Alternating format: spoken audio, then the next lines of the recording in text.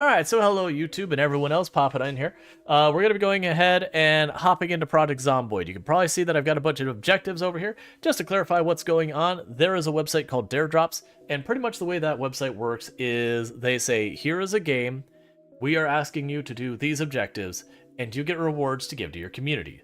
They also, full disclosure, do accumulate points based on the amount of time people watch and yada yada yada, that amount of points can be redeemed for support for me financially. It's usually not as good as like a sponsored stream or anything by a far margin, but they also don't ask me to do as much. Like a typical sponsored stream would be like, we need you to tweet out twice, we need you to, cover these talking points, we need to do like all these things. And Airdrop's just like, yeah, play the game. Like I don't even technically have to finish the dares. It's just if I get a key from them, play the game. Obviously, I did not get a key for Project Zomboid. I have literally thousands of hours in this game, so we're good. Hey, Mackin, how's it going on? We're over there on TikTok. But yeah, so we're gonna be hopping in. So the objectives we have, the dare drops we got, is to loot the police station. Now, the curiosity here is there are 5 police stations on the map. There's Louisville, there's West Point, there's Riverside, there's Rosewood, and I believe, if I remember correctly, Lake Falls has one. It says the police station. Not a capital D either, it's just the police station. So I'm taking it as any police station. That said, I'm not going to go out of my way to like Lake Falls because honestly rounding up the zombies and doing the other thing would be kind of annoying there. But so the point is, that'll be an easy peasy one. I might just go for Rosewood. That's probably middle of the road so far as difficulty. Like West Point and Louisville are definitely the hard ones. Lake Falls is the easiest one and Riverside is fairly easy. But Rosewood feels like it's in the middle there. So I might go for Rosewood. I'm not going to be playing on super sweaty difficulty settings because my goal is to knock all of these out. I'm going to try and do it all in one stream, and we'll see that. I need to kill 10 zombies. Actually, let's do Riverside because I know I can get to a liquor store really easy to get the Molotov as well. So we're going to do Riverside, which means that'll be pretty easy. So you need to kill 10 zombies with a Molotov. That's easy. You get a liquor bottle, you get a piece of torn fabric, and a lighter. And then you just yell and walk in a circle and then huck. That'll be fine. And then the last was survive 30 days. My plan is to basically get what I need, and we're just going to fast forward. Kill 10 zombies in the police station with a molly on day 30. So I'm supposed to, like, I don't remember the exact words. Like, oh, I didn't remember that Muldrow had one. So that means there's 6 police stations. That's the thing. They don't specify what they mean by the police station. Now, if I were to assume which one they meant, if they were talking about a specific one, I'd assume Rosewood because that's what most people know about. So let's go ahead. It's going to be a solo run. You know what? We're just going to hit Apocalypse, and we're just going to go with it. You know, I'll go Rosewood. I'll just go Rosewood. It's fine. Muldrow doesn't count as existing because it doesn't. Yeah, that's what I was gonna say. I don't remember a police station. There could be. Muldrow's one of the towns I don't know as well. These challenges are too easy for you. I know. But hear me out. If I get to give my audience somewhere in the area of like $160 or $150 worth of gift cards for accomplishing them, I'm gonna do them. All the support my community's shown me over the years, if I can throw some money back at them. Because like I said, that survive 30 days, when we do that, I get to give a $100 gift card away. Like, it won't happen this stream. Like I said, I have to submit the screenshot, they have to approve it, and yada yada. Well, not screenshot, the clip. They have to approve and all that. But it does mean sometime in the not-so-distant future, I get to do that. Alright, so we're going to start up. Everything's gonna hang for a moment. I do technically have like the 1 or 2 UI mods and all that. We are running basically vanilla otherwise. We are on my 0 to hero. Oh man, I forgot how ridiculous the amount of stuff you find in normal settings are. Alright. Cool.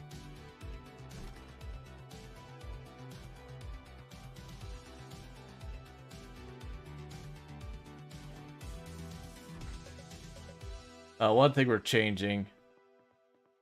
Do I not have a mini-map? Oh, right, we're playing an Apocalypse, not on...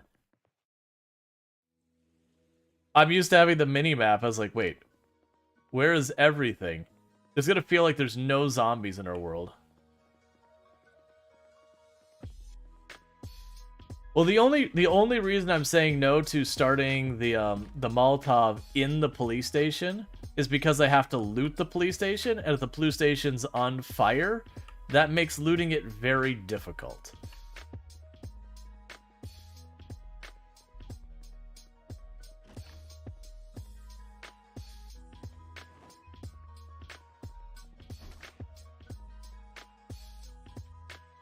It's a shame you have no bullets. That could have been a fun little meme.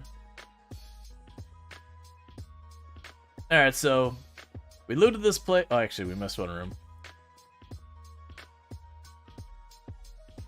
It makes you sad this game is only 33%. Only ever 33. I mean, 33% off is pretty solid.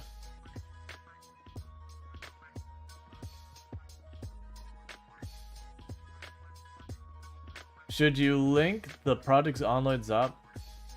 No, I'm good. Hey, if you're familiar with me, okay, so I can tell you right now, I don't need to see any farther. I already know where I am in Rosewood. Like, that's how much I played this game. That alone, I already know exactly where I am in Rosewood. I'm roughly center map of Rosewood.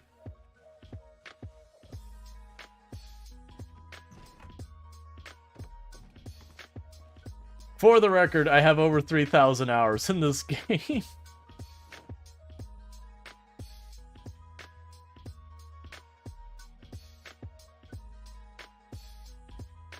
You know what? Forget the screwdriver. I'm not gonna need it. We're not worrying about long-term survival here. You know what? You know what we're doing? These clothes are heavy. Get this out of our life. We don't need this nonsense in our life. I'm keeping the socks so I have some fabric for the Molotov. Excellent. We are in a better situation. I'm going to shove this piece of corn in my mouth. You know what? We're putting the shorts back on. That's a little bit too weird for me. Putting the shorts back on. Alright. We thought we were going to go there, and then we realized we weren't quite that brave. We weren't quite that comfortable with ourselves. It happens. You went to the gym. You thought you were going to do a no-shirt day. And then you took your shirt off, looked in the mirror, and went, maybe next time.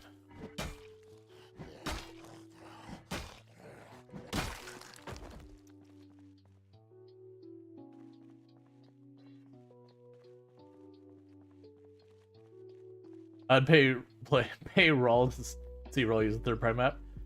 Like, way back in the day when I first started, like, once in a while, someone would try to explain something to me, like they're trying to tell me something about things. I keep looking for magazines like, I don't care. This character's not going to do that.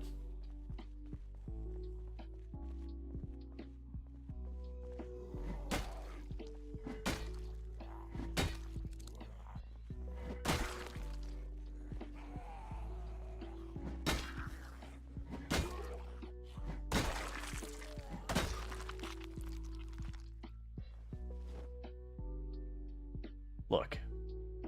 You asked for it.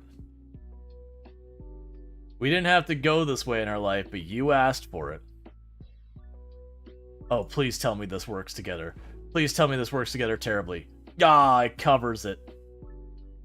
Fine, we'll put the tie on. Don't ask where we clipped it.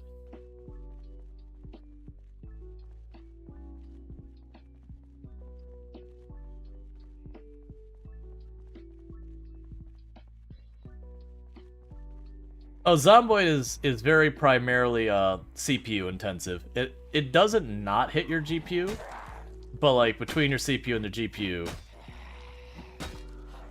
the CPU's doing like, why is my, okay, that's a little concerning. I went to hit the S button and I wasn't moving down.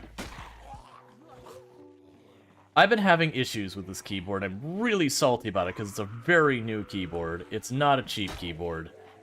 But I'm having it not take inputs very well.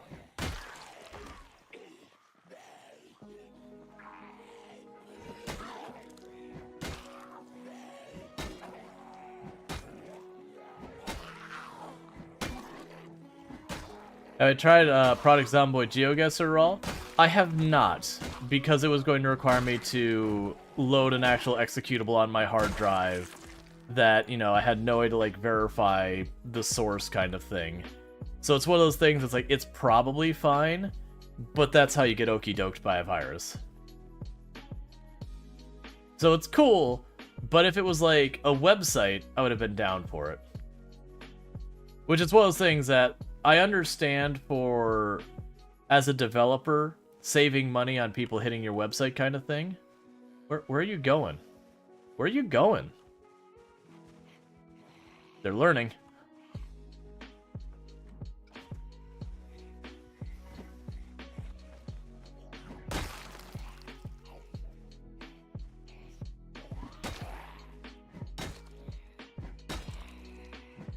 Oh, that is always a brave thing, to play the game that's difficult while watching someone playing the same game. That's always a tenuous thing.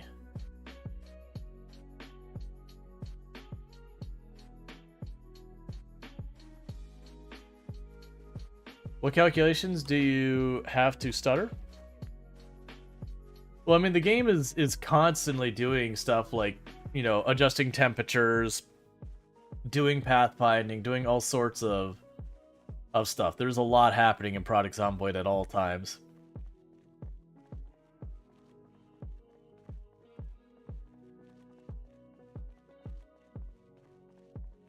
But yeah, generally speaking, the more stuff that the game's like calculating, doing in the background, the more it's going to end up hitting your CPU as opposed to your GPU. So generally speaking, strategy games, simulation games, survival games, a lot of those are going to end up being CPU intensive, because they'll usually do stuff like, you know, calculating temperature, calculating economics. You know, you'll have tons and tons and tons of items in your world to load in, do a bunch of stuff with all that.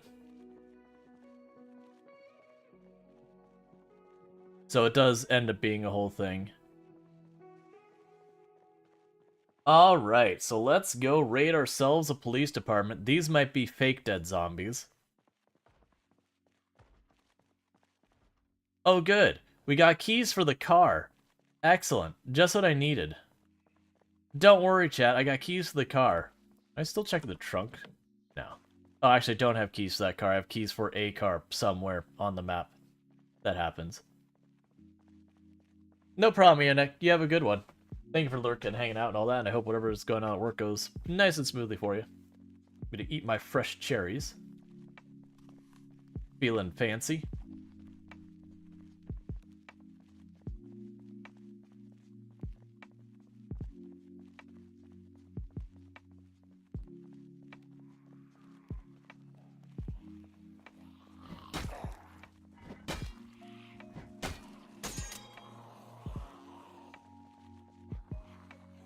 Where's the other one?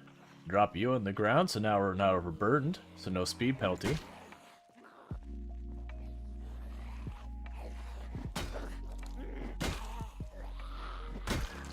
Yeah, no, where they mentioned you as like a 1080 or whatever, I can certainly see that being something you might be getting a performance hitch. But yeah, this is pretty much, it's what's referred to as a CPU locked game, which just, I don't actually care about that.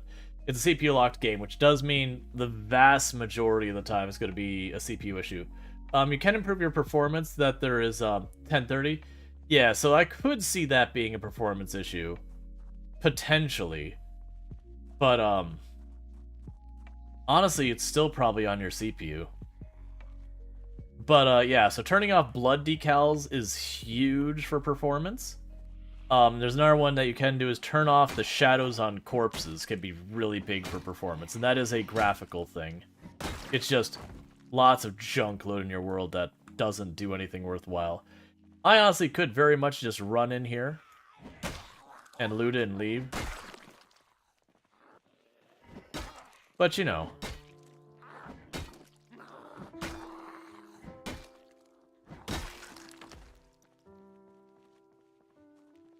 Alright, so we're already arriving at the police station. We're probably not about 10-15 minutes into the game at the absolute max. Now, one thing to note when it comes to your population settings, it doesn't matter what your population settings are as long as they are over 0 when it comes to how many zombies are inside buildings. So, This is going to be just as busy as it is on 16 times pop and everything else inside.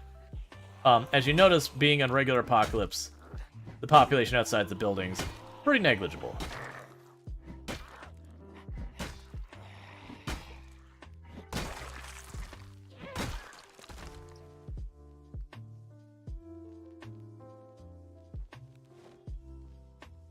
Nah, not feeling that. You can have it back, man.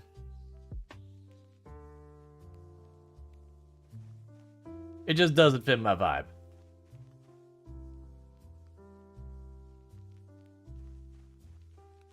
Alright.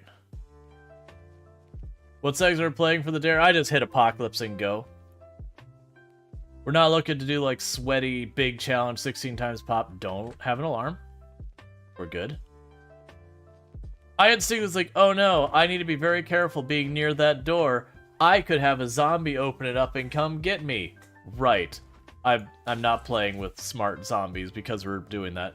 Normally, for the record, people who haven't seen me play this before, I'm normally playing at 16 times pop, multiple helicopters, like all sorts of nonsense going on. And in this particular case, we just hit Apocalypse and go. So that's the reason I don't have the minimap, which has really thrown me for a loop because I'm used to seeing it there at all times. But we're here for ransacking the police department. Was that 3 nightsticks we had between them? Heck yeah.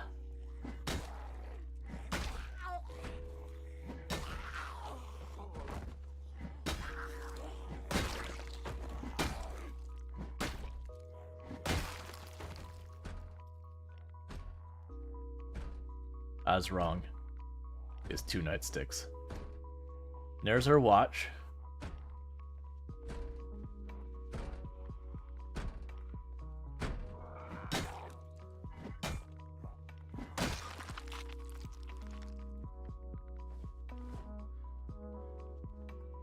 Alright, let's start ditching a couple things here. Actually, we won't ditch it. The canned tuna? You're going in my mouth, man. You're gonna eat the fresh zucchini, we're gonna eat the tuna and just be done with it. Mostly because carry weight.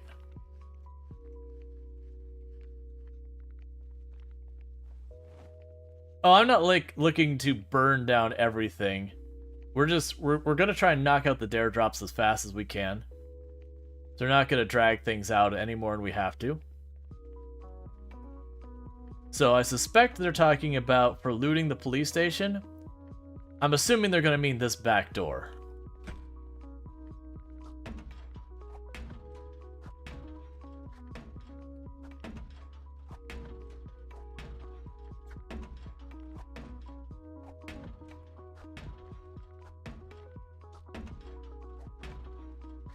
Which is why I wanted that meat cleaver so badly, which we were fortunate we found immediately. Because little hint, for efficiency of taking down doors, the meat cleaver is king for the stamina to smash down door ratio. Whereas the axes and all that certainly get through the doors much faster, but at a much higher cost in stamina. Hey, zombie. How's it going, friend? Oh, I see you still got that limp. I'm sorry to see that. I do hope you get that sorted. There, no more limp.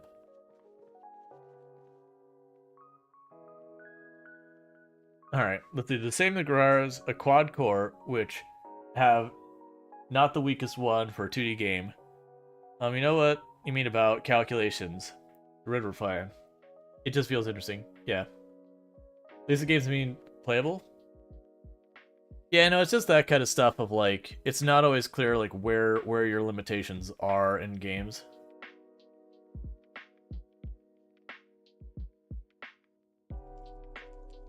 But yeah, no, it's where the difficulties are.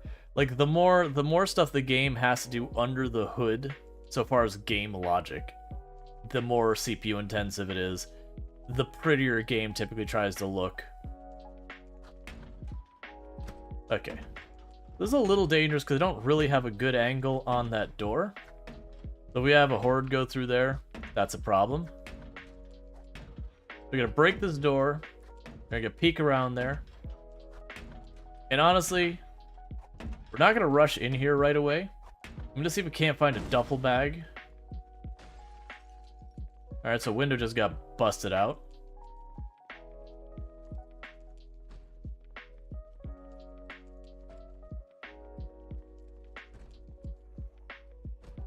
Yeah, it's kind of what I figure is going to happen.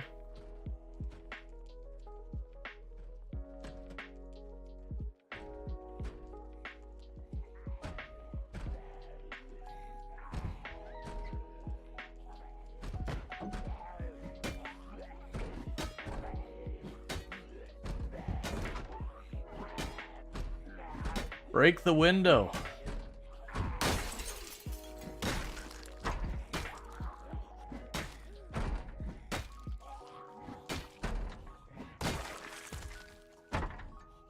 Wait, is it gonna actually let me do that?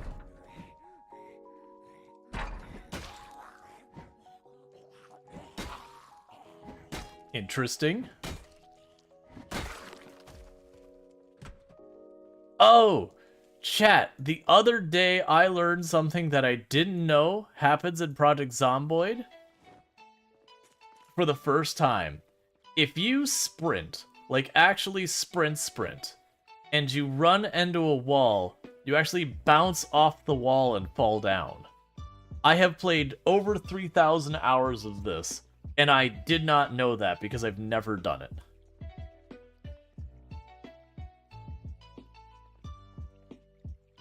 I mean, so I'm supposed to loot this place, but I don't actually want these things?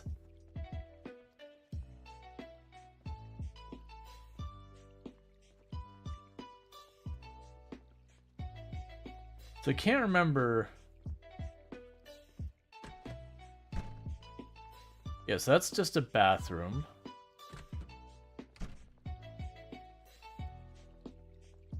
There's somewhere in here there was like a locker room. We're back by like interrogation and all that.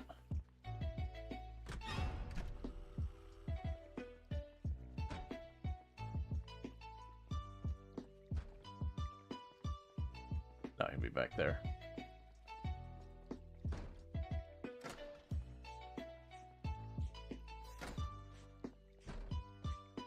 Alright. I need to drop stuff.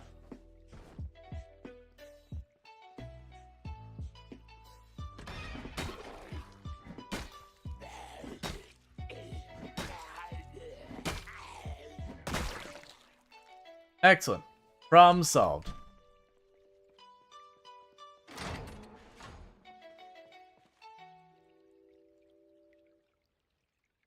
Okay, so we'll rest here for a minute, recover our endurance.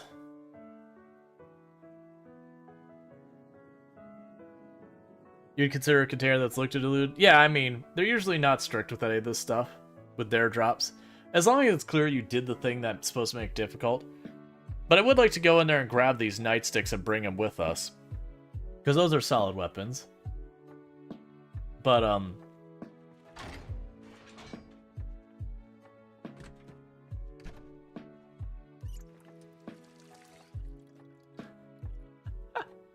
oh, never mind. I misread it. I thought the water was turned off immediately. I just misread it because I'm not used to having the water turned on, like, ever. That's not going to have anything we care about.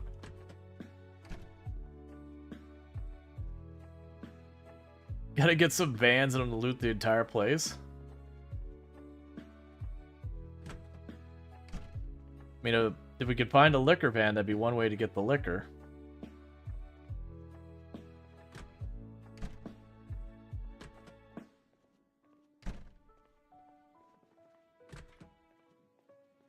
Oh, I'm pretty sure it's down across the hallway there. Oh no, here we go. Yeah, so we're just gonna take a quick peek back before we start looting.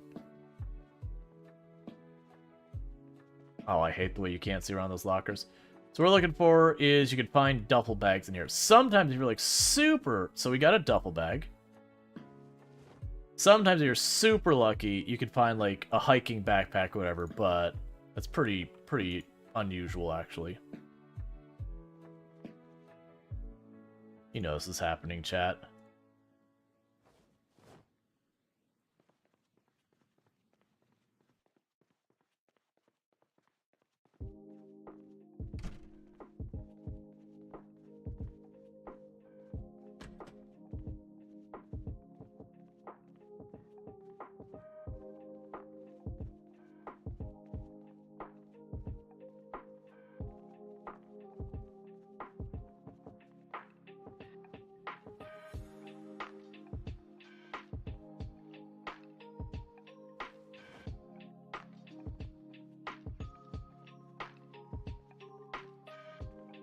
I, I don't get why people on TikTok ask you to just say things. So sorry, Amelia. I don't just, like, I'm not a parrot.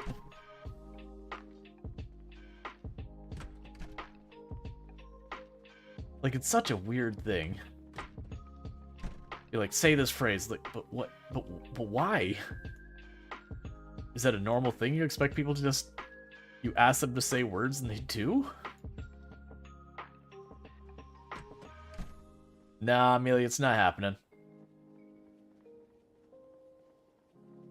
It's kind of weird for people to just randomly ask you to say things. Prove it's not a recording? Well, it's one thing. I mean, obviously I said the person's name. They know it's not a thing. But then they usually follow it up with, like, please? And it's like every time. It's always thing. Yay. Oh no, Venus has died. Rest in pieces. Definitely rest in pieces. We're definitely wearing our aviator glasses. It is a dare, please say it. That's not how any of this works. The dare is for dare drops. Oh, well, we got our lighter, so that's for our Molotov that we need to do. Now I just need to buy, or not buy, there's no currency in the game. We need to find a container of liquor.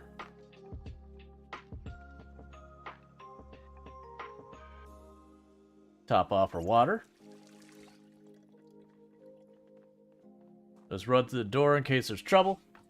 Okay, so, oh, actually, let's go in there. We'll just grab a gun out of the cabinet. So when I get into the room with all the guns, if I can just get like a clip of me taking a gun out of like the cabinet, whatever you want to say. If someone hasn't already done it, by the way. But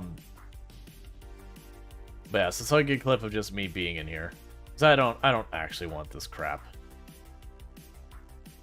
Cool, I'm taking a pistol. Would you look at that? I have taken a pistol. A pistol has been acquired. Good. I'm out now actually going to put those pistols back.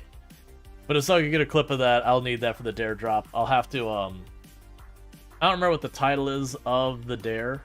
Otherwise, I would mark it with the title. But that'll make it so that we can... Hey, Eunuch! You wouldn't happen to have been able to get a chance to get... Cool. Thank you, Eunuch. I appreciate that, because Eunuch is usually, like, really on top of, like, getting it with the, you know, with the relevant context. Alright, so... I believe... Where did... Oh, there was already a towel in the backpack. It's like, where did the towel come from? Right. Sometimes people with towels in their duffel bags. That would be an appropriate thing to do. And we'll stand atop of the zombie so it can't stand back up, and... They're both dead. Have a towel. Because, I mean, it looks like you forgot your towel. Just gonna be real here. The sardine can will probably be the heavier of the... Oh, actually, it's probably the other one, but that's fine. We're just gonna slam that whole sardine can.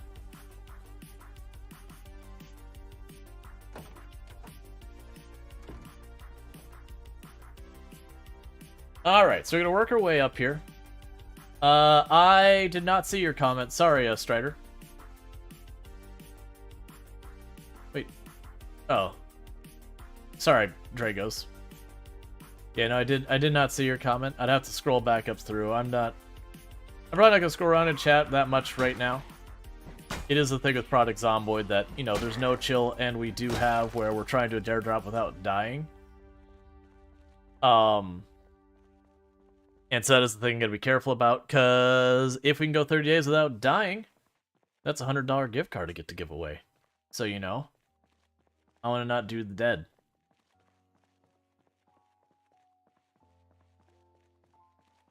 Actually, can I pop up there real fast?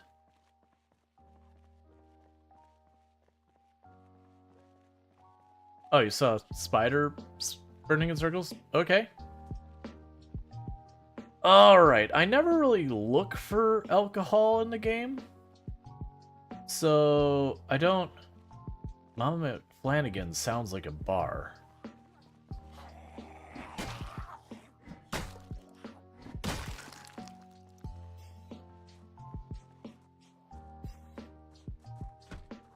think it's just a restaurant. No, there's definitely... Looks like that might be a beer on the table.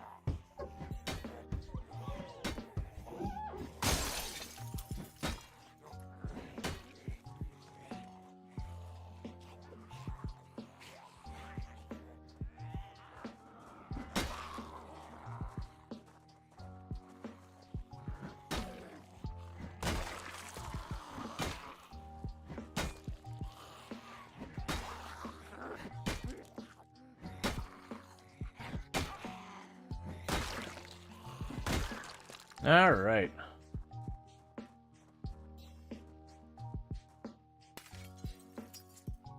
Corner store might have it. Yeah, there's a couple of options. No, that was a bag of tea and some shortbread. Well, I'm taking the shortbread.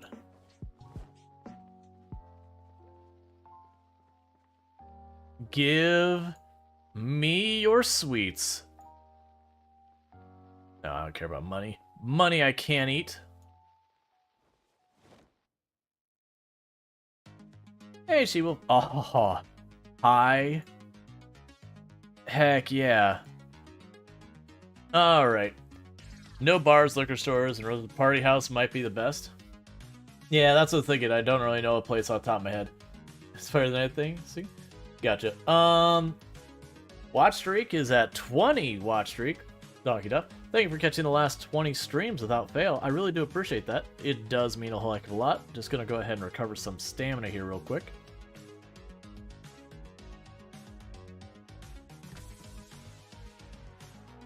Yeah, so corner store, I believe, is up here the next block. Sometimes you can also find liquor in desks and whatnot. I'm going to try to avoid fighting everything along the way. It's not an objective to, like, kill a bunch of zombies or whatever. Usually avoiding zombies is a bad idea with the low populations. Yeah. Alright, so starting at a couple groups of zombies here and there. Pulling way more than we should. We still are 0 stats. Let's drop our pink backpack real fast so we're not overburdened.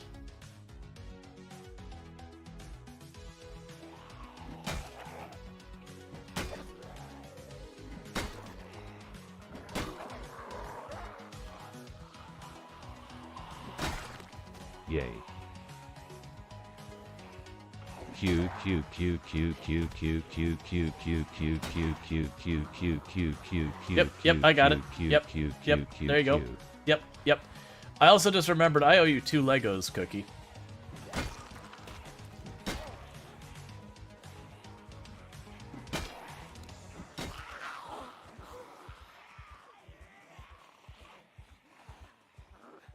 I'm actually deliberately just drawing away since I did just aggro more than one group for no reason at all. I was expecting so many more. I was like, oh man, I pulled at least like 30 zombies. Like, man, there's like 8.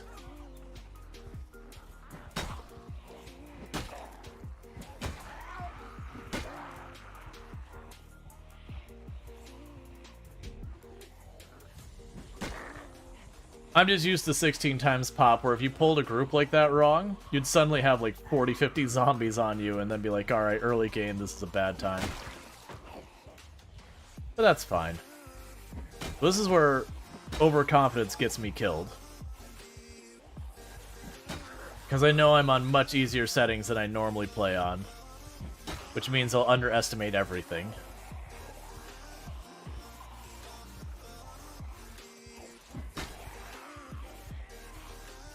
Okay. Hey, our first skill point. Would you look at that?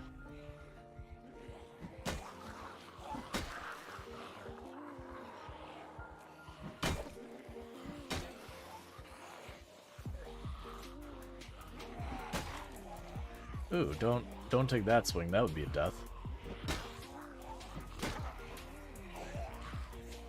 Maybe I should have stepped in there just for the safety of it, but I didn't.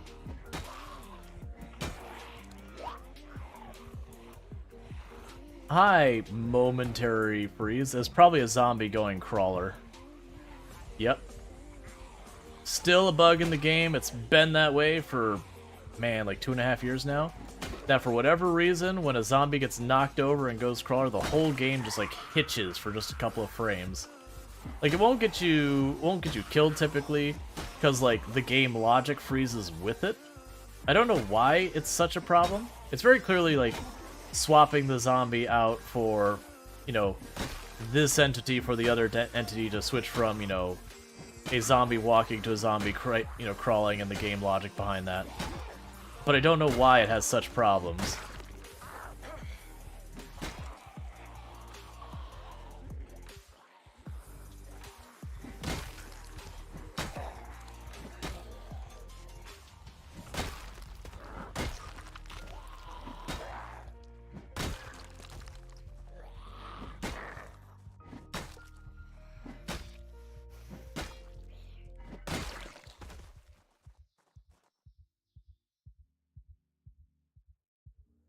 Alright, give ourselves just a moment. Okay, so let me go ahead and get those 2 Lego pieces. For those who don't know what's going on here, I've got a thing where if every time someone gives me 100 biddies, actually it looks like there's 3 Lego pieces I owe, so I apologize about that. But 3 Lego pieces. I have a Lego kit that I'm working on. There's part of it that's done. This is another part of it that's done. I'm not telling what the Lego kit is. People got to figure out when we get there. But in the meantime, it looks like my next pieces, so this would be pieces 1 and 2 go together. That's 1 piece because I already had 1 piece there. There goes another, so that's 2 pieces. I put that through here. That's still 2 pieces because it's number pieces on, not steps done. So I got that thing. And that requires me to turn a page, and I don't have more pieces already set aside and ready. Oh, that... okay. I get to do the same thing a bunch of times. And that was easy. I was able to see the piece I needed. And 3 pieces. So you made that thing so far. But I had that as a thing I was owing. But I started doing it at the New Year's. I haven't been telling people what the kit is. The kit is like 1,100 pieces or some nonsense like that. So it is going to take a really long time for it to get built. But that's okay. I am doing a thing where if I have a situation where I have like 2 brand new pieces I put together, it counts as 1 piece because I'm adding a piece to whatever is there. All right, we're just quickly resting, and we're starting to get thirsty because I've been basically ignoring any of my person's needs.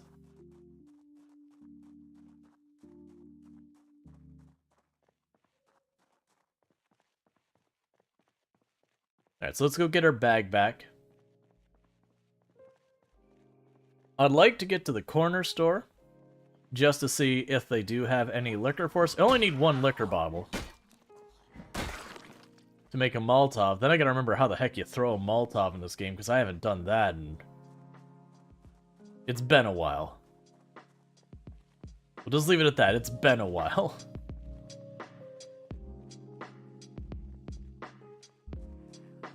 Now my backpack's over here.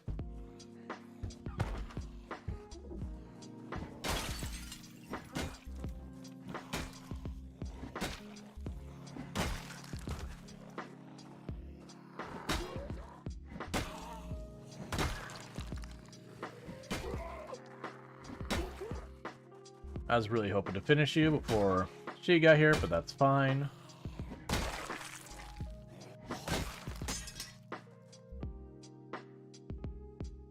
Drop the metal bar on you. Put you on the back. Grab on my nightstick, and back to it.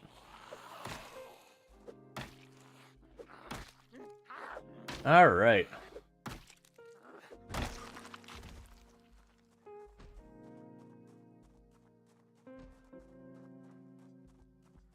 Now, if we don't find a bottle of liquor in the corner store here, my next move would probably be there's a bunch of fancier houses on the road to the west here. Like they're 2-story houses. I might be able to find it inside one of those. I do really like when you consistently knock people down. That is a pretty solid time.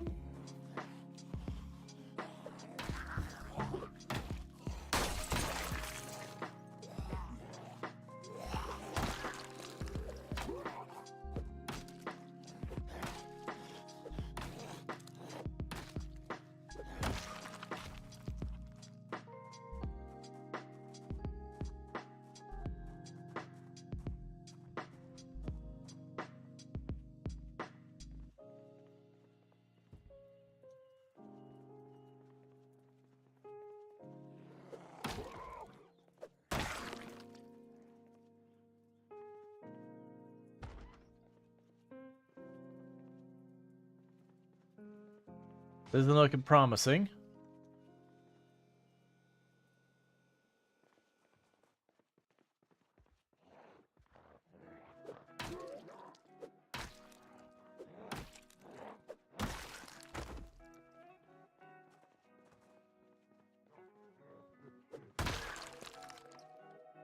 Thanks to the keys to the whole building. Oh, we can also check the apartments upstairs as well.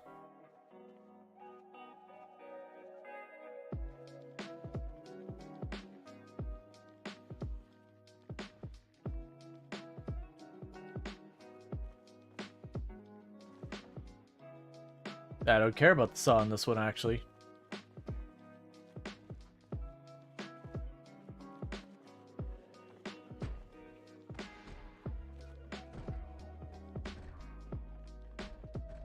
Okay, let's not get ourselves killed in that back corner. I would grab a bunch of this. I mean, we can.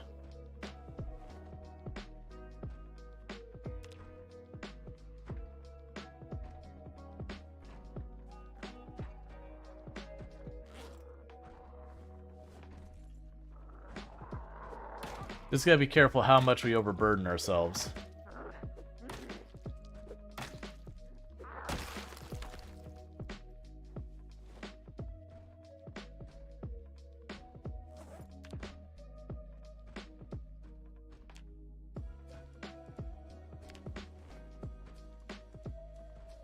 You're at heavy load, which is definitely not the way we want to go with this.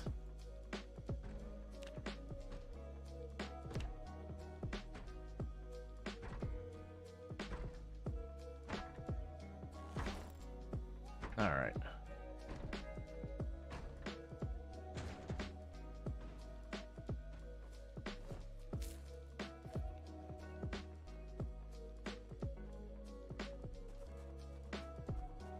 Okay, so the big issue we've got right now is we are very overburdened. But I've got some place we could safely sleep the night. It's a pretty nice place, very secure. Hey! Beaten Buzzers, how's it going? Thank you so much for that raid. For those who don't know Beaten Buzzers, it's a pretty fantastic content creator, plays lots of Project Zomboid among other things and whatnot. Definitely a good place to check out. Can I get a shout out for Beaten Buzzers? Words. Beating Buzzards. But welcome in, Raiders. I do hope you had a good time over there. What would you say was the best part of the stream that Beating Over had over there? If you're looking at this going, man, this seems like a low population of zombies you're dealing with at the moment. It is. We are doing Dare Drop today. So I am here about achieving goals, not about doing the sweaty, difficult thing, because these goals are going to let me give really good gift cards to my viewers. So it's about winning, not about the journey along the way on this particular one. And to give you an idea, the hardest challenge they have is to survive 30 days. And it's going to be for a $100 gift card. So, you know. But, for that said, again, if you're into Project Zomboid, you should be checking out Beating Buzzards. Beating Buzzards. Jeez, I can words sometimes. But, for those who don't know me, I am Rual Storge. I do play a variety of games here on Twitch. I'm most known for where I played Project Zomboid in the past a whole lot. That I used to hold the world record for the highest kill count run ever streamed, 135,121 zombies killed on one character in one life on harder than apocalypse setting with no mods, change, itemization, or vehicles, and I started that run with 0 fitness, 0 strength, 0 stats of any kind. That said, today's stream is going to be way less sweaty than that. We are doing dare drops. We're knocking out objectives. I already have looted the police station. This is our first in-game day, and I've pretty closely lined up to getting 2 of our objectives done. Oh, what do you mean? Are you telling me that wearing a pair of leopard print underwear, some socks, and a police helmet is not enough to keep me warm? Come on. What even is that? But, with all that said, we're like, I do variety content a lot of times, so like lots of simulation, some survival, strategy, well, not so much strategy, but survival, like roguelike, city builders, settlement builders, all that stuff. So you'll see me play like RimWorld, you'll see me play this, you'll see me play a whole bunch of different things. But thank you for that follow. Welcome to the stream. Well, that's a nice run. He just picked the game up after a year, shelved, and died after 6 days. Honestly, that still even happens for a player at my point. You get overconfident and you just die. Yeah. But the leopard print underwear is so hot. Exactly. The game's all like, you're cold. I'm like, am I though? Look at this. Look at this. Dude's got a stash, some aviators, some leopard print underwear. The socks rolled up is certainly a choice, I guess. Yeah, so we've already cleared the police station, which is why I'm going here for safety. Thank you for the follows. Welcome to stream. But yeah, so we're trying to knock out all 3 of these dare drops in one stream, which shouldn't be too hard. We've already got one done in the bag. I'm going to take it off the list here in a second, which is the... Oh, wait, was it this way? I think it was this way was the way we want to go. Yeah, this is the way. We can do what I did. Jump out of the window. A 3rd floor of building. Yep. And this is where we're sleeping at night, because it is a nice, safe place. Because there's like 3 doors between me and the outside world. Normally, when I do a run, because I'd be waiting... I mean, actually, I wouldn't be waiting. It's 2:30 in-game. Normally, this is the point where I'd start, you know, working on a whole bunch of stuff like fitness and all that till it's time for my character to go sleep. But in this particular case, I actually don't care. Like, there's lots of things in this run I start doing out of trained habit. And I'm like, wait, why am I doing that? I don't care. This is a run that we've got a goal. When we hit it, the run ends. Ooh, what was the time? It was 8:50. Alright, and go to sleep. Buzz building a mansion in Zomboid? Nice. The orgasm room looks fantastic. Oh, I see what you're saying, mustache. It took me a moment to catch what you even meant by that. I was like, wait, what? Alright, so... Even though we've already got way too much weight, we're just going to go ahead and slam ourselves a nice slice of cake. We're living our best life. The zombie apocalypse is the best thing to ever happen to us. I should not be carrying nearly... We got to drop some of this weight. What is something that weighs a bunch that we don't need? We do need the junk food.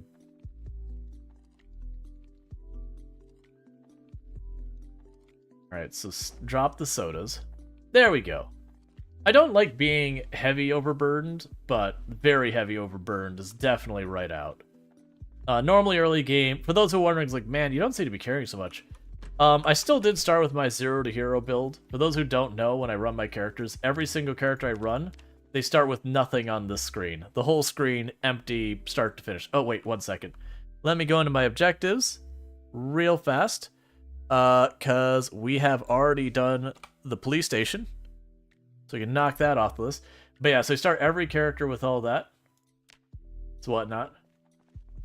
So how are we going to end it? Bleach? I don't know. I usually don't kill my characters at the end. Oh, I mean, let me rephrase that.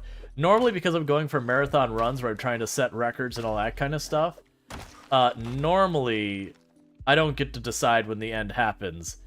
You know, the end happens. So to give you context, the character I currently have alive in my current run I've got going on is I do have a run that we're at. It's somewhere in the area of like 170,000 or 160,000 kills. I think it's 170,000 kills now. That's only been in Louisville the entire time at 16 times pop. Has never stepped a foot outside of that town. Has cleared only about a third of the town, but is at 170-ish thousand kills. I only have one weapon skill that isn't maxed out on that character. And as I recall, I think we were right around to hit level 10 strength, and we were at like level 9 fitness. And that character's been alive. It's fast approaching, I think, 2 in-game years.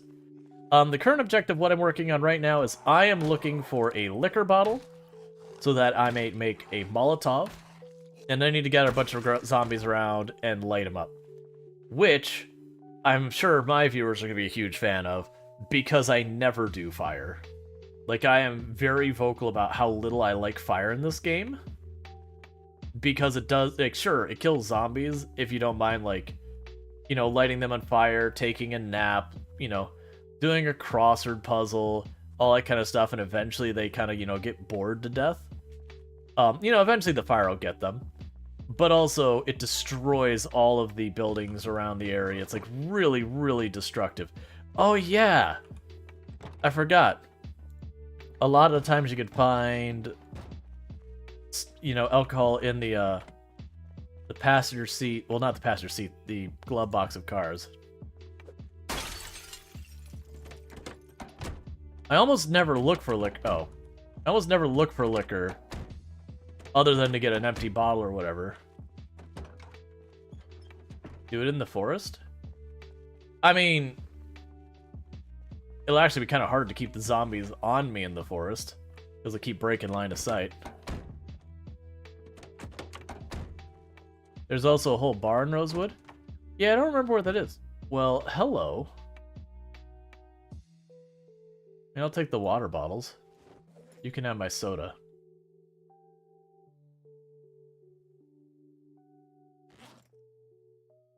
Now, baseball bat would be nice. I already have 4 nightsticks.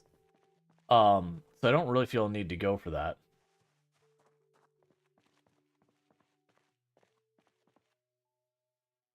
It's on the north end, off the last road to the west.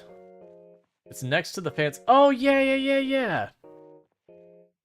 So it'd not be this block, it'd be the next block north of us. You know, we don't need to fight all these zombies. So let's not worry about too much. I probably need, like, I really do need to ditch more weight. Here, we're not gonna ditch weight, we're just gonna slam a whole burrito. Oh, wait, that's gonna have liquor in it right there. I don't need to go anywhere. That's literally a liquor truck. Never mind, we've already found bourbon. I just gotta go get it.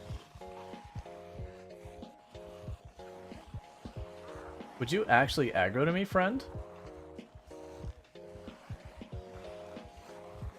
Go for a little joggy jog, go for a little joggy jog. I don't need a lot, I just need one.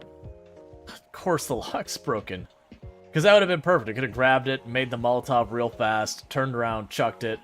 Problem solved, and then it's just surviving, you know, the period of time. Alright, everybody. Group up, because I gotta climb into that van. Just want you to go ahead and all come over here. You are going to be our test subjects for the Molotov, most likely. But I do need you to get away from the van first. So we go for a little joggy jog.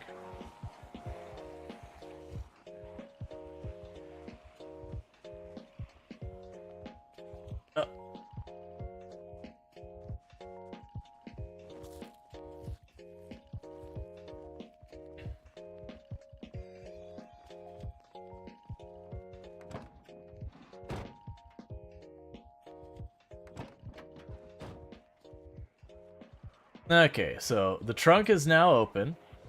Let's gotta rally the zombies again. Do a lap.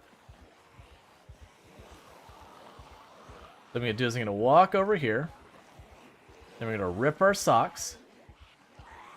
That's why we kept them.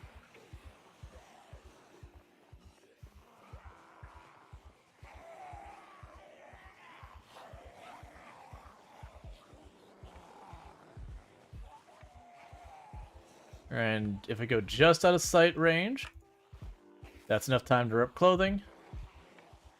And I know that from doing a whole lot of the CDDA challenge.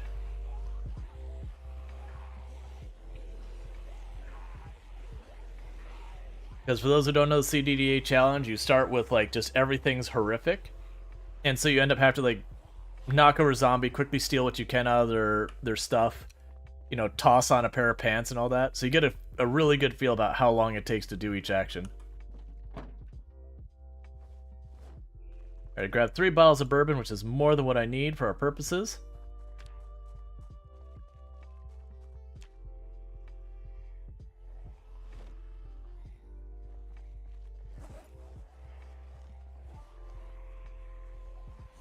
Alright, let's see if I can remember how to even do this. I cannot tell you for the life of me when the last time I did a Molotov was. We're going to drop our bag because I'm overburdened and that's a problem. My bag has the lighter in it. So we'll just have to circle back for that real fast.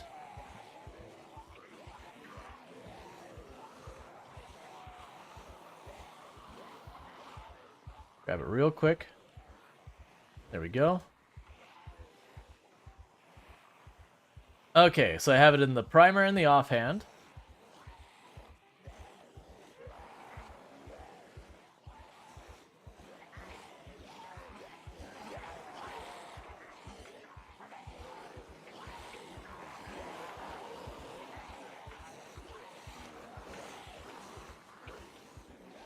Alright, now I remember this makes a pretty big boom.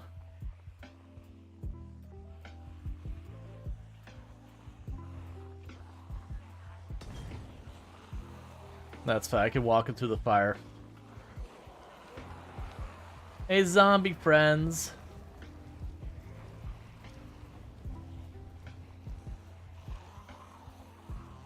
Oh yeah, no. The rain has very limited impact on a lot of stuff in the game.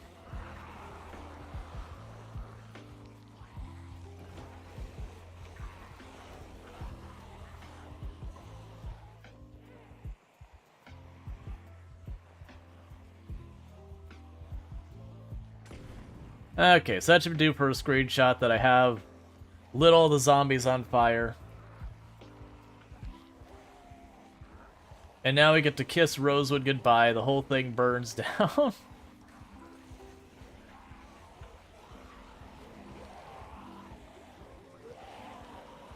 Goodbye, Rosewood.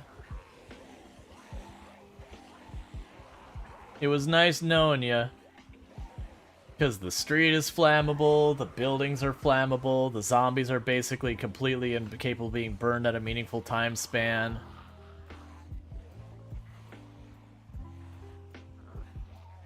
Need to count kills now? No, we don't need to worry about that. Once they've caught fire, they're doomed. Like, in Product Zomboid, once the zombies caught fire, it will die. It just, you know... We're still waiting for the first death, because the bodies will appear behind us. We don't actually have to have line of sight to see the body.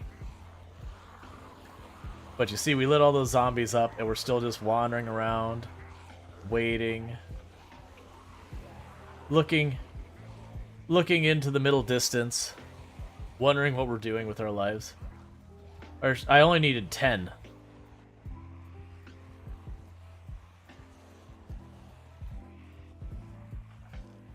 I mean, that's definitely 30 plus there, but I only needed 10. Is the double bag flammable? Yep, it'll get destroyed. If there's a fire on the tile, it'll get destroyed. I'm not too worried if that happens, because that leaves the only objective left to survive 10 days. And we are going to meme that. I am going to go find some place with a bunch of food in a bag and rush time as fast as I can. And if we get low on food, I'll go in and I'll deal with it. But we are just going to rush things as fast as we can. We're here for victory. We don't really care about this. Would the first of you start dying, please? Man, fire's so slow.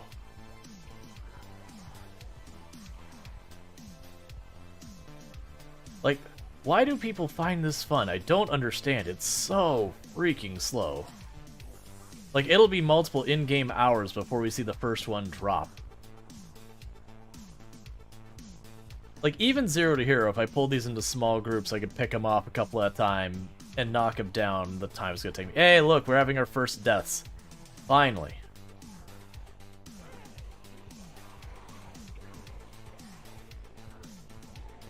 Now, normally I would never do this in the middle of the city, because this whole city's gonna burn.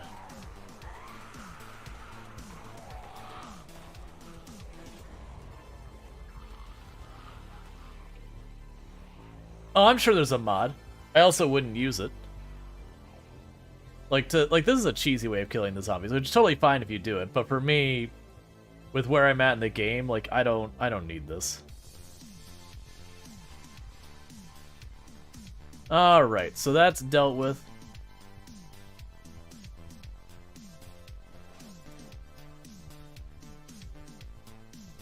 Let's go grab a sippy sip of water.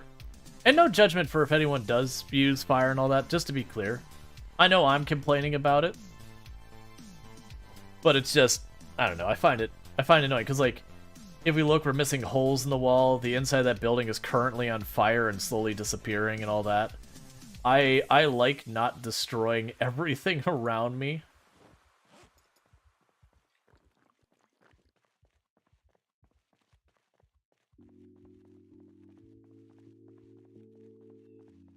Mandy? Really old joke, friend. I was telling the joke about the shortcut key to close stuff back when Counter-Strike was new. That joke's over 30 years old.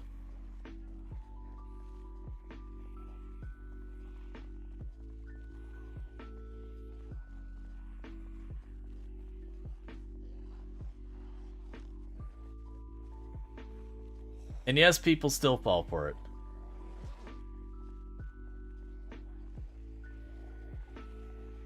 Oh, we're a little overburdened. I'll just have to make myself feel better about that by eating some apple pie.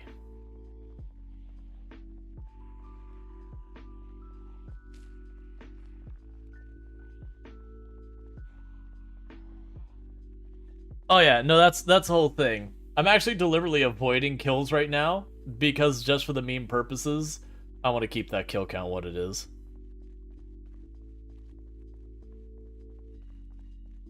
Why are the items in my inventory so big? I've made the UI bigger for people on phones, tablets, or otherwise low-res monitors be able to see it much easier. You'll generally find almost any game that gives me the option to make the UI bigger, I will make the UI bigger. Makes sense both from an accessibility standpoint of being able to see everything easier, as well as it makes sense for, as a content creator providing content, that it makes it easier for those consuming that content.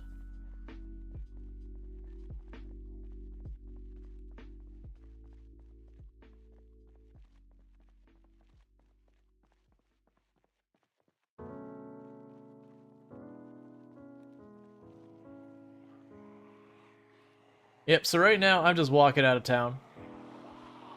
We're not here to show off anything specific. We're here to earn money for our community. You gotta keep your eye on the prize. So, we are gonna speed run 29 more days. We're just over 1 day into the game, and I've completed both of the quote-unquote hard objectives in the sense of things that actually take me doing something.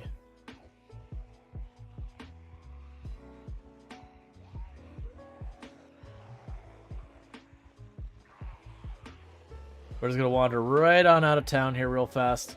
Find ourselves a place to, what are the awards for this? Gift cards. Cash. That's the reason I'm like, no, we're doing this. Me surviving 30 days, that is a $100 gift card I get to give to my community. So that's what I'm doing. I don't know what kind of gift card. I don't know if it's like a Visa gift card or Steam gift card or whatever. But, you know, it honestly really doesn't matter that much. I forgot I still have a lighter in my hand. Oh, I put it in my... Fine.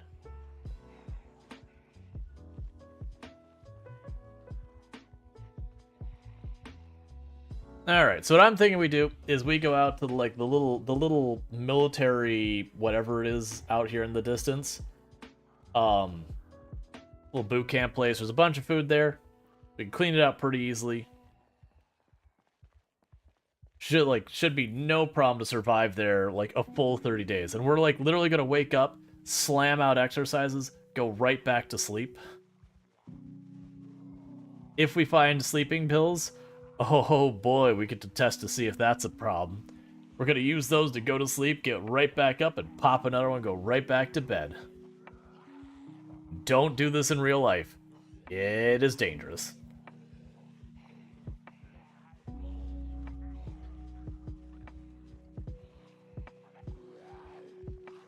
Yeah, so by the time we finish these objectives, I want to say it's like $135 or $150 with the gift card for this set.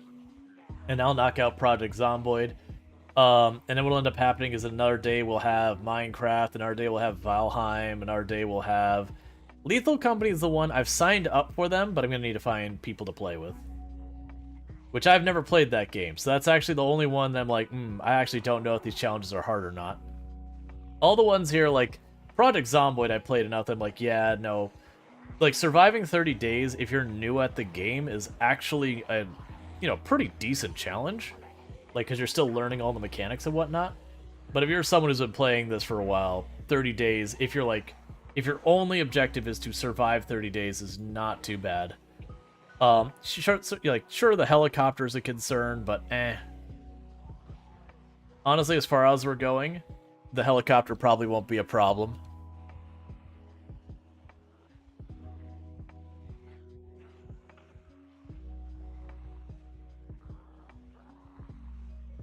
I mean, heck, if we get really lucky and find a tent, I'll just go out in the woods and fast forward the game. I like the tent life strategy of this game. I have the infamy, the reputation as being the person who I'm always sleeping in a tent in the gas station bathroom. Because that is, of all the places I like to base up, that is the go-to.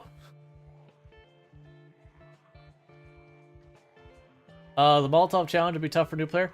Yeah, but it's tough in the bad way. It's tough in the, I don't know how the mechanics work to throw the Molotov. Because the game doesn't do anything to teach you that you need the lighter and everything in your hands. To me, those are bad challenges.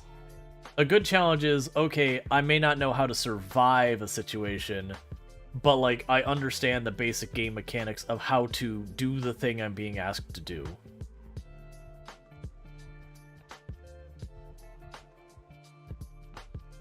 You've done 200 hours and you somehow didn't know there was tents in this game? That's not unreasonable.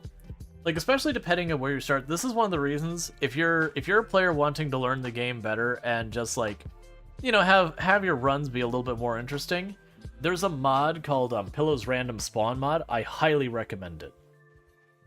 Because what happens then is when you go to play the game, instead of going, I want to spawn in Rosewood, I want to spawn in this, that, or whatever town, it just hucks you somewhere on the map and you just got to figure it out. And even more so if you turn off the map functionality in the game, because then you're stuck very genuinely going, I have no idea where I am. So it'll force you to like learn the map.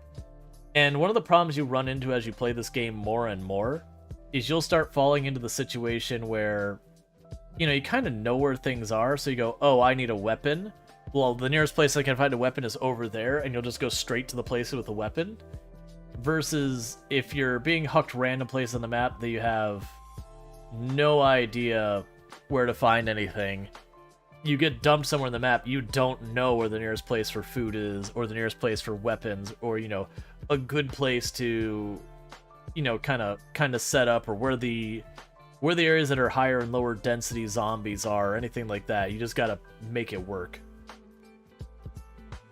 Someone says, is there a recipe for a Molotov? Yeah, if you just go right here, you can just go up here. I think it's our survivalist or whatever. But you can just type like Molotov or whatever, and it'll show you the options. Like, the Molotov is probably a difficult one for new players if they don't have their chats helping them. Just because, like I said, the game doesn't tell you how, like, okay, to make a Molotov you need these 2 or 3 things, and finding the crafting menu, sure, that's probably not unreasonable. But, like, to actually throw the Molotov and, like, how that functions and everything, about having the lighter in the other hand and having the bottle in your main hand and all that stuff. Like, that stuff they're not gonna know, and so that's kind of, like, the not fun figuring out kind of thing for a challenge. So I'd rather they had the challenges, like, the survive 30 days, good challenge. The loot the police station, good challenge. You know, the other one could be, like, kill a certain number of zombies, or get a working car, or, like, hotwire a car, or something like that. Those could be a little bit more reasonable challenges. Well, actually, no, even the hotwire the car, because you have to go, like, and do the whole V menu thing. Probably not even that would be a great one either. Because, like I said, those are challenges that it's just not knowing what the heck you're doing kind of thing, but the mechanics of the functionality in the game don't make for good challenges. They're not good for new players. Oh yeah, no, don't get me wrong. I had it easier than most people, but finding booze in the game is really not that hard. If you just go into random houses, you'll eventually find a bottle of liquor. You'll go by, you'll see a bar. But yeah, now it's easy to find. Like, honestly, I'll probably find a bottle or 2 of liquor while we're at the military site, even though it doesn't have any special things. If you check the cars, you can find them everywhere. So yeah, that'll take people more effort than it took me there. But that one's not too hard. The actual mechanic of knowing you need a ripped cloth, how to put in the, like how to make the Molotov and then throw the Molotov is the hard part of that challenge. Let's see. Panoramic saying, I find most of the mechanics in this game, you get halfway there by asking yourself what you would do to in real life. Yeah, so some of them you can find that way. There's also some that are really actually pretty bad about there's just not a good path to learning. Unfortunately. It's not as bad as a lot of games. This one's pretty tame in that regard compared to a lot of games. Especially, like, as much as I like Farm Simulator, it's terrible about just not telling you any of the information you need for a lot of things. Nah, we shouldn't fight them. Because we're about to get sleepy, and we're really, we're fatigued, or exerted. So, I wanted to fight them potentially to see if the medical truck had sleeping pills in it. To help us, like, rush through the next 30 days. What do you think we just run up here?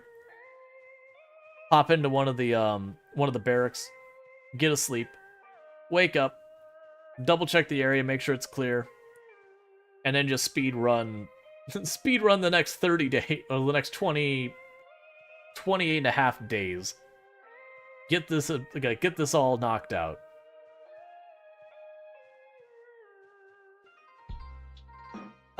You heard you got decently far in Cursed CDDA. How was that as a challenge? Brutal. So the big thing is Cursed CDDA is one of those challenges that like 99% of it is RNG. Did you get lucky? Did you find a good weapon right away at the beginning? Did you get did you get lucky and one of the zombies that was on fire didn't burn and drop like a full like jacket and pants and all that? All these things that, you know, the stars can align, like, or you get really lucky, you start in the house and you find there's a sewing kit with a needle in the bathroom and just go, oh, I can suture my wound right now. But yeah, so the CDDA and the really CDDA and Curse CDDA challenges are pretty RNG oriented. Now, really CDDA with game knowledge, you can get around a lot of that RNG. That there's just like one or two things that are pretty helpful for it. But Curse CDDA is the same thing as the really CDDA challenge, except with the biggest, like, there's a bunch of setting difference, but like the biggest problem is it's got what's referred to as uniform zombie distribution, where like you've seen me walk out in the middle of nowhere, and now the population of zombies basically just dropped off to nothing. So I could stay here very safe, very easily. There is no place to escape the zombies in Curse CDDA. Every place is just a bad time. Alright, so we are sleepy and exerted, so the damage we do is going to be negligible. I also don't have any weapons that just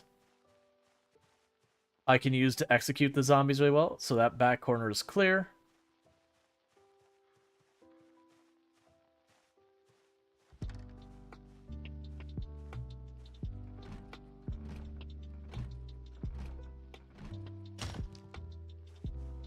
Cool.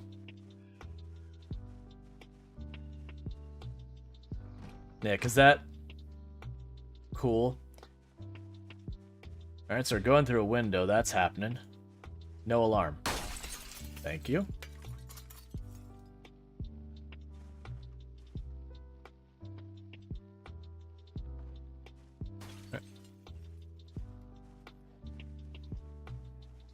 Really?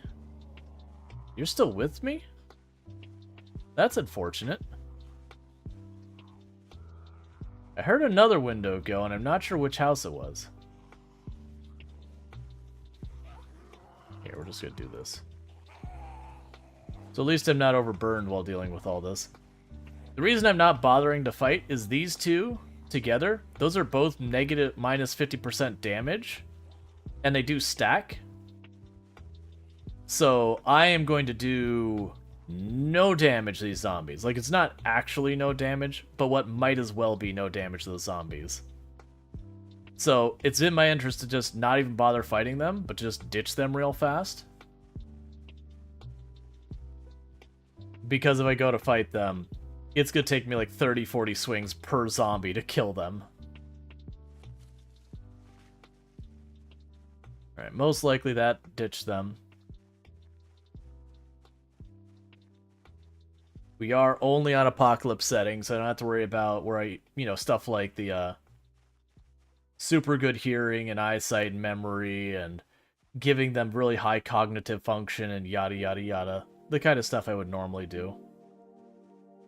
I usually won't do the super amazing hearing though, because that has all sorts of issues. Alright, so that's where I dropped the backpack. Let's go grab that.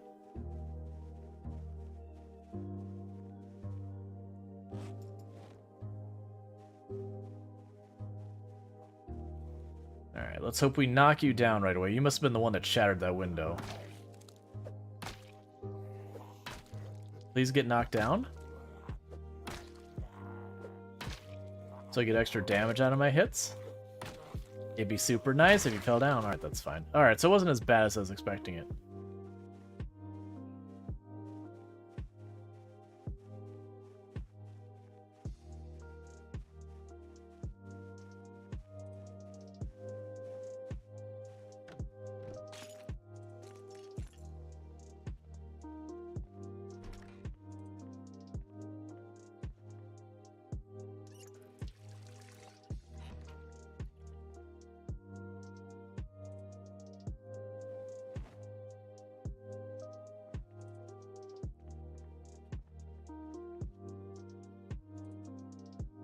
Let's not do the thing where we sit.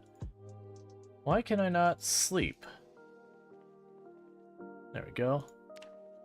And I'm holding the run keys upright. That way if I do get ambushed in the night, we're good. Cool, so with that, what we're going to go ahead and do is we're going to take some of our food. We're going to toss it in here. Let's take a bunch of the food and just toss it in there. Take a bunch of our food, we're going to toss it in this fridge real fast.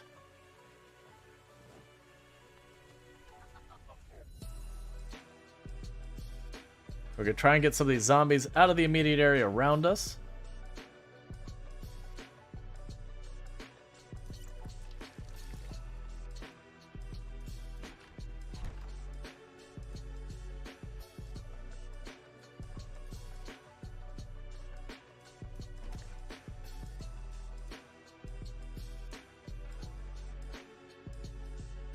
Yeah, so I'm not worried about looting this place, really.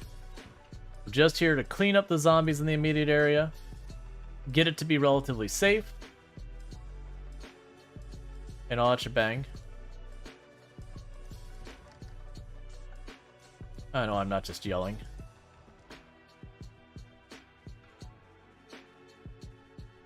Hey, Big Bud, how's it going? Let's try and find those two zombies that were down here.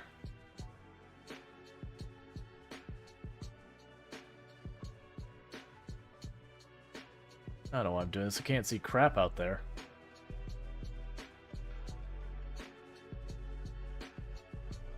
What is the distance of yelling? It's pretty decent. I don't remember the exact tiles and all that, but it's decent enough.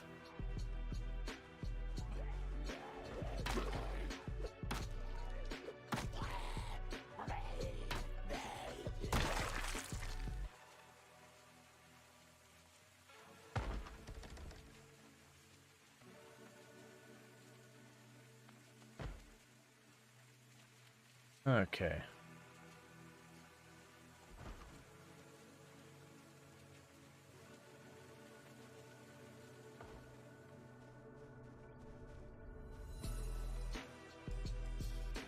All right, so let's check this bathroom in here. We're looking for stuff to help us sleep.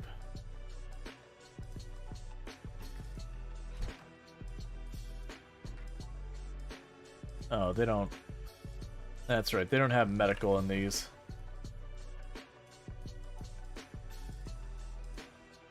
We're gonna have to check by their nightstands. Yeah, a whole bunch of them are gonna have food in there. That's the reason I'm not at all worried about any of this.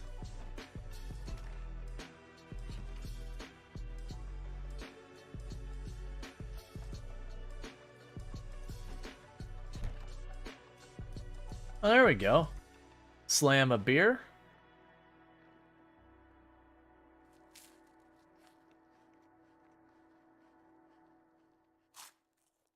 Slam a steak. Toss that in here and put it in the fridge so it stays fresh longer. Actually, let's be smart about this. You go in the freezer. All the goods that can go bad in the freezer.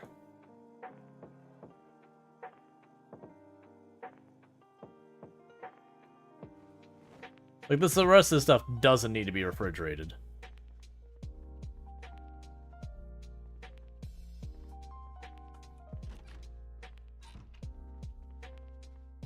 Okay, so what we could do here is we could drop this for a second. And that's not the right place. I can sit here real fast and go exercise, sit-ups, do a whole mess of those, fast forward.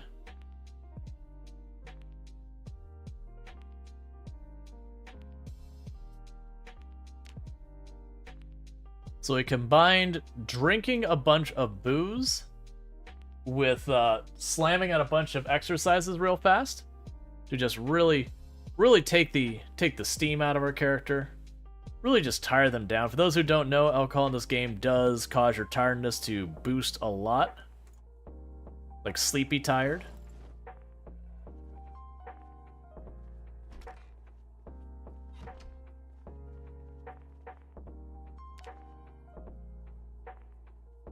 I left the alarm on. Boo. It's fine. So annoying I can't rest there.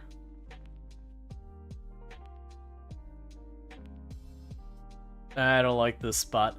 If a zombie comes to that window and walks over there, like that is a death. Alright. So we're going to recover a little bit here. Then we're going to go out. We're going to kill some more zombies. We're going to clear the area around us and make sure we've got everything secured that we need. I'm not too worried about like food, water, like very genuinely. I don't have to leave this place, don't have to forage, don't have to farm, don't have to do anything at all to survive this. Let's fill all our water bottles real fast. You know, that beer can.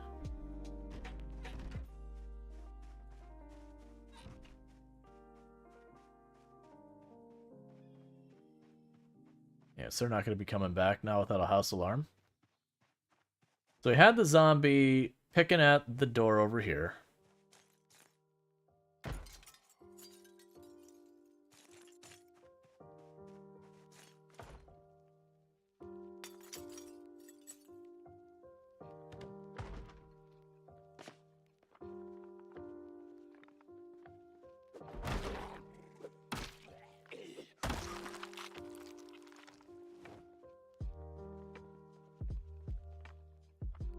That's fine, I don't care. They're checking for stuff like sleeping pills. I'm not embarred of looting the food to drag it back or anything. Alright. I live here. How's it going?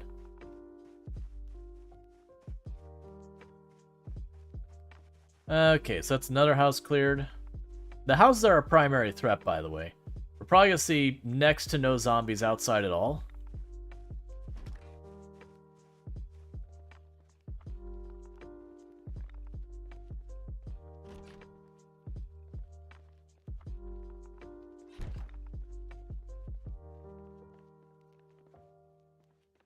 Alright, another house cleared.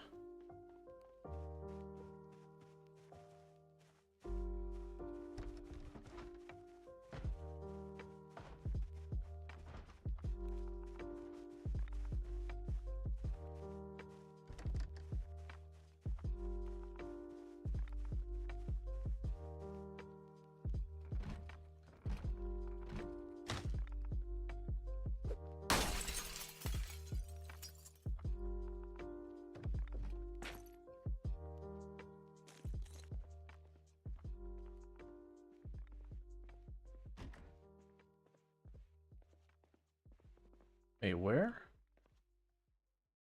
What? Oh, there's a corpse underneath the shower. I was like, why is there a corpse just full of ammo? What is happening? No, got some stale food. Let's slam that down.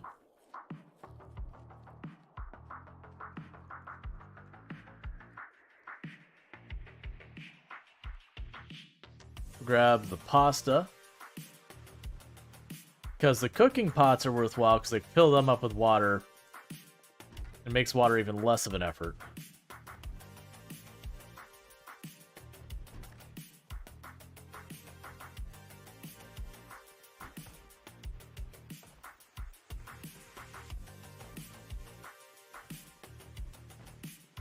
We're all good here. I don't know what's going on with this. Okay, so that's another house handled.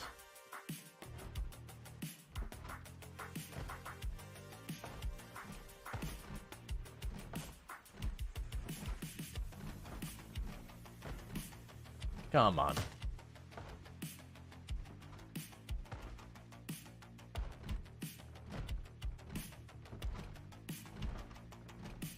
Why is it every house I go into, I can't manage to get the windows open? This one should be relatively safe.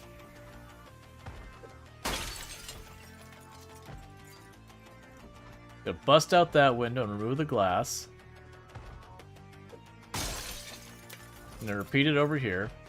The reason I did that is that way if there's a loose zombie running around in there, the zombie be drawn over here by this glass break and then the other one. So chances of it being where I'm trying to climb in are pretty low. Man, all of the cooking pots.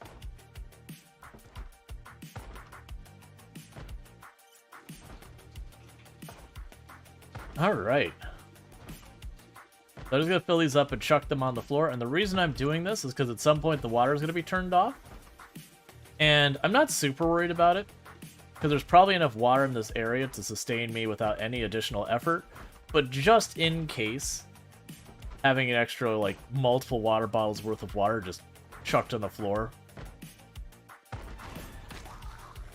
is just, you know, a good thing to have.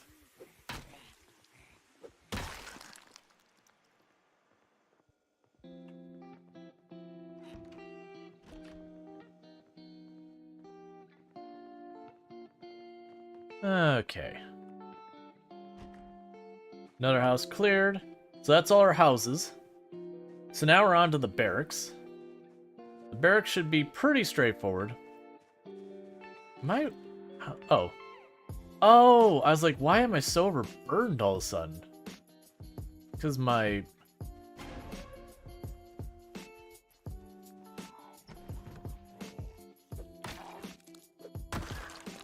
Cool. Well, that place is safe.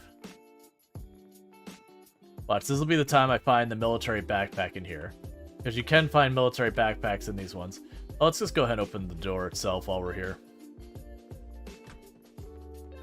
That way I know for a fact I've cleared this room. But yeah, so low-key you can actually find military backpacks in here. The odds are pretty terrible.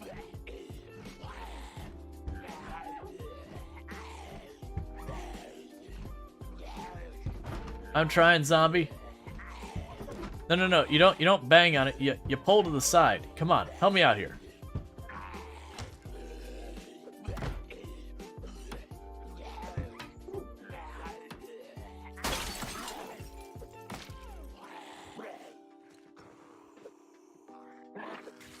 Really? Come on.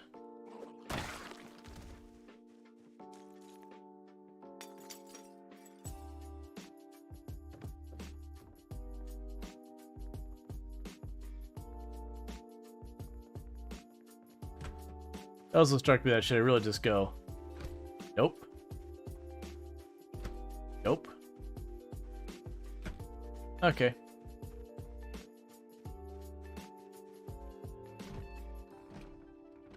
Just deal with it this way.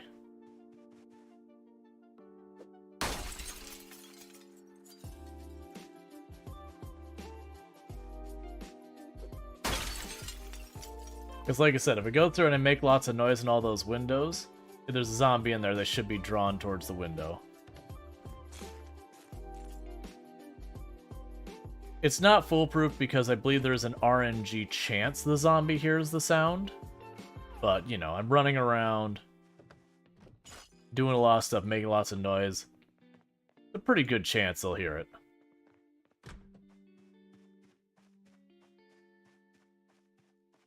Okay, and the next one we will stop briefly to recover endurance.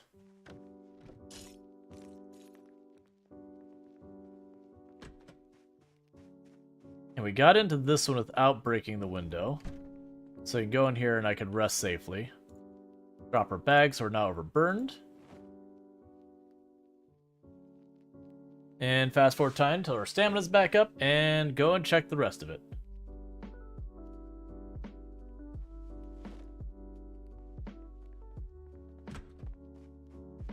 And again, we'll run down here.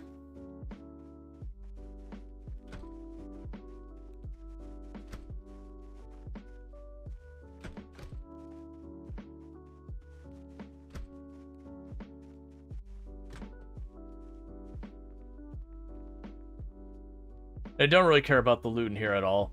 I'm just trying to make sure the area is generally clear of zombies as best we can.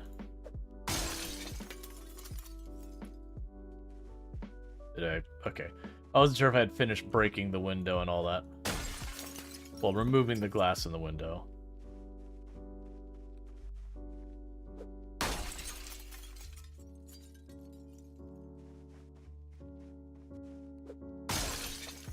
Okay. Your delivery driver had deliberately substitute stuff that you had put not to be substituted.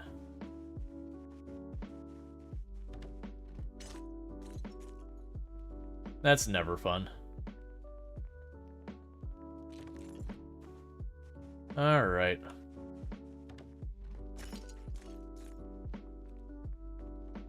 And that's where you complain. Do the whole thing that's like, hey, this wasn't what we asked for, yada yada. If someone will play 2 gas masks in the same thing, that's not often you see that. That's what that's for. I don't usually get a whole lot of delivery. Like, we did right when the pandemic, like, really kind of, like, first kicked off, and they're like, yeah, stay home kind of thing. Like, do us a solid, don't be out hanging out with people. This is, like, a real problem. We don't know much about any of this yet.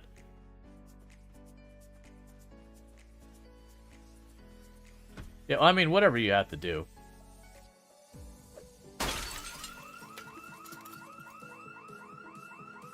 Well, now we know the zombies will be in the area. Alright, well, let's go back to our house. Lay low for a hot minute. So, just to clarify, all the homes, the barracks, all the art stuff, not alarmed. Do you know what's alarmed? The bathroom. The bathroom is alarmed.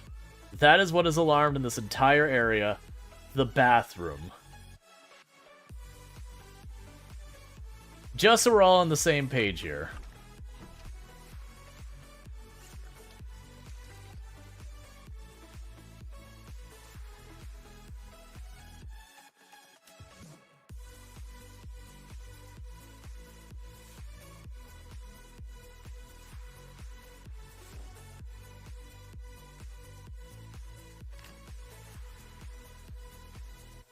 Okay. And in just a minute, I'm going to have to take a quick little breaky break just to use the restroom and all that real fast. But what we'll do while that's going, like, when I get back, we're just going to be speeding the days now. I'm going to go out there, see what zombies did respond, kill them, and I feel pretty comfortable that if a zombie was in sound range, we grabbed its attention there a second ago. To be clear, this whole area doesn't have many zombies. So we're just going to go and, you know, clear that out real fast and whatnot.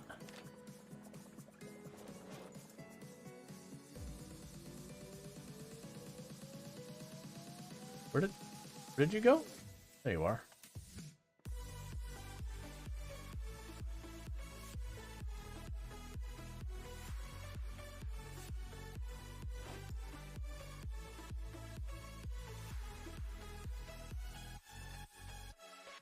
I apparently can't eat that. I don't really understand. Why can I not eat my freshly cooked pasta? You know what? This is what I think about your pasta. Get on the floor. Welcome to the ground. I wanted you for the water anyways. I'm just gonna eat you for some instant calories.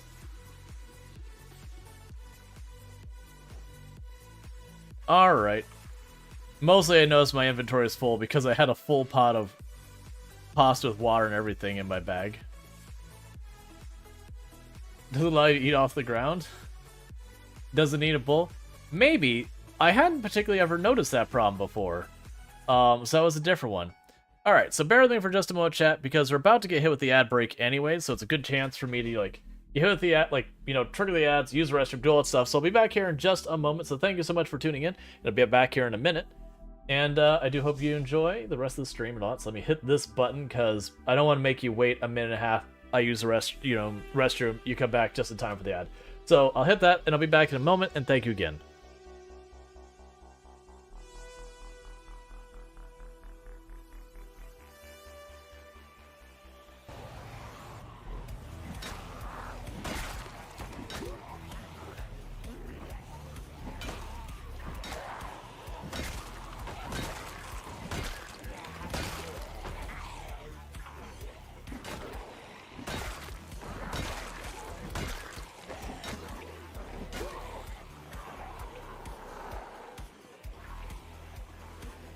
What is that? What is that? Hang on. What is that nightmare?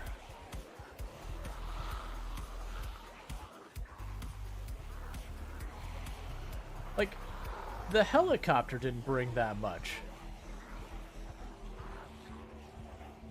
No, I get that's from the trap, but it's the sheer number that's like, what? What?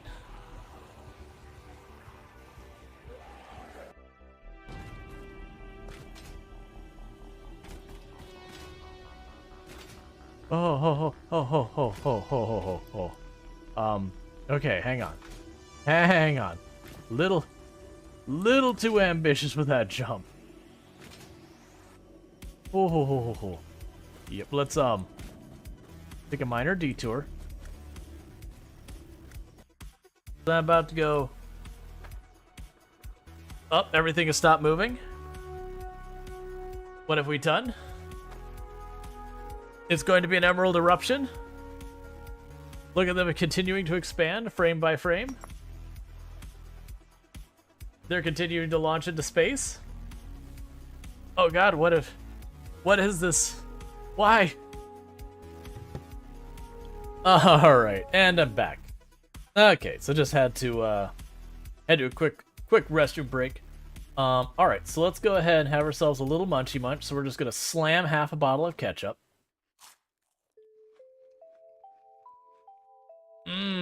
Ketchup right from the bottle. Them's eating. I wouldn't say good eating, but them's eating. Got our sugar tomato sauce. Where did those two zombies go? We had two zombies that we ran out into the woods over there. Alright, so let's just run over here. See if we had any meaningful number of zombies decide to show up for that house alarm. It should be done by now. They really don't last long, it's just super loud. Hey, the Inns, thank you so much for the raid. How was your stream? Alright. Hey, zombie. Oh, hey, you have friends. Let's not play that game. That's a good way to die for no reason.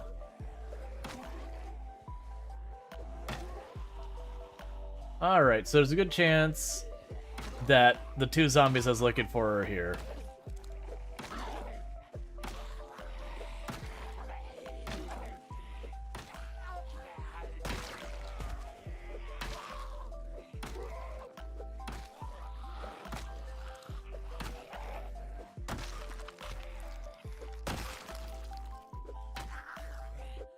Taking those leather gloves.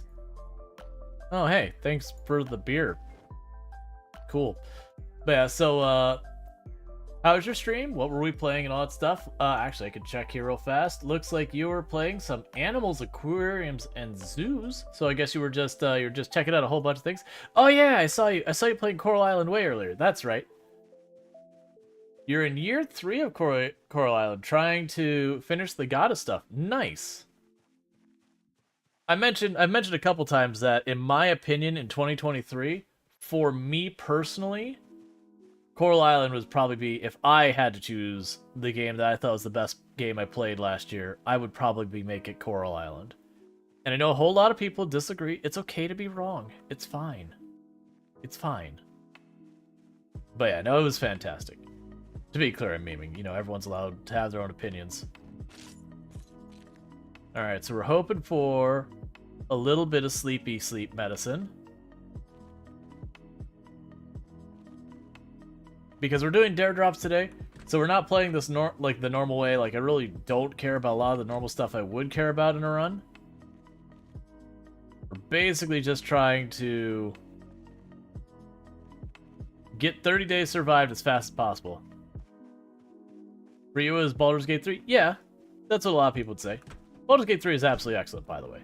Like, for me though, is just, I very much enjoyed Coral Island. Its quality of life was really solid.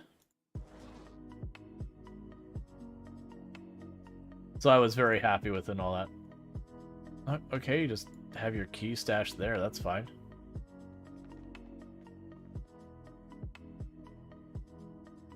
Alright, so what's going to happen here... That's perfect. What's going to happen here is we've got our handful of things, and now we're just trying to get to 30 days as... Oh, we're going to drink that olive oil out of the bottle. We're also going to try and make some pancakes. Living the good life here. But what's going to end up happening in this run is, because we are doing this for Dare Drops, Dare Drops has given it where we can get gift cards for the viewers by doing various objectives, of which they gave me 3 objectives. I've knocked out 2 of them. The kill 10 zombies and Molotov I finished. We had one for looting the police station. That's already done. And now I just need to survive 30 days. Now, to accomplish that objective, I could sit here and run around and drag this out for like 2-3 streams or whatever. But it's not really one of the things I gotta worry about. Oh, gotcha. So it didn't show you the switch. Yeah, that happens. But yeah, that's I still need to put in more time with Baldur's Gate. I got started on it, and I was like, I need more time, and that's kind of been where I've been going, is just back and forth to I need more time, and then start it, I need more time. You get where this is going? Oh, we'll take the beer, because I can slam that to fall asleep faster. Put the stuff that's going to go bad in the freezer. Ooh, let's grab the uncooked chicken and make it not uncooked. Is there anything else here that I have to cook to make it safe? Yep. Because we don't actually care about, like, a lot of the normal things that you'd want to do, like going after weapons, doing all sorts of nonsense. All that doesn't matter. Instead, all we care about is getting to 30 days as fast as we can, because that's when we get our prize. And so that's what we care about. So let's go here. Steak in there. Chicken in there. Popcorn in there. Alright, so turn the oven on. Let's make this so none of it is unsafe to eat anymore. And then we can go with that. But yeah, so we're going to be doing a lot of fast forwarding through time here in just a second. Because we don't really care about the other things. I was partially like, I should probably get something to secure this window. But then I'm also like, I don't kind of really care. Oh, I burnt you, didn't I? That's fine. We just won't eat it. It's like real life. We put the popcorn in the stove for about 30 seconds, and it was already, like, just charcoal. It's fine. The big thing is we spare the steaks. You take the objective Molotov off list? Yeah, I plan to. I wanna make this window secure.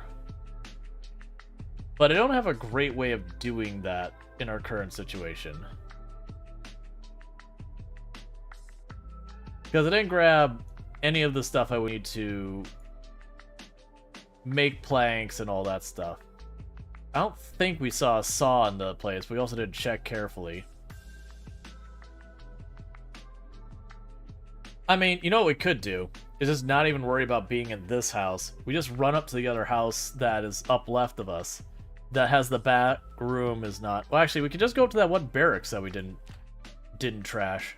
We can just grab a sheet, cover a window, go to that barracks, fast forward a bunch of time. When we hit the point that I actually do need to go back for food, just run down here, grab some food, put it in our pocket, repeat the process. It's perfect. What do I need to make pancakes in this game? Yeah, it's fine. We'll just chuck that in there. I'm not gonna worry about it.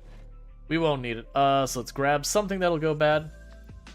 We'll grab ourselves a pair of these. Alright.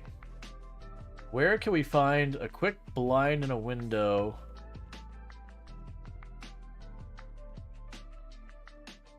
We got more beer in here as well. Ah, there we go. Right?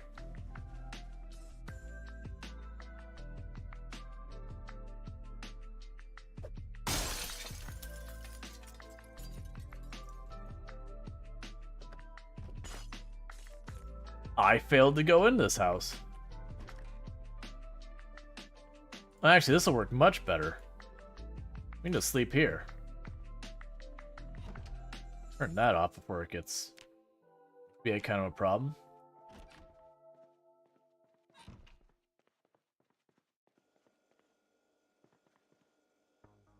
Complete with fresh avocado. Excellent. Alright, well, with all that said, I don't care about these things. I want to go back to bed, so we're just going to slam our beer. Do that. Drop our bag. Super fast forward time to our maximum sleepiness. And go to sleep. Don't sleep on the ground, sleep in the bed.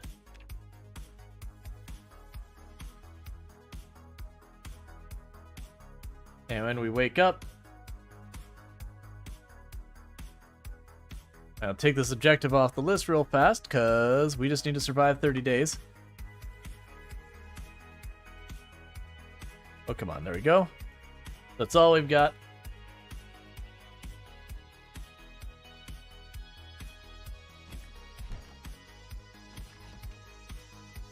Alright, well, I need to sleep more. Unfortunately... Oh, that's pop. That's not beer. I thought you were all in here partying with beers and all that. I was be like, heck yeah, let me grab these beers and go back to sleep. Could have sworn one of these houses had like a whole bunch of beer laying on the floors all over the place.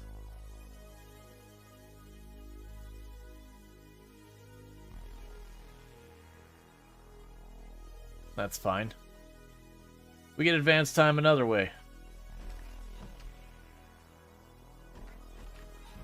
Which is what I do is I stand in here. We don't worry about anything else. You just go boom, exercise, sit-ups, do a whole bunch, close, do that, fast forward. Because the faster you exert yourself, the faster you get sleepy. So we can sit on the ground, rest, fast forward. Actually, shouldn't even be resting.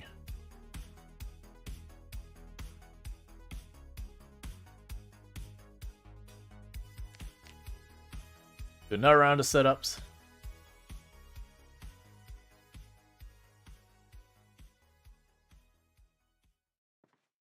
Is there your goal is finding a good trailer to turn into a mobile base later? Yeah, I mean, I'm not too worried about it.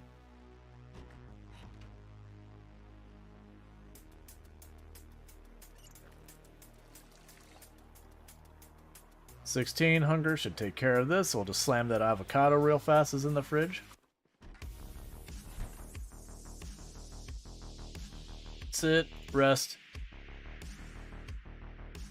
So basically we're trying to get our character to... Oh, let's turn that alarm off entirely. We're not going to want or need that.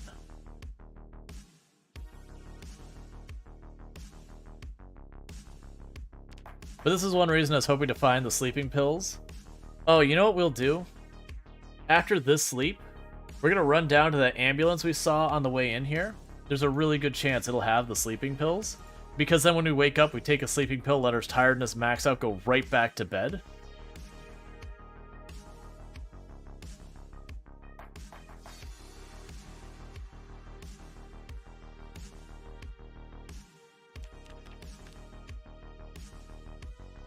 Alright.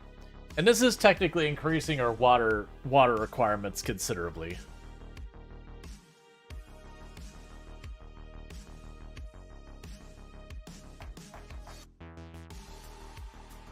Actually, change the plan. Let's go sleep right now. Recover our stamina real fast. We'll sit down, recover our endurance, grab our bag, eat some food, and we'll run down to the ambulance. We'll look for the sleeping medicine to help us on our journey to sleeping away 30 days of our life.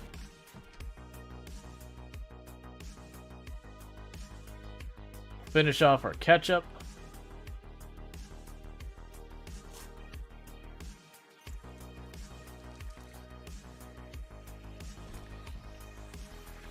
I still got the munchies. That's fine. Eat yourself a donut. Hey, look. We're very bored and depressed for some reason. We stayed inside one day, and that was enough to just really, really ruin our day. Like I said, there's an ambulance right down the road from here. It's good to have a couple medical bags. There's like 3 zombies around it. We're going to knock that out real fast, see if we can't get some sleeping pills, because if we could do that, that's like several days we can just knock out real fast. That's what I was hoping to find those. But we don't want to spend way too much time on it, because the more time I'm spending on that, the more time I'm like dragging out our days. Let's go ahead and put you on the back.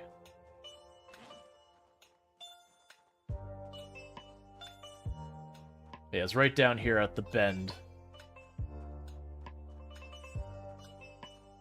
Why am I sleeping 30 days? So, right now I'm doing what's known as dare drops. Basically, it's a thing where I've been challenged to do certain objectives. One of those is to survive 30 days. And if I do it, they'll give me a gift card to give to my community. And so, if I survive the 30 days, that's a $100 gift card I get to give away to my community when I receive it. So, that's pretty nice. And surviving 30 days is something I've done many times. Like, I have a character who's they're like 2 years alive at 170-ish thousand zombies killed or something. 170-ish thousand zombies killed or something like that. So this challenge really is well below what I normally do. So we're just trying to knock it out really fast. So we don't care about the objective itself so much as just getting the prize at the end. And since I don't play a whole lot of Project Zomboid these days, just trying to like really quickly go through it. It is the 3rd objective we had in the list to do. We've already knocked out the other 2, which was to raid the police department, as well as we had one to burn 10 zombies with a Molotov. But yeah, normally I don't use the Molotovs. Normally I play on 16 times population, a whole bunch of stuff. So we're doing this to support the community, that kind of thing. Which, for clarity, for those who weren't here at the beginning, I won't actually get those prizes during the stream or anything like that. Come on. You do not have sleeping pills. Oh, blood bag. I don't remember seeing that before. That's a letdown.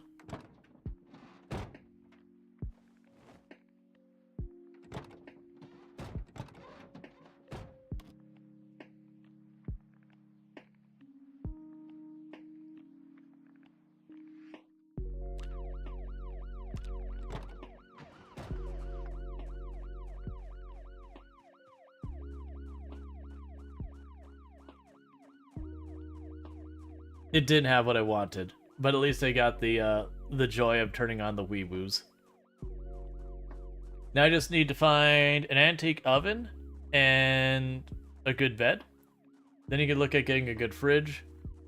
So low-key, if you're going to go ahead and set up a generator to run your fridge, you might as well just get a regular oven. One of the things that and this is the same thing I did early on. Early on when I first started playing, I was always like, no, I got to get the antique oven. And then later on, you're like, you know, the antique oven actually becomes more inconvenient than the others because you have to constantly feed it fuel. Not constantly, but you have to feed it a bunch of fuel to run it. Versus if you're already doing a generator, you already have everything you need to run a regular oven.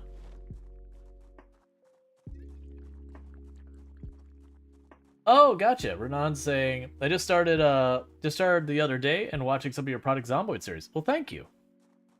Yep. Now I've got a bunch of really long runs.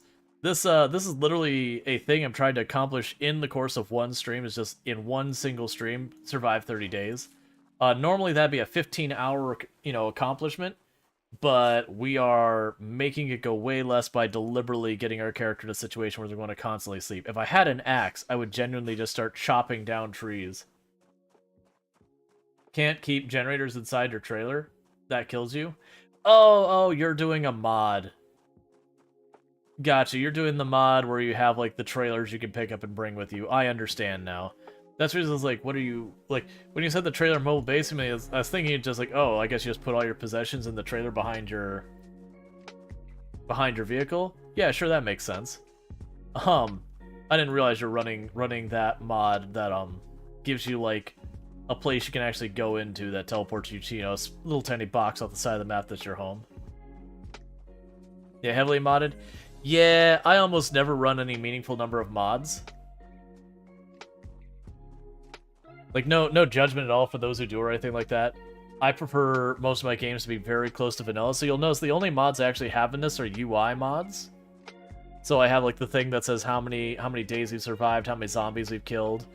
And then the thing on the bottom that is just showing my current stamina and all that with, like, actual bars versus just having to wait on the moodles.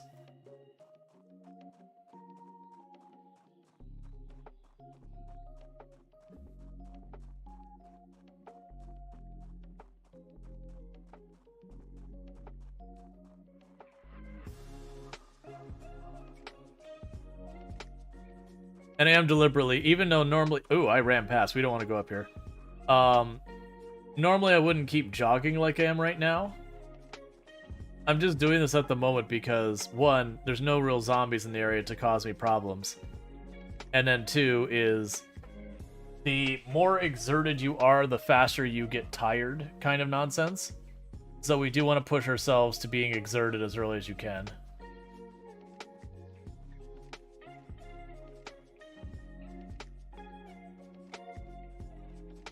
Yeah, I wouldn't worry too much about winter in the game. Very genuinely in Product Zomboid, winter is a pretty nothing burger, unfortunately. It does get colder. All you have to do to counter it is put on a jacket. Congratulations, you've defeated winter. The other thing that happens is the fishing gets, like, heavily penalized. You can still farm in winter, you can still forage and find food in winter. It's a little trickier in winter to find food foraging. But, like, you can still completely sustain yourself during the winter. If you use an electric oven, it'll drain the truck's batteries. Can you not just run the truck? Because the truck uses, like, vehicles use, like, negligible amounts of gas if you just park it, like, running. So you could literally just park it at the gas pump, use the electric stove, and then gas it up every once in a while. Because the amount of gas in a pump in vanilla is so absurdly high that it's almost a non-mechanic. Like, you don't, like, it's technically a limited amount of gas, but it's so high it might as well be unlimited. You'd have to survive many years before it actually becomes a consideration going, oh wait, I'm actually gonna have to worry about gas.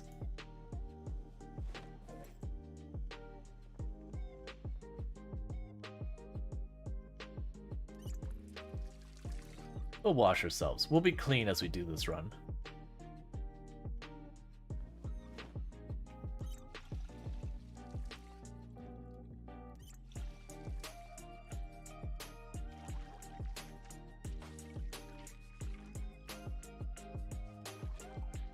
All right.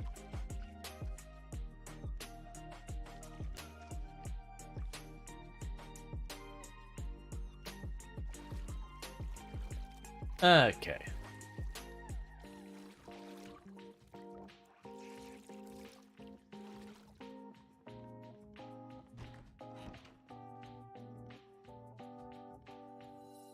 And like I said, I'm deliberately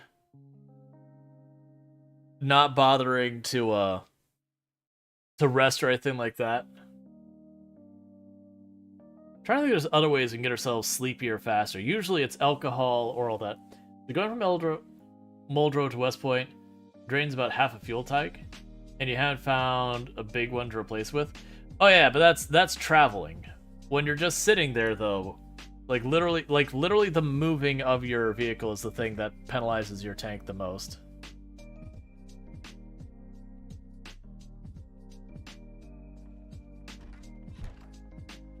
Right, we're at maximum sleepiness.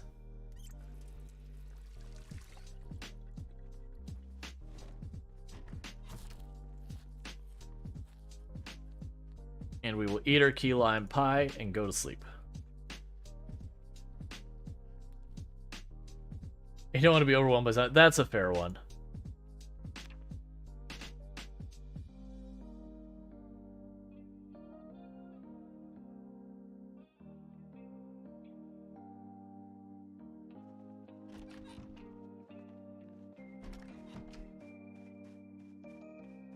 That's me trying to sprint.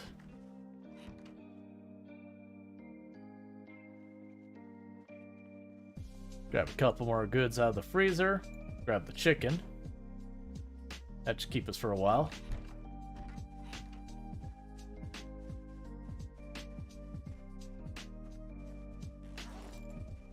Meanwhile, we can eat the peas.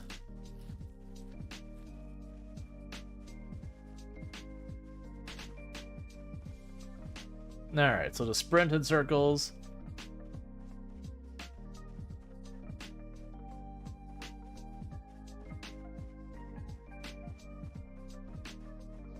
Just trying to burn all the endurance we can as fast as we can without causing ourselves to actually have the pain debuff.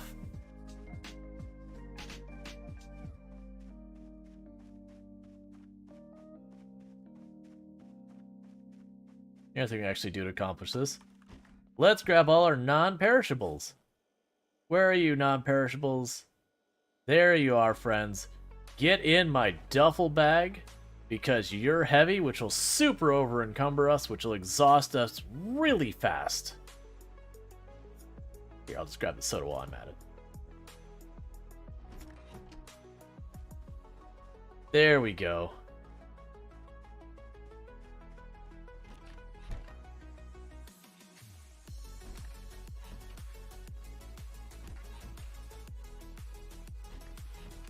Do you get hurt if you sprint the walls? Apparently, when you're able to actually like sprint, like properly sprint, you'll bounce off the wall. I don't think you actually get injured, like scraped or whatever, but you will fall down, which I believe can cause you to get scraped, but it's not a zombie injury, it's just a regular injury. Okay, so we can no longer run of any kind.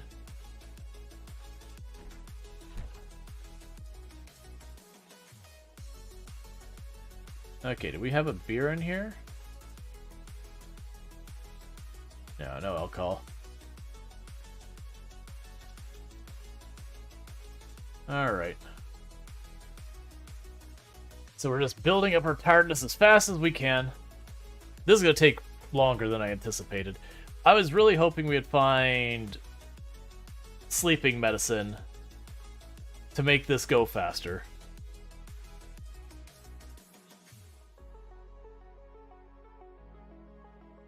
I'm also noticing my health ticks up and down based on how hungry we are because of the fact that we're so ridiculously overburdened. Alright, and maximum exhaustion. Go to sleep.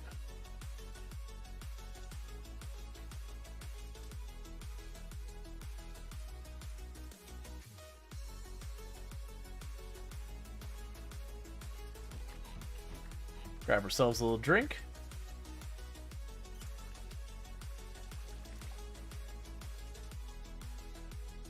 We had, yep, we can go ahead and we're at, well, we can eat about half of that.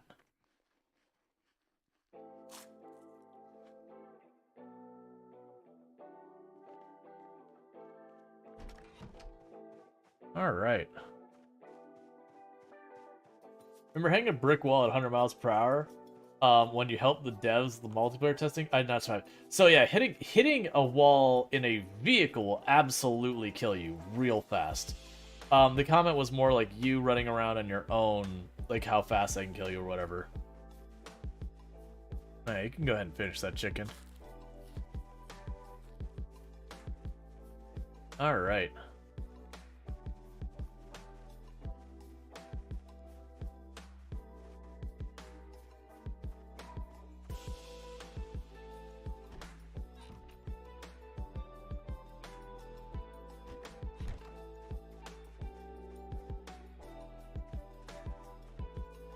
If I unequip this, thus making my carry weight, I said unequip, not drop.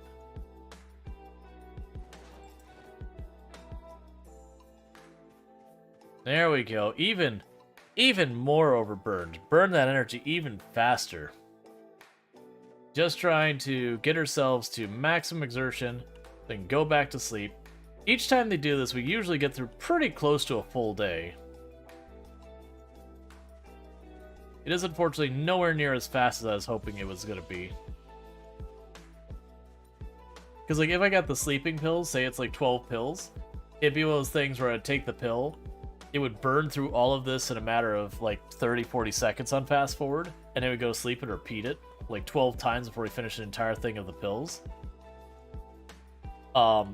But I don't think it's worthwhile for me to like go run hunting for the pills that I may or may not find. Like by the time I go through like 8 or 9 looting houses to find some, that time we could just advance time.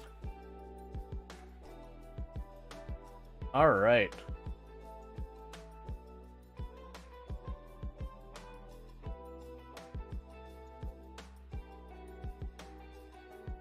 Yeah, let's do the same thing.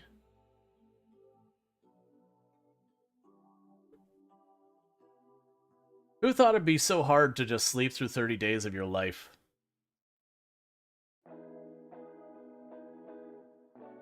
Well, the question is, if we're not going to just try and rush this, because this is looking like it's going to take a while to get through, where do we take our character that we could find ourselves a bunch of stuff to knock ourselves out? I don't recall there being a pharmacy in Rosewood. I could be wrong. I know there's a pharmacy in Lake Fallis, which we could potentially find some sleeping pills in. You know, if we want to burn 30 minutes running our way up there. To make this a little bit more interesting than what we're doing right now.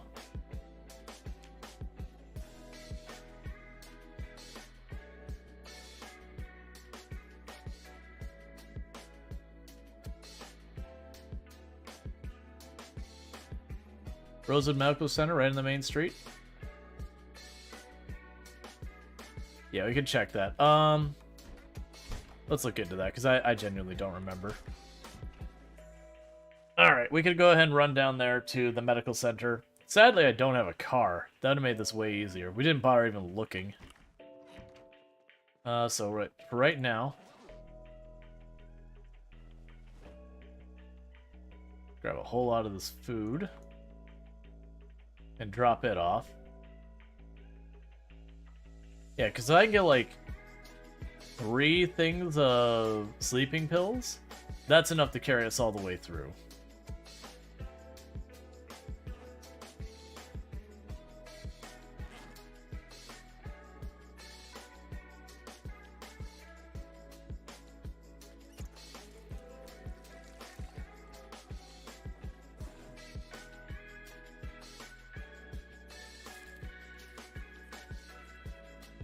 Are we still that overburned? Let's finish it. I mean, I guess I have way more nightsticks than I need on me.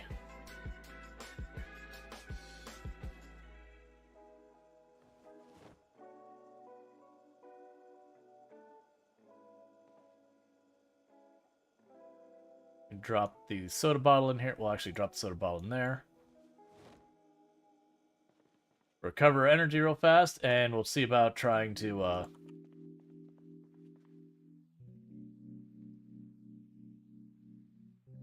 See if we can't score ourselves some sleeping pills real quick. The other option is if we don't find them there, there's the apartments in Rosewood. Each of those bedrooms has a chance of having it, so we can go with that. Now, I shouldn't be jogging. We are at 0 fitness. But I don't want to take the time to get there.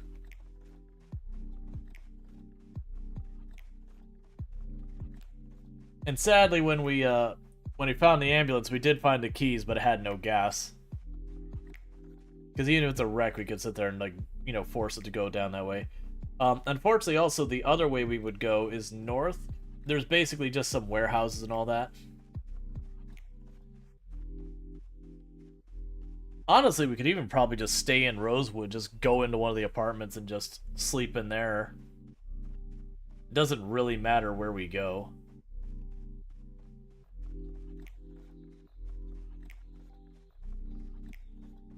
Yeah, so we're running around with a helmet on and really nothing else.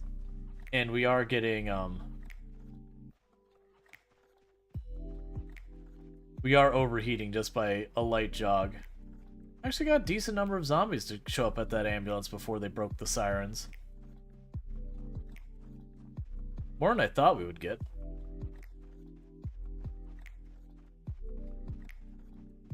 I guess I probably should follow the road in case there's a car we can snag. You never know if when you'll get lucky and you'll find the car that has the like the tires sitting next to it. Most of the time it'll have gas. Alright.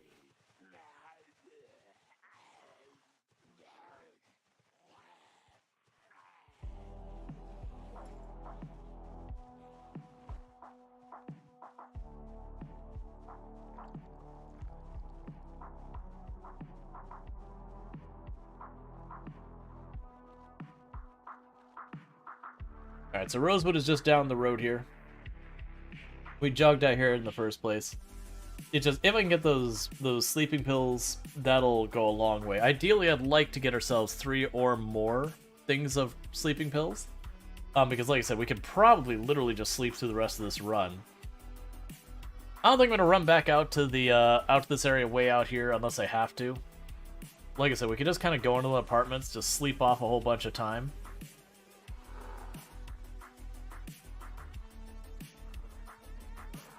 If we do start to run low, we just do, like, go elsewhere. It'll be fine. Now, because this is on Apocalypse setting versus my normal challenge settings, the zombies do respawn. So it's not like you just clear the area and be done with it kind of thing. They will come back. It's about 10% every respawn, which I think it's like a 3-day delay between when you kill a zombie and when it's able to have a zombie respawn in that area. But once they start respawning, it's like 10% a day or some nonsense. I can't remember the amounts. The point being, it actually respawns at a pretty decent rate. And the more I'm out running around killing zombies, the more I'm dragging out our time.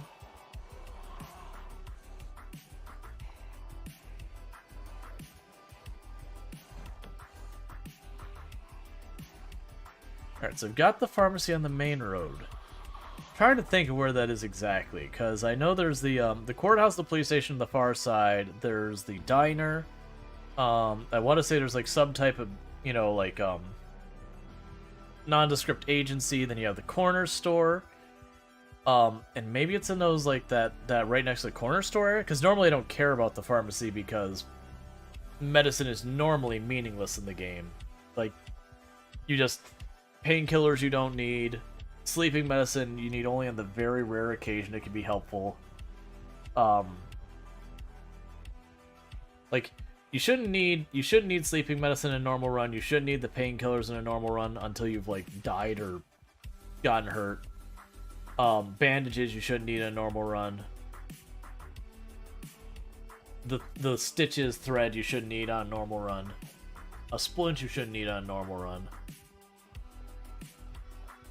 So it's like one of those, it's one of those things that you generally find after you played the game for a while. 90% of the loot is meaningless to you. The game has many, many systems you just never need to engage in.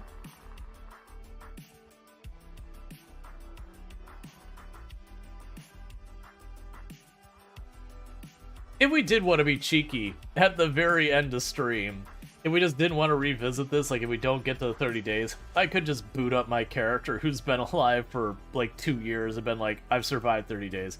That feels very cheaty though. Like, you know, it feels almost like dishonest for it, because I mean, yes, I've done this accomplishment so many times. You feel like we have very different normal runs? Well, so let me explain that.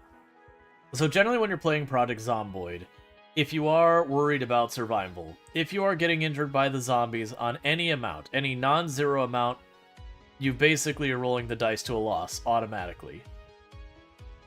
And you should never, ever, ever in a normal run need a splint Take a sip. at all. What's the worst that could happen? Because the only way you need a splint is if you fall out of the second story or higher of a building and survive, you can break your leg or whatever, or if you wreck a car. Both of which are inflicted by the player to themselves. No participation by zombies required. Now, as far as like getting injured by zombies, like I said, if you get hit at all by a zombie, you've already rolled the dice at a minimum 15% chance of dying. The medical is just past the bookstore. Okay, I know where the bookstore is off the top of my head.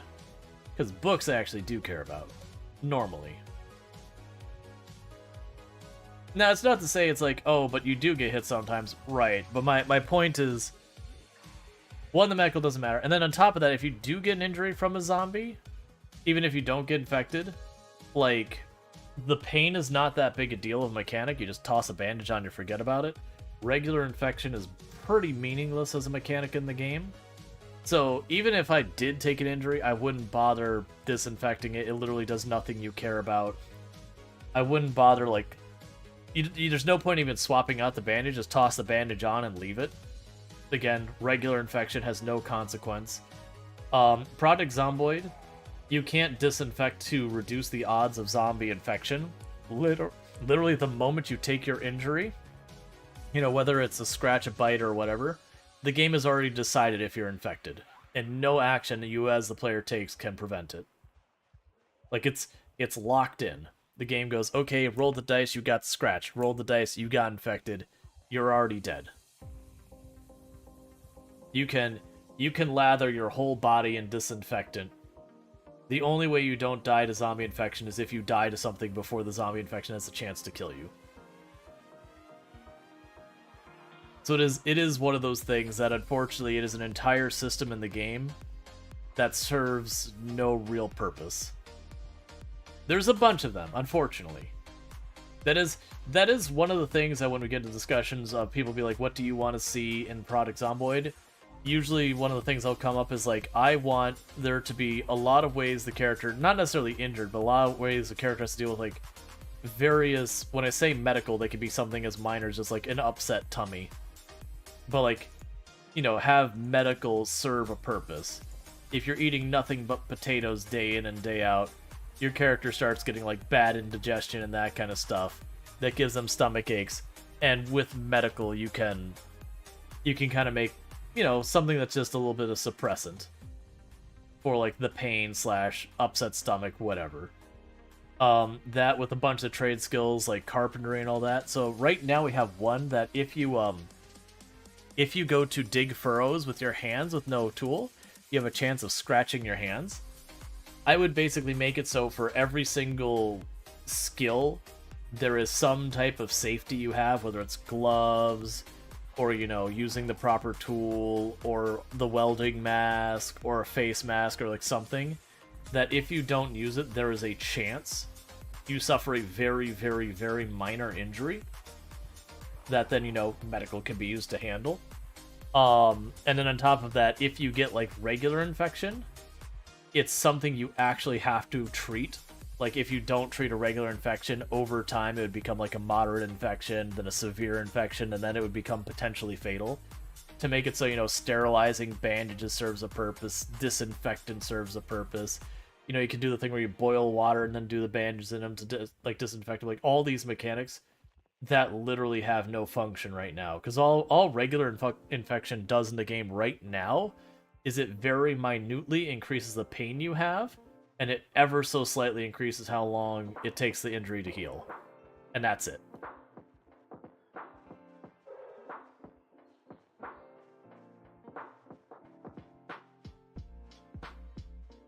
Yeah, no, I could actually get behind that as well as Panderific saying that, you know, it bothers them that, you know, you go... Yeah, I see the medical center. You could go in and grab, like, you've just boiled pasta and grab it immediately from the oven and shove it in your mouth. It's boiling water. So I'd make it as a way of suffering a minor burn. Well, not even a minor burn. You just get the burn...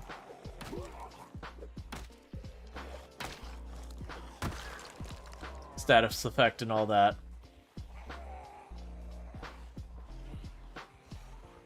Yeah, no, it could be another thing, that if you do the thing where you just, like, binge doing rounds of fitness, that you can, you know, sprain or, you know, hurt a muscle. Yeah, no, that's the thing. Make all of these optional, like, by all means. All of these things should be things you could toggle on or off. So if you're, like, on builder mode, for example, half of these things wouldn't exist. But if you're on, you know, if you're on apocalypse mode, you know, they should be turned on.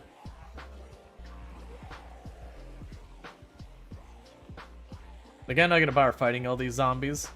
They respawn. There's nothing I need from them. Oh, I need to not be jogging. So now the zombies watch me get around that corner, so they think I'm here. We're just gonna keep going, go around the next corner. And as long as I get around this corner, before they got around that corner, they don't know where I've gone.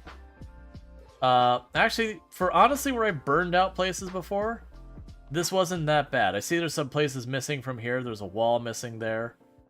But in the past, most of the time when I do burns, like half the area is gone. It may have been they've done an update since I last did a burn, where they really just toned it down. Because it was like, you would start a fire in a city, and you could just be like, yeah, that city's gone. Doesn't exist anymore.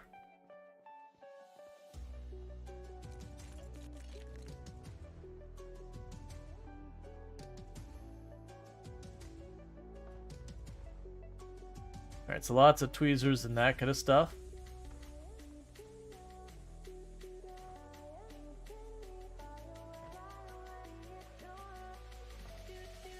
There's 2 things of sleeping tablets.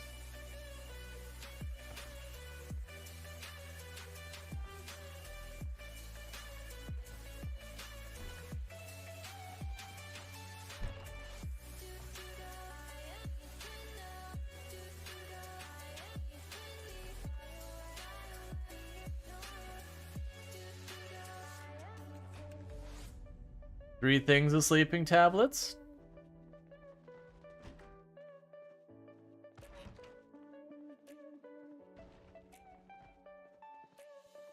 Let's wait to aggro you in a minute.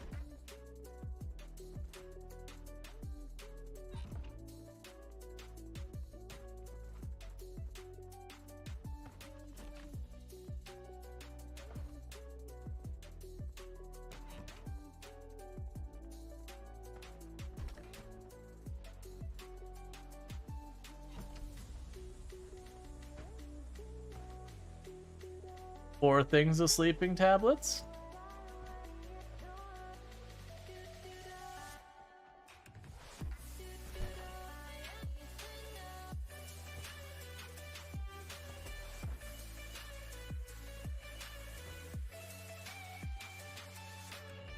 Okay, so you did aggro.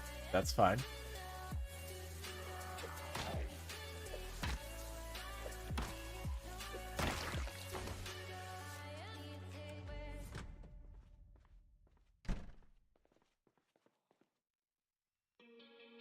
Alright, so we got 4 things of sleeping tablets. I'm pretty sure this is the hallway onto, like, the break, you know, the shared break room and that kind of stuff. Yeah. We're not gonna find anything else that way. That's pretty good. I don't think these will have more. They'll probably just have paper and all that. Yeah. That's fine. Hey, fitness 1. Okay. It could also be the effect of rain on fire is up. So, unless they changed something, it used to be that rain didn't really have any meaningful impact on fire. Unless something changed with that, which is totally possible. I don't do fire very often.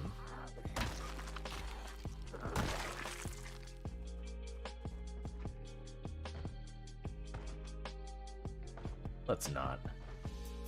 There's no need.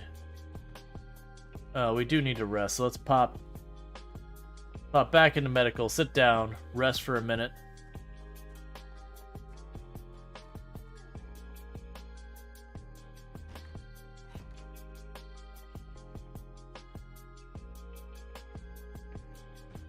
Perfect.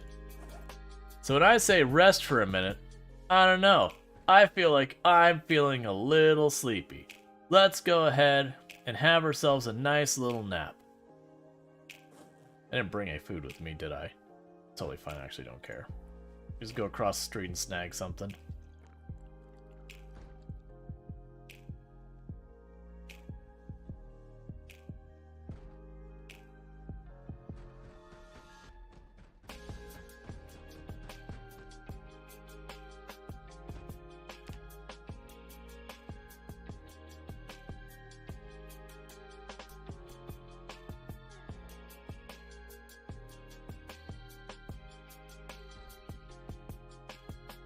Alright, put you back away.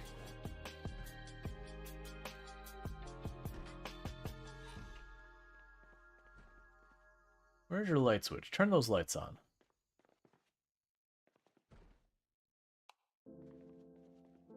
Cool. Turn these on. Cool.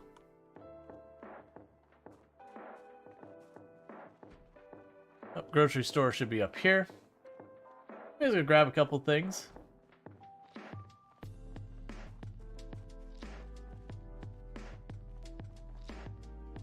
And be on our way.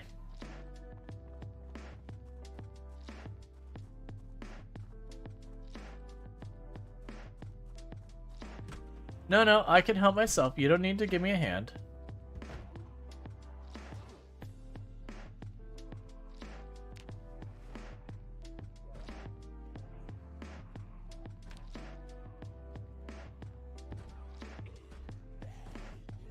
Oh, some of that's... Drop that. Drop the white beans.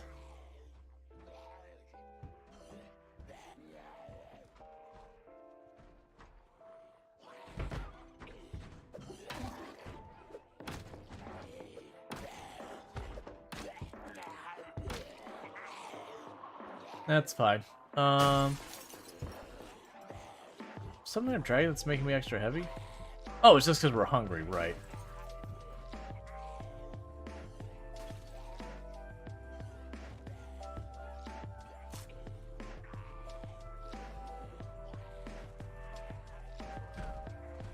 Okay.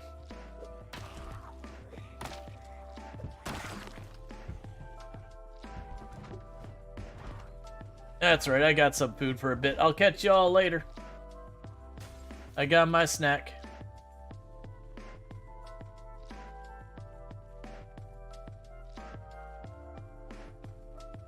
Man, it's so weird playing Apocalypse mode after all this time and being like, just cruising into a building, just running past the zombies, grabbing what you want, walking out.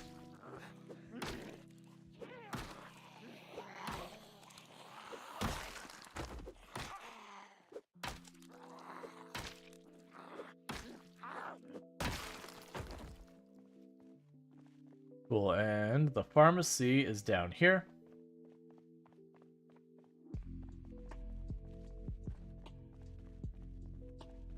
Hey, friend, could you not bang on that door? It might wake us up at night.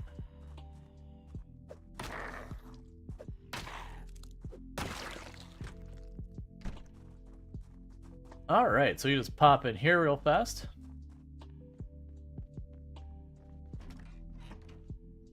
Take an antidepressant while we're here.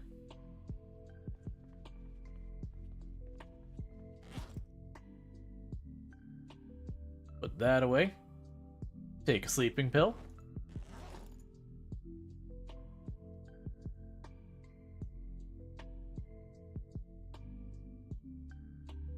Sit down, fast forward time. Alright. And now I can watch time fly. Now, we are in the time frame starting this day that the helicopter can show up. It can show up as early as 9 in the morning.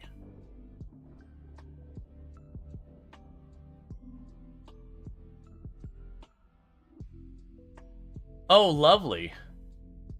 Pretty sure that's a tropical storm.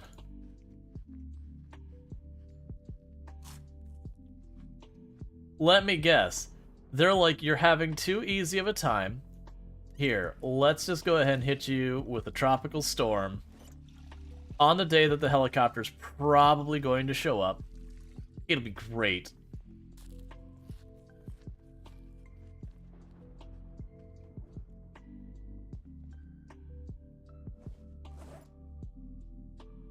Got tons of canned goods. I guess I'll just kill some zombies.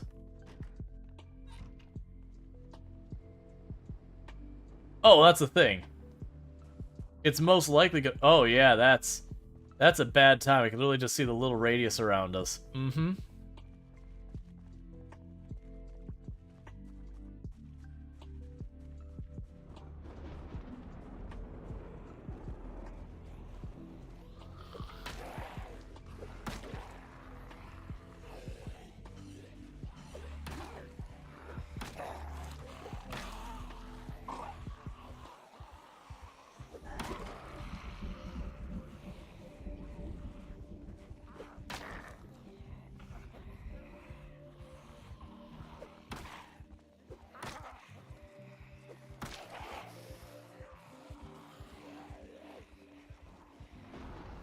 Or she became a crawler.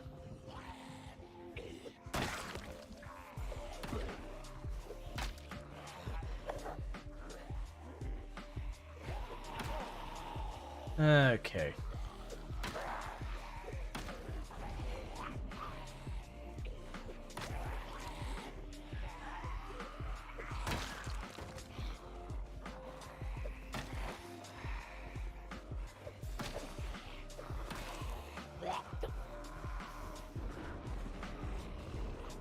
Alright, so we are sitting here with basically no combat skills. I've got 1 point in fitness and 1 point in, Oh, good, the helicopter. Excellent. The game's like, you're just making fun of me now. We're not having fun anymore. I don't want to play with you.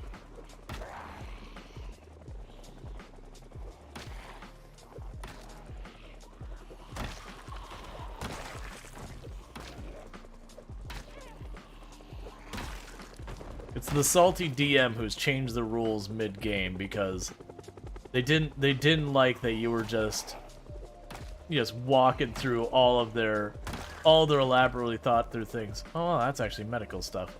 I mean, that's cool, I guess.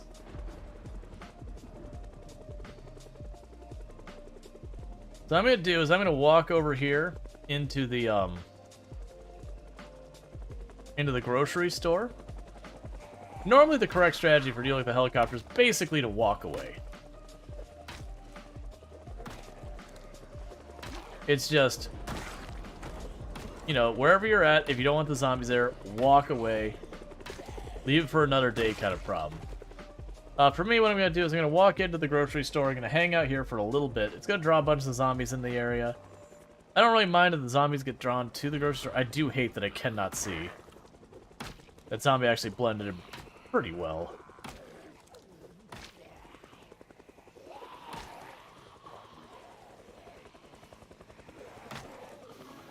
Alright, never mind, we're walking.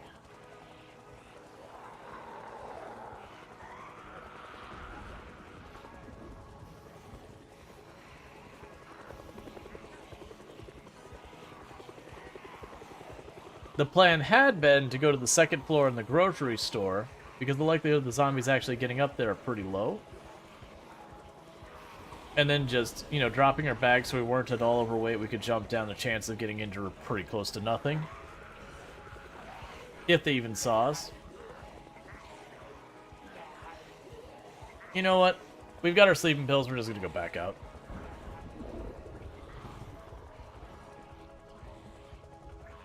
I'm gonna end up spending like 2 in-game hours walking anyways, just dealing with the helicopter in this weather. We're just gonna walk out of town. Go back to where we have all that food stashed. It's fine.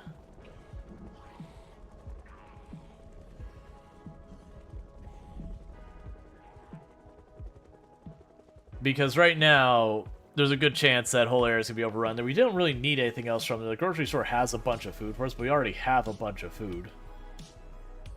And, like, if we were to run out of the food, I could just forage for more food, and it wouldn't even be that big a deal. Let's toss those on the ground. And honestly, for that matter, toss that on the ground, too. The gloves stay on, though.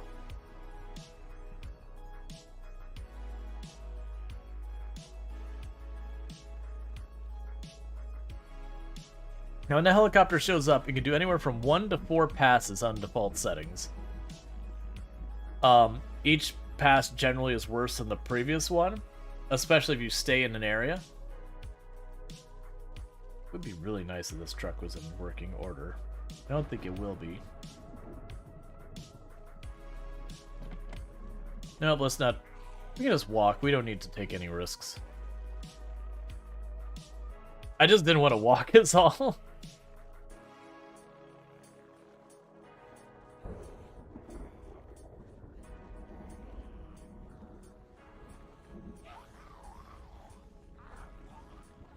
I'm just amused. All the runs I've had and how rare it's been that I've had an early game tropical storm.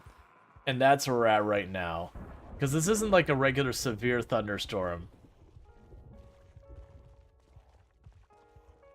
It looks like it may have been a one-passer helicopter.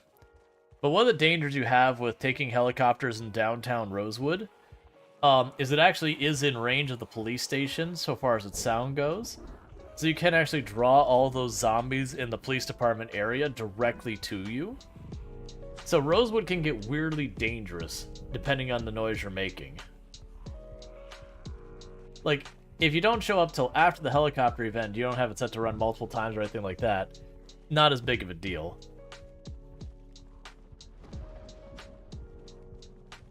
But it is a concern. I can't see anything.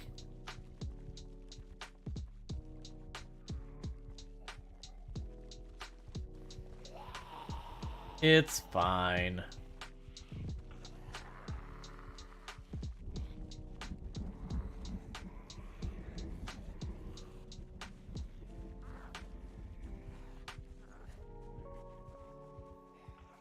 But the good news is we scored 4 things of the sleeping tablets.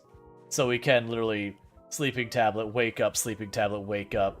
You know, eat a little bit, drink a little bit, sleeping tablet, wake up, sleeping tablet, wake up, and just speed run our way to victory. So I do think it actually was a good idea for me to make the pharmacy move, because instead of going, man, it's gonna take me forever to like sprint our way to being exhausted or work out to being exhausted, just fast forward time. You know, versus popping a pill and then you fast forward, it takes like not even 10-20 seconds to like max out your fatigue.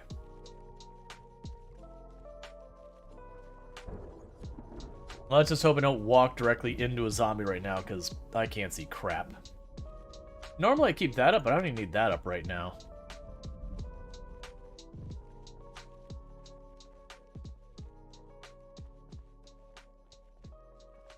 Alright.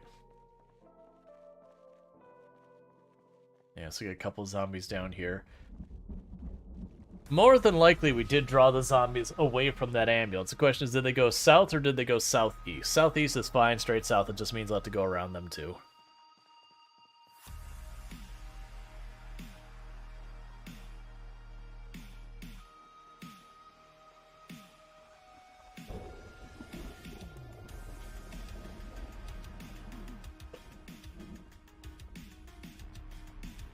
Yeah, so we're doing this achievement.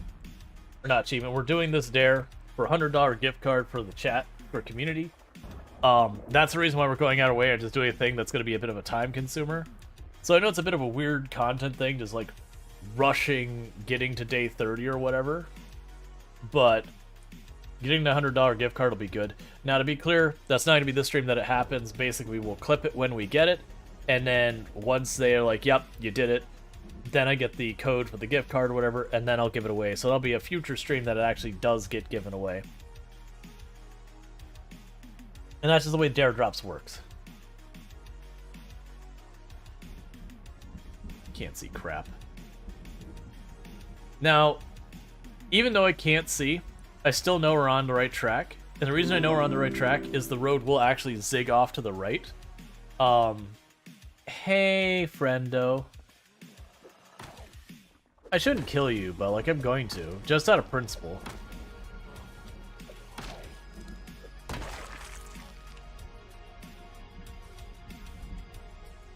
I remember when I first started playing, I always would grab the hard hat. And thank you for the follow. Welcome to the stream. For the record, clothing-wise, another pro tip. Oh, hey, I didn't expect to see someone from that angle. Like, pro tip, you'll be very tempted to, like, maximize all the clothes you can put on and yada yada yada to, like, give yourself all the protection that you can possibly can. Don't fall for it. That's a trap. The issue is, when you get too hot or too cold, you actually have your character gets fatigued faster, and you get dehydrated faster, and then overheating, if it's bad enough, will penalize your attack speed by up to, I think it's like 40 or 50%. It's something absolutely ludicrous if you hit Sunstruck. That very genuinely, those penalties will be more likely to get you killed than the actual thing is to protect you. Because even if you like like bundle yourself up, you're at 10 tailoring, you patch up every single thing with leather and all of that goodness, you can get like some really solid defense. Like really solid defense. But unless it is absolutely frigidly cold out there, your character's gonna just about die of heat stroke. So like the way my character is dressed right now would strategically make more sense than wearing like the leather jacket, the long pants, the military boots, and all that. Now that said, I still usually wear the military boots. There's no real big negative, especially the desert ones. And it's fine to have some level of protection on your character.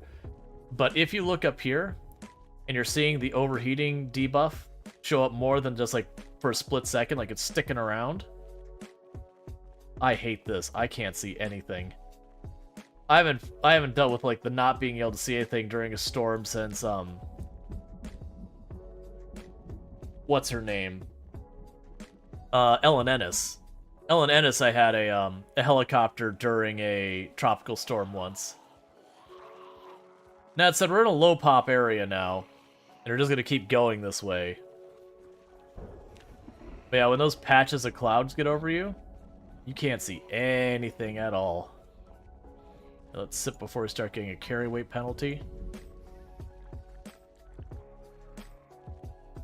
But yeah, so there's a lot of things that are effectively... You like doing just the outlater? Yeah, and that's the thing. Like, basically the thing is, if you see up here, if you're getting cold, you put on more clothes. If you're getting too hot, you take off clothes. If you can happen to like figure out ways to get a little bit of protection out of that, cool. Like taking the time to put the leather patches on there, that'll still give you some defense. It's not a bad thing. It does also circle back to the, if you're getting hit, you are already rolling the dice to see if you're dead. Yeah, fashion first.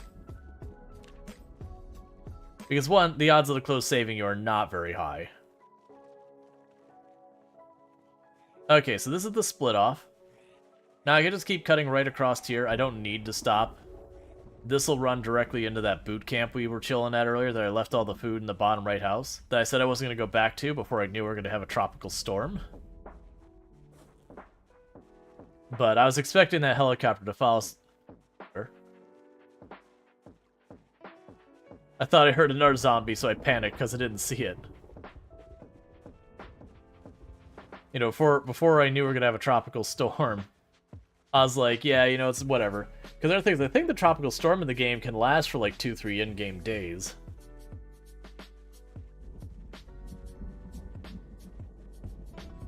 And you'll go a year or two in the game without seeing one.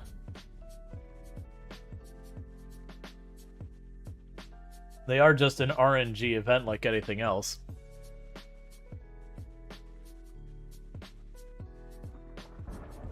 Which, for the record, this is kind of what a tropical storm is like in real life. You know, trees, like the trees would be whipping around probably a little bit more aggressively, but otherwise it's this, except like a day and a half of non-stop, no mercy of this.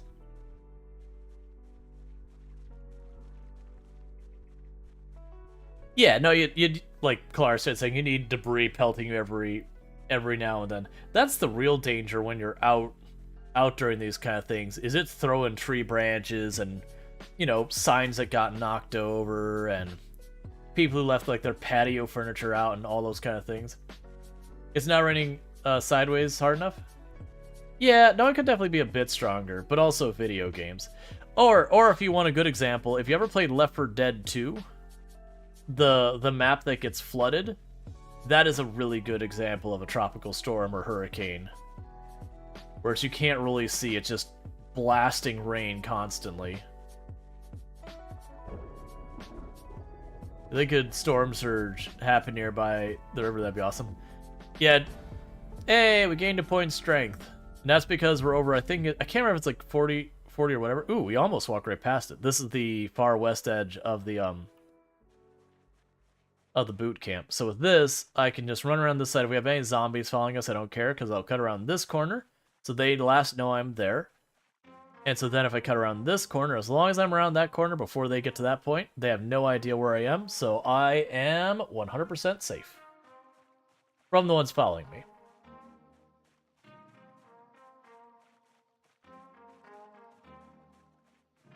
Alright. So now let's ride out the rest of this challenge in easy peasy lemon squeezy poppin' pills way. I'm gonna pop in here real fast. We have a sippy sip of water. Gonna fill up our water bottles just in case the water goes out. I mean, it will go out because 30 days is the end of the month. And your water will go out between the first, you know, day 0 and day 30. So take our sleeping pill of celebration.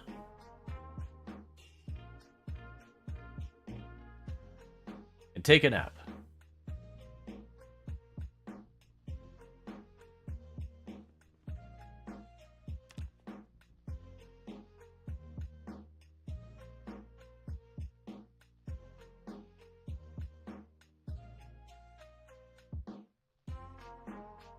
And we looked around, we didn't like our day, so taking a sleeping pill of celebration.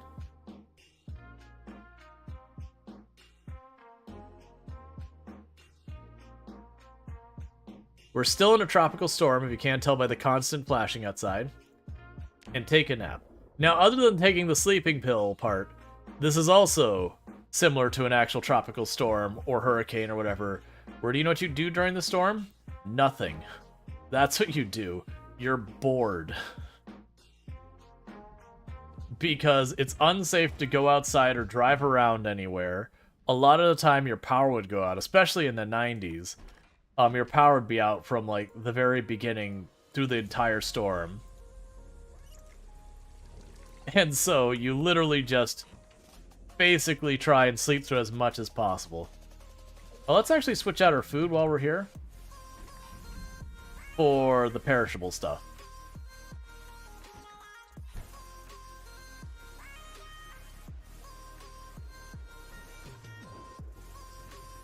Those 3 should do it. We can go here. Hey, Slimus, how's it going?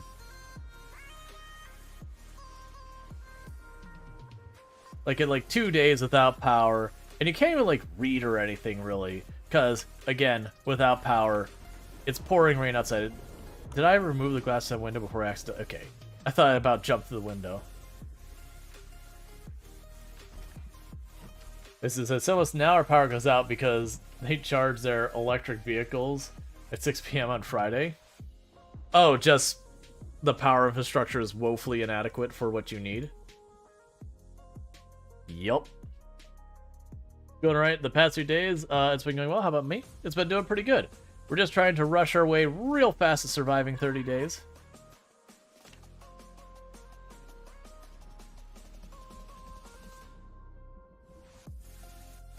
For the purposes of a dare drop.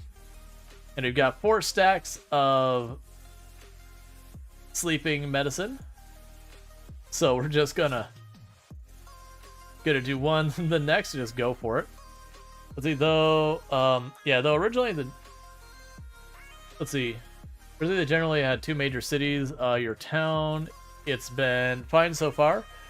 But we don't have manpower to upgrade the power grid for the future needs, so everything has like 5-year waiting periods. Yeah. For where I'm at, basically what ended up happening was everything was like really rocky, that the power grid would constantly go down, like even like the minorest stuff. So like power was super unreliable.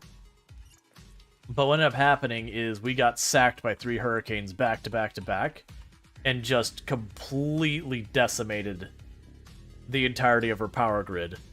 And so our power grid actually got, you know, really well made because it was all gone. And so they had to rebuild from near scratch, and then there's a bunch of the politicians at the time, because of how angry people were to have had their power out for like weeks at a time, made it kind of their big political issue to be like, no, you will make the power grid redundant and all that sort of stuff. So surprisingly, Florida actually has one of the better setup power grids now, because of how bad it was back in like the early 2090s when it got completely demolished.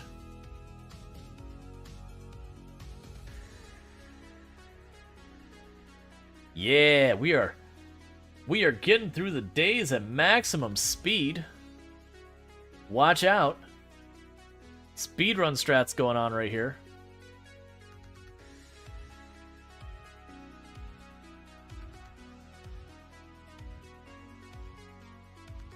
Like, we're even lean on the speedrun strats. I'm going to take the sleeping pill before I even go out here for the water.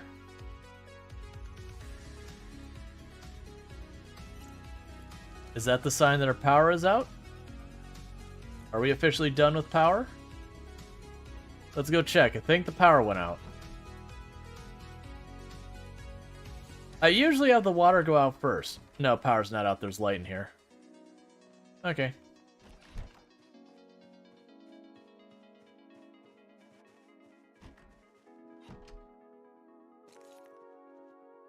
There we go. Much nicer. Why would I think the power's been out? It's fine. It's like, I just left a room with the lights on. What am I talking about? The power's definitely not out. Oh, we got stale chocolate donuts. Let's slam that real fast.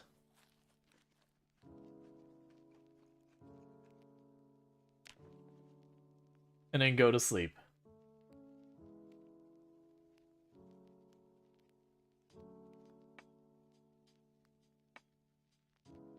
Wake up. Take your pill. Eat a snack. How much are you worth? Eat a snack. Go to sleep. 'Tis the life.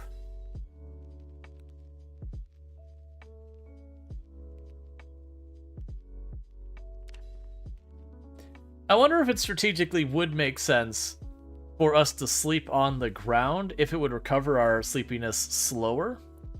Oh, you know what? If we were actually trying to rush this, what we would have done is we would have taken all the traits that make your character need to sleep more often and faster. It's too late for that now. We've already put enough time into this, but that would have been a way to make this go way faster. A dare drop should have been the whole making a salad while standing at a zombie. I agree. We'll try sleeping on the ground, see how that goes. I'm hoping it recovers much slower. It doesn't look like it. It looks like it's recovering about the same speed. Yeah, and it stops halfway, so we won't do that again. Oh, also, we're getting really sad. Let's go ahead and take an antidepressant. It'll make it all better.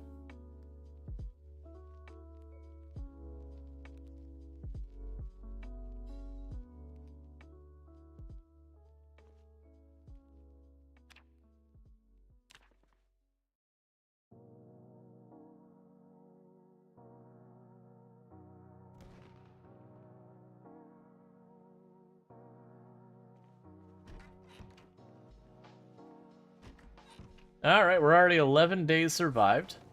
I do need to grab myself a little bit more food. So far, the power is holding, so we're decent luck with that. I've had pretty bad luck in the past sometimes. Ooh, let's eat that pork chop right away. It's going stale. We'll grab the shortbread, and we'll come back for more later.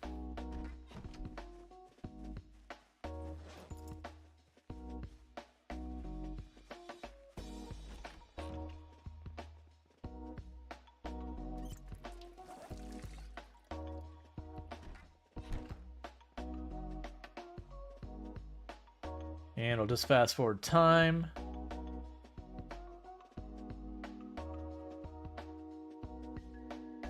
And I know we're hungry, but our food is still frozen. So it'd take, I mean, the debuff's not. Is that sadness from boredom, I take it? Yes. By staying inside so long, we're getting extremely bored. And our person is getting sad about it. So eat that. And of course, we'll chase our stale pork chop with a sleeping tablet.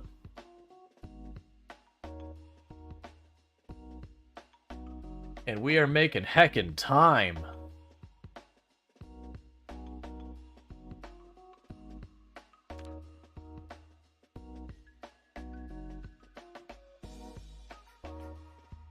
Yeah, so it seems like it's about 2 tablets a day.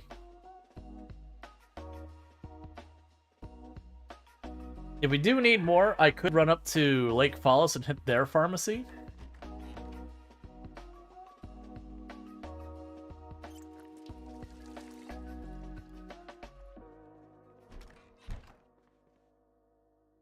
Only day 11? Well, yeah, but how much time do we lose getting ourselves set up? And we're on day 12 now. Like, I know this isn't the most exciting way of doing this, but this means I could probably... I shouldn't have taken normal. Let's go to sleep. I wasted a sleeping pill.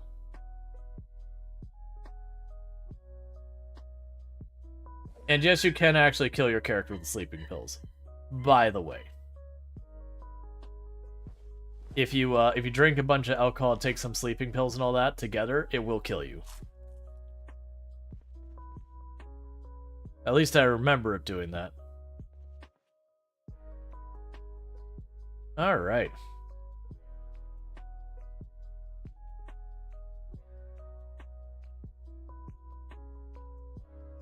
Yeah, so we get to like day 20-something, and we're out of sleeping pills. Unless it's like really, really close, we could run to Lake Fallis, get ourselves some more sleeping pills where we know we can find them. And go with that whole bit.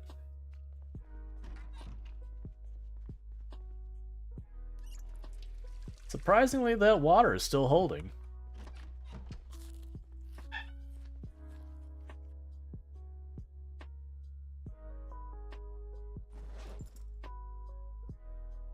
Alright.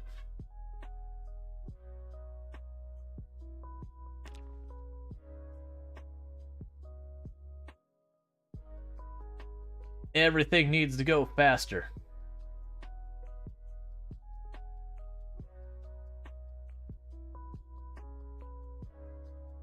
Wake up, go back to bed. Was your first death ever in this game was from eating a random bowl of soup you found ready-made? Was it multiplayer where someone poisoned you, or was like it was rotten or something like that, or uncooked? Like was it dangerous because like it was either, you know, too far gone or raw?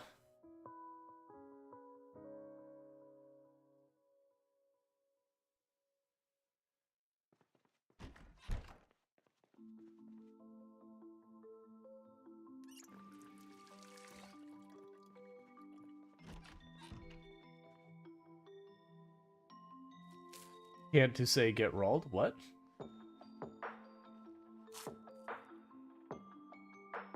Alright. Day 14, here we come.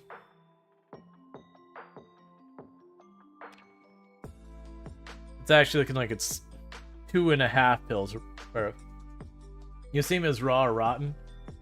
It was also multiplayer, and we'd only just started the server. Nowhere near each other. Okay, gotcha. It's always one of those questions because, you know, some people like to add extra dangerous spices to your food as a meme. It's one of the reasons why in multiplayer, unless I, you know, kind of trust the other player, it's like, I made you this food. It's like, that's great. I'm not going to eat it.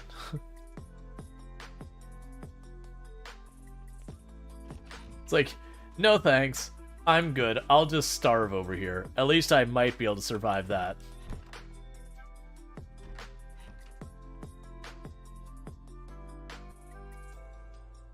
Alright.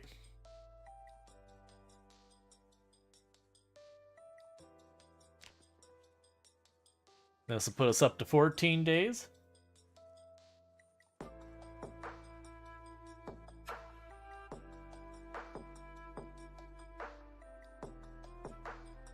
Take our pill. Drink some water.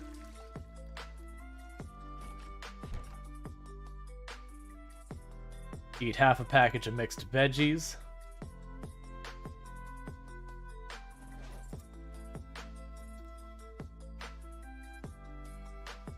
And go back to sleep.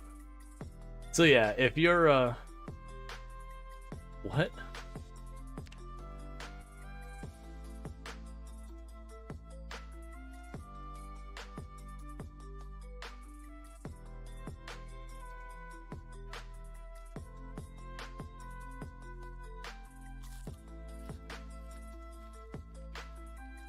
Yeah, Strider, let's not do that.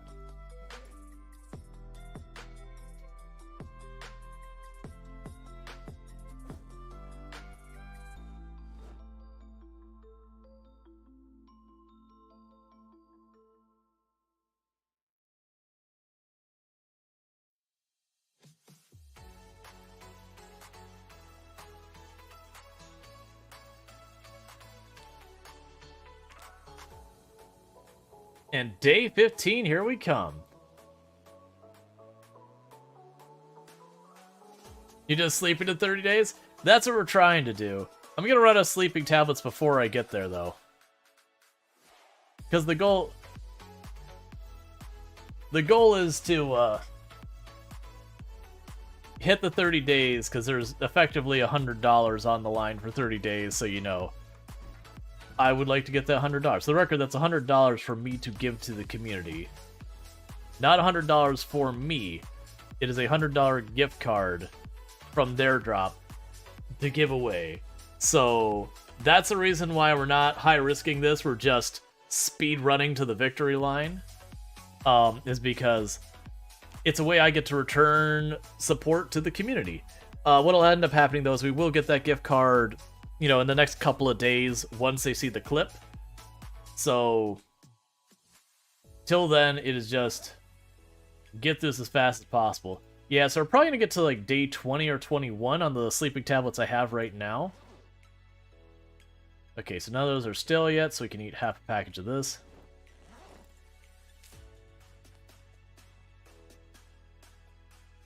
But yeah, so if we're only at like 2021, we will make a run up to Lake Fallis, which is north of us a little ways. They have a pharmacy right on the main drag. We can go check there and see if we can't snag ourselves some more sleeping tablets. And then there's plenty of places I can lay low in that area as well. Eat, sleep. I always dreamed of becoming a cat. Yeah, you don't realize this, but this is actually Cat Simulator we're playing right now.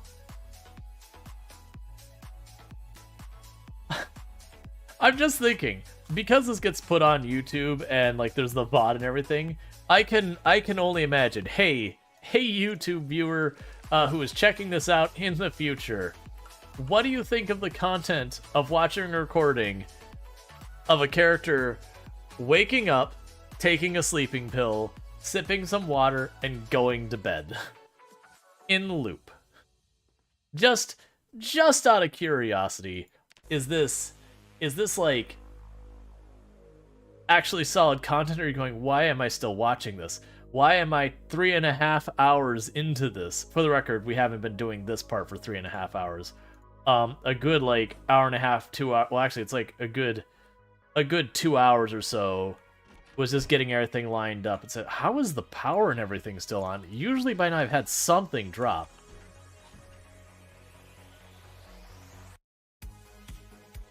Be frank, YouTube upload could be edited 10 times speed, but the problem is I have to download it and then go to like edit it and then speed it up and then re-upload it and doing all those things, and I'm not gonna do this for this. Could you like even sped up? Could you imagine sitting there? It's like here's 5 minutes of this sleep awake cycle. Congratulations, we finished the thing.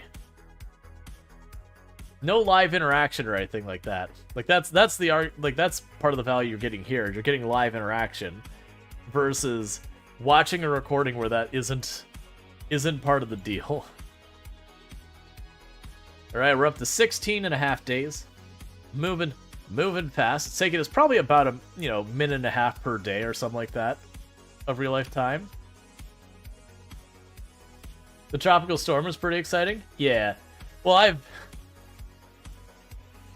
people are saying hi, future YouTubers, by the way. Yeah. Well, that's I've had that before in a run where we got nailed by a tropical storm and a helicopter at the same time. Now, granted, that helicopter was pretty tame.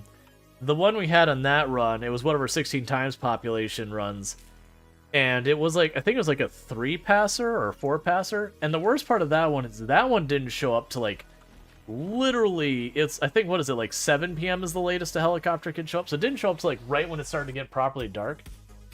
Is there a limit amount of sleeping pills you could take before sleeping? I don't remember the exact things, but there's certain combinations of like sleeping pills and alcohol and that will kill you.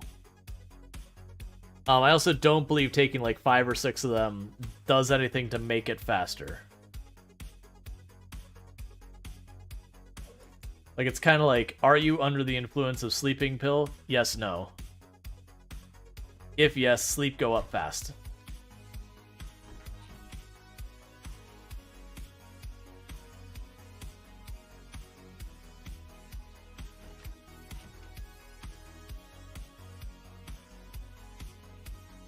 Oh, the power's out. Actually out now. I was like, wait a second. This isn't on. You know what? Just give it all to me.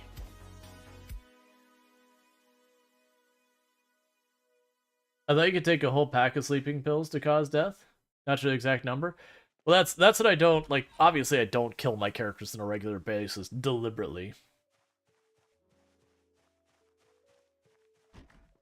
But that is a mechanic that if you take like sleeping pills and alcohol and stuff like that together, it will kill you. And I don't know the thresholds. I just know it can kill you.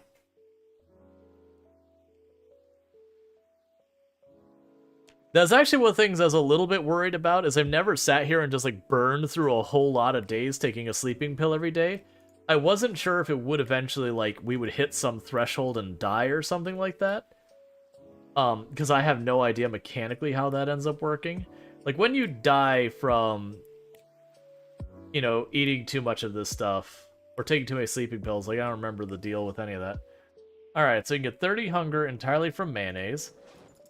Great. So we are on the mayonnaise diet right now. Thank you, old Captain Gill, for subscribing for 4 months.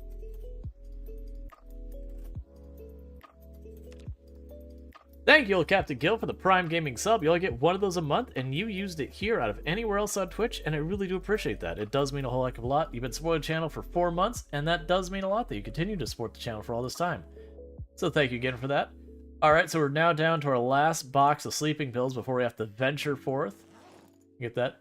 Let's see, assume the game treats them as safe to take as long as the effect isn't overlapping and adding up. I have no idea. Like, I've never had to care about behind the scenes what the sleeping pills were doing mechanically. But what I do know is we're having ourselves a fourth of a canister of mayonnaise directly from the bottle. I actually don't like mayonnaise.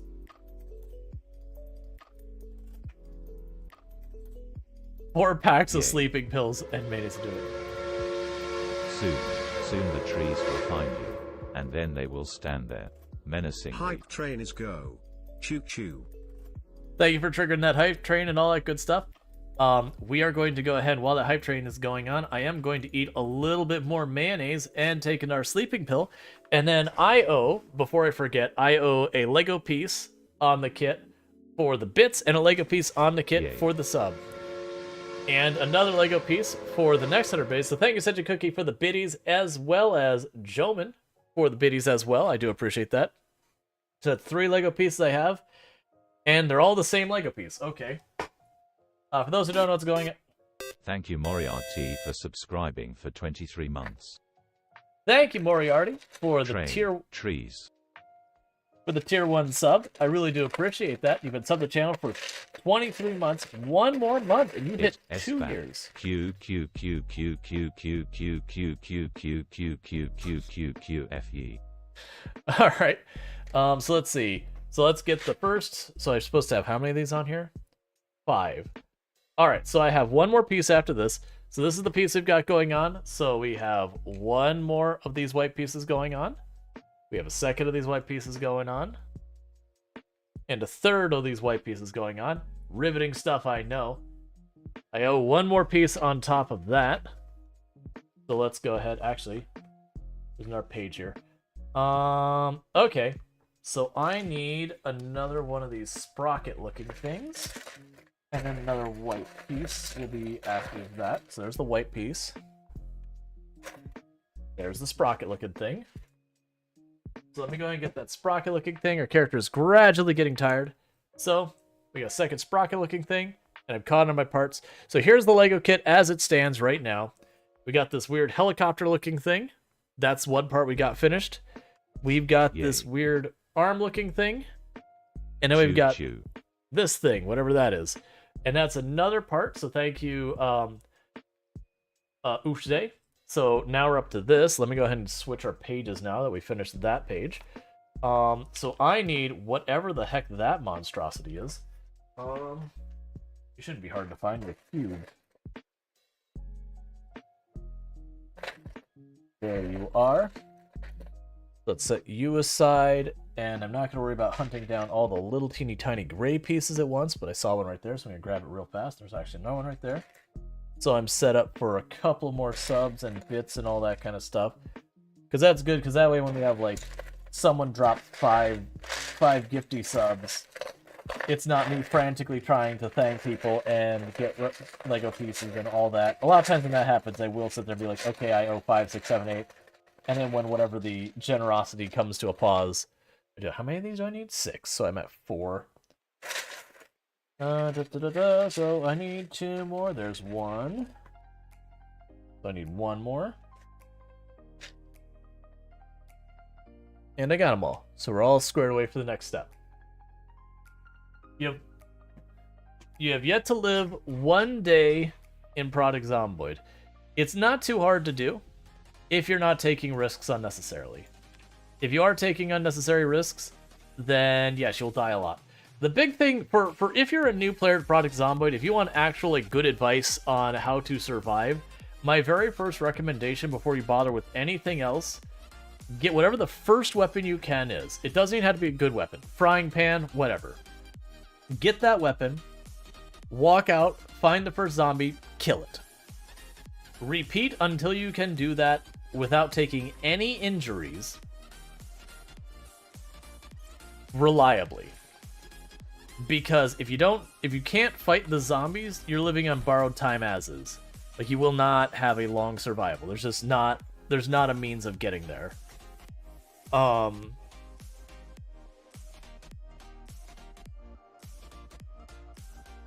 Okay, we can go to sleep. It's just a necessity to kind of do that.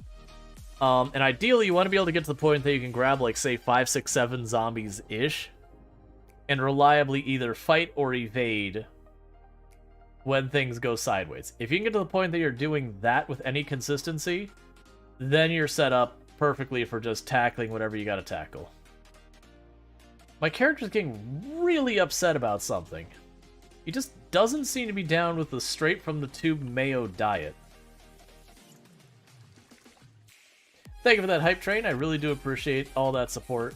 That was what so the one of my complaints with the having the thing up here is I don't get to see the final results of what people show the hype train up there. All right, here we go. Here we go. It's a level 1 hype train at 81% with 2 subs and 300 biddies. I really do appreciate that. That's because Mayo's discussing. Hey, I personally agree. But, you know, it is what it is. Alright, so we're getting to the home stretch on our sleeping tablets. We'll probably make it to day 23, I think, on these things. And then it'll be time to acquire new means of getting naps.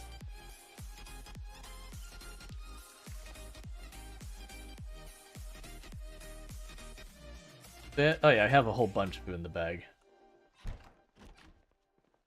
I'm gonna leave the pancakes here. They're too much of a setup to get started. So half a meal of this.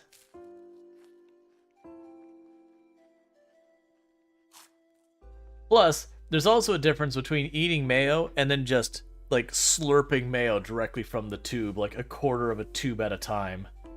These are very different experiences. Having like a little chicken with some mayo on, well, having a little mayo on your chicken kind of thing. And then just straight up, you know, downing a thing of mayo. Alright, we're at 20 days. We're 2/3 the way through this. I said my goal was to get this all knocked out in one stream, and I think we're going to be able to do it. Maybe it's Duke's mayo? I have no idea about the different mayonnaise. I mean, it's egg and vinegar, right? With a little bit of sugar. They can have a whole bunch of stuff. There's like mayos all over the place. You can have some really fancy mayos. That said, you know, I'm just not a fan. I'm sure if I were to go around and try all sorts of fancy mayos, I could find some I like. But I don't really care enough to. And the mayo we typically have around here is pretty terrible. Yeah, so if it's a light mayo, I could do that. J Money saying like if there's mayo already on something, I can tolerate it. My issue is a lot of times when you get stuff that they decide to put mayonnaise on it, they don't kind of like put like a little mayo on it. It's you wanted the tiniest sliver of chicken in your bowl of mayonnaise, levels of mayo. It's like, no, you wanted biblical levels of mayo on that sandwich, right? And it's like, no. Look, man. If you're gonna put on, I want like a thin layer.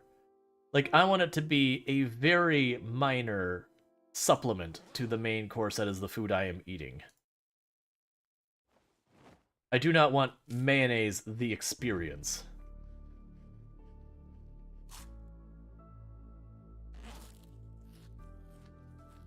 Which is saying biblical layers of mayo. Visible mayonnaise on every bite, yeah. I'm curious, like, we're actually getting chilly a lot right now. Now, it is one thing that if you're at like really high levels of tired, you'll get colder faster.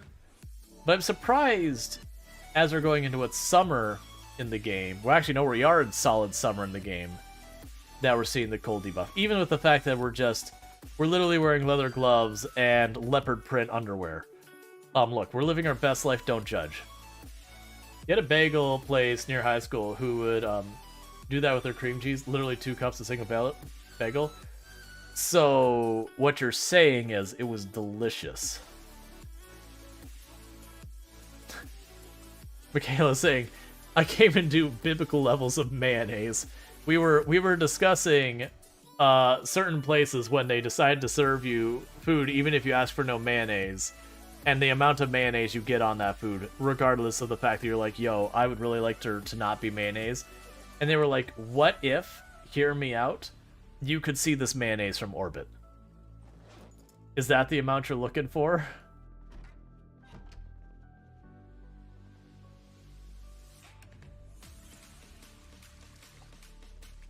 For me, the one I would call out that I had problems with just being way over the top with their mayonnaise was back in the day was Wendy's. I liked their spicy chicken sandwich. I did not want mayonnaise. And every single time, you would get absolutely unreasonable amounts of mayonnaise on their stuff. Like, just really, really over the top. And I'll have someone's like, well, actually, in our area, they really don't give you any mayonnaise to speak of. It's like, you know what? You're probably right. You are probably not wrong. Alright, so we're still pretty overburdened. And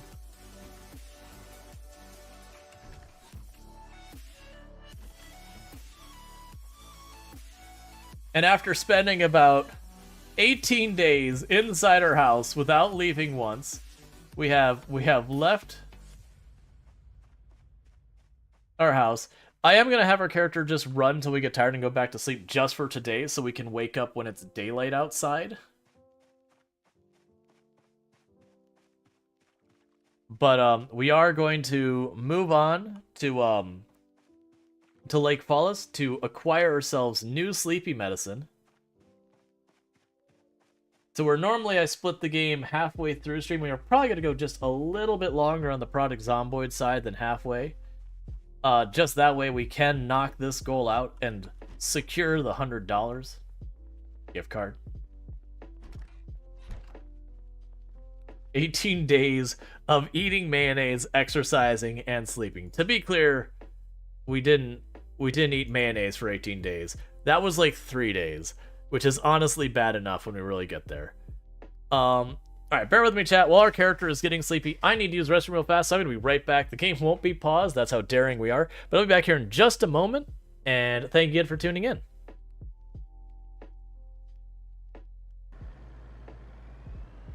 That's fine. It's good enough.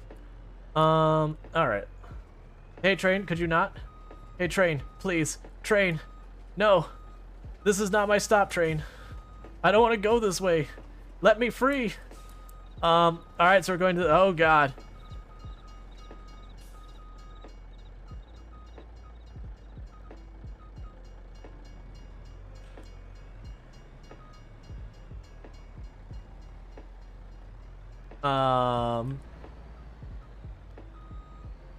And we just need to straighten it out and everything will be fine.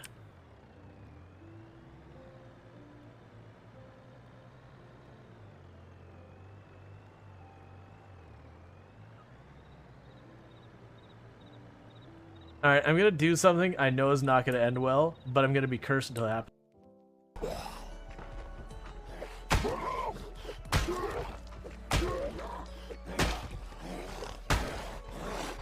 Alright, and we are fast forwarding. We're right about to get time to go to sleep, and we're going to clear trees, easy, evil plot. Yes, trees are always the enemy. They will sneak up, and as I have said previously on the channel, they will look you in your eyes at the moment of weakness when you reach out for the tree and go, please help, and they will spit in your hand and they will slap it away, and you will be betrayed, because that is what trees do. Now, obviously, we need trees for environmental purposes, but within the video game world, trees will always, always, always be your undoing. Everything you hold dear in your life, trees will take from you in video games.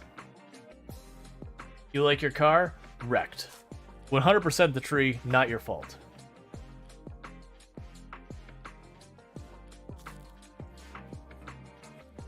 And we are just scarfing the candy.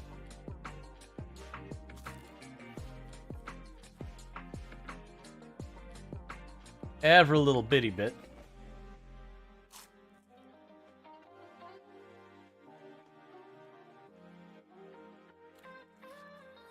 Okay, so we reduced our weight to heavy load.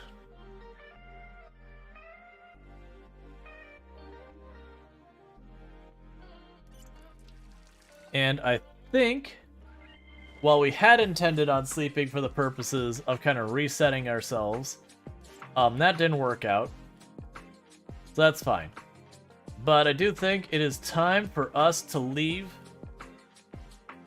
Because we literally have all the rest of the food that we've been working with at the moment.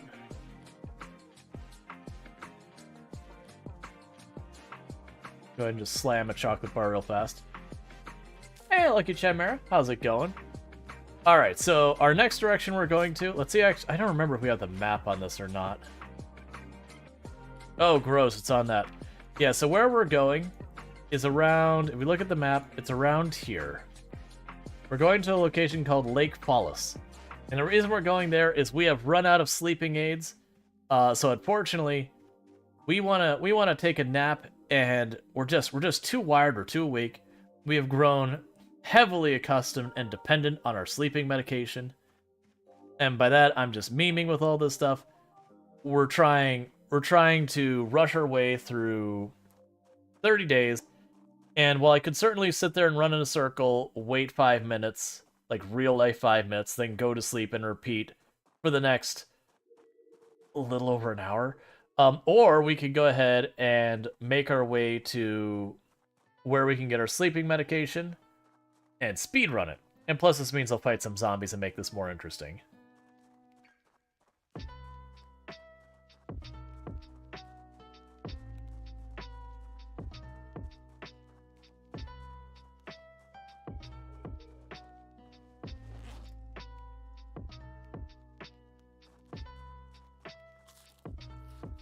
And I am overeating. I'm actually trying to do it for the carry weight buff while also lowering our carry weight. So we don't have as much a penalty. We could walk up here. There should be a little like workshop. We could rest in the chair there. I didn't think about the fact that we're running up here. Do I actually care about anything? Oh, I forgot to even have those there. Put those in our backpack. That'll make those lighter.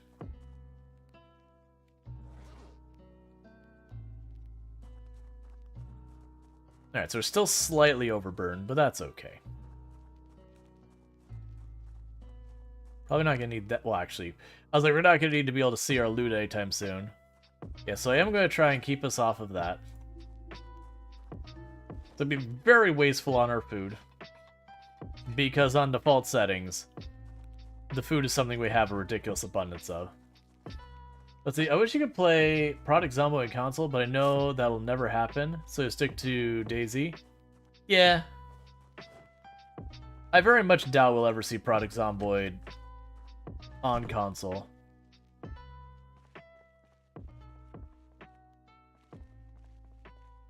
It just is what it is.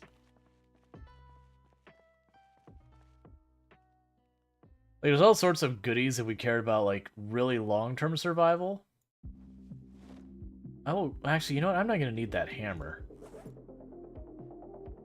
Honestly, these two hammers... Let's get rid of one to reduce our carry weight.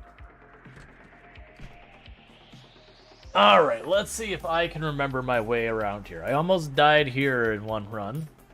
That I ended up having to trip through zombies and run away. I remember that. That this whole area got so spicy it was hard to deal with. What I'm trying to remember is if we want to go right or left. I think we go right and then take the road north. Actually, I think both ways might take us to Lake Fallis.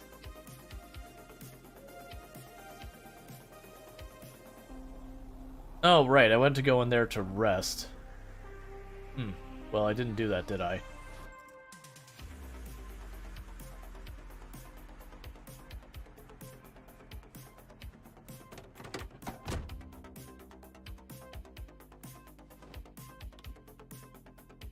I was kind of hoping there'd be, like, a speck of gas in there, so I could just drive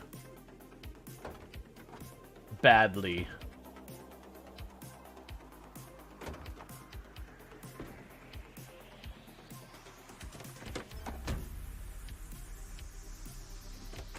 They both have keys, but neither has gas. Alright, well, we got a little bit of our endurance recovered. I don't want to sit inside the car and fast forward, because if a zombie runs up on you, you can get yourself cornered in there. And those windows are damaged, so they won't last very long. Alright.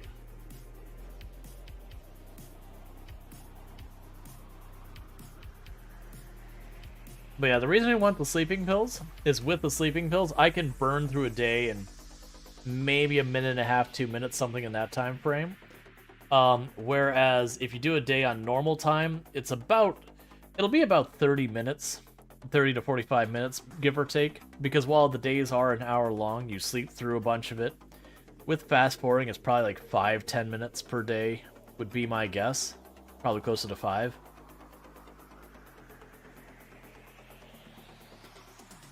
So if we take, 10 minutes or so, run up to Lake Fallas, snag ourselves a bunch of sleeping pills, and just, run off to some random farmhouse, we can knock out these last. It's actually closer to 7 days than 8 days. Real quick. And have this all sorted in a matter of like a little bit over a 4-hour play session for 30-day survival, which is ridiculous. Because considering, very genuinely, normally surviving 30 days is about 15 or so hours.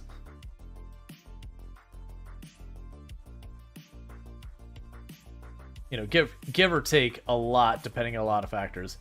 In hindsight, anyone else who wants to try and do this, any of our content creators who are lurking or whatever, if you're gonna do this challenge and you want to speed it up, there are 2 traits you can take. One that makes you fall asleep faster, and one that makes you take longer before you wake up. Take those 2 traits, and that should speed it up a lot.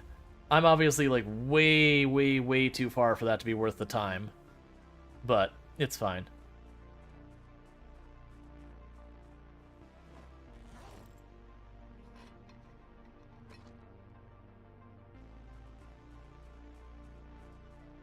Can of evaporated milk helps thirst? Question mark? It's evaporated milk. What? Do they not know what the word evaporated means?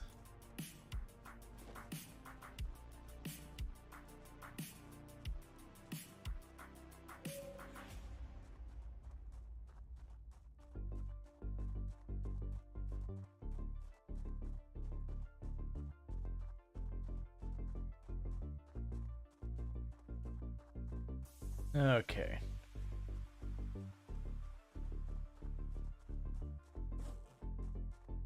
So we're enough past being bored that we can take an antidepressant that should be able to, evaporated, dehydrated.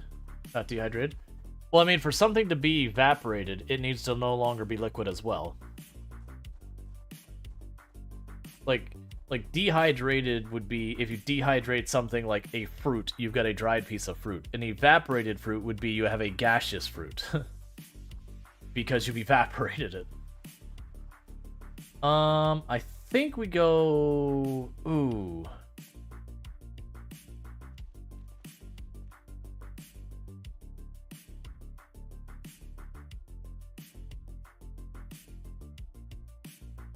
That looks like the kind of pack would have a large backpack. I don't see one, though.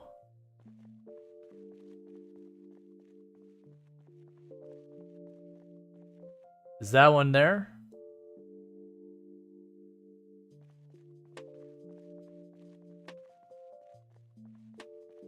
Evaporated milk is just condensed milk? No, they're not large backpack groups. That's like a full horde.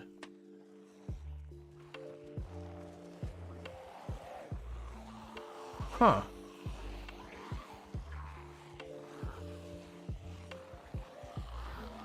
Oh yeah, whatever.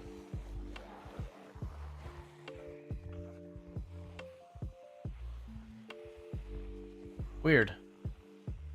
I mean, I'm pretty sure I made a wrong turn out here somewhere, but that's okay.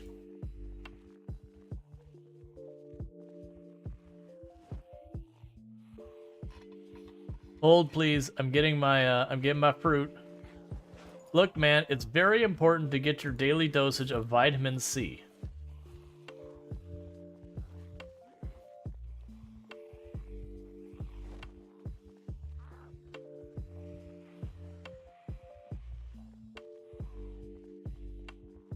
Get your vitamins D and C and A and all your other vitamins.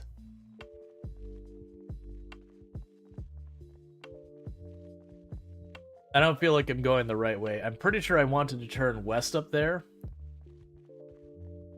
which would make this a colossal waste of time if that is the case. but it's been a while since I've walked the map without any information. I'm pretty sure it goes west and then up. But I think I can also go this way and around. Worst case, this takes me over towards Muldrow, which would also work, because there's pharmacies there, too. It'd be way less convenient, because Muldrow is much more of an annoyance to navigate with all the zombies there.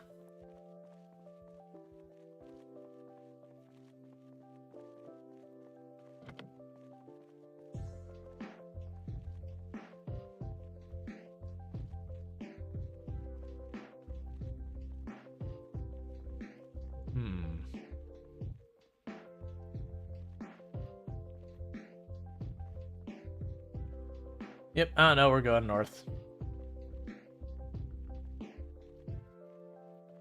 That's weird. When you have a random horde like that all by itself, usually there's a large backpack in there. It could be that there was a large backpack and I didn't see it because like it's tucked down on the south side of the road. Like in the grass where it's too dark for me to see. So normally in a run I would really care about that. I'd be like really going on my way to trying to track that down and swipe the backpack. But because we're not in this run for the long term,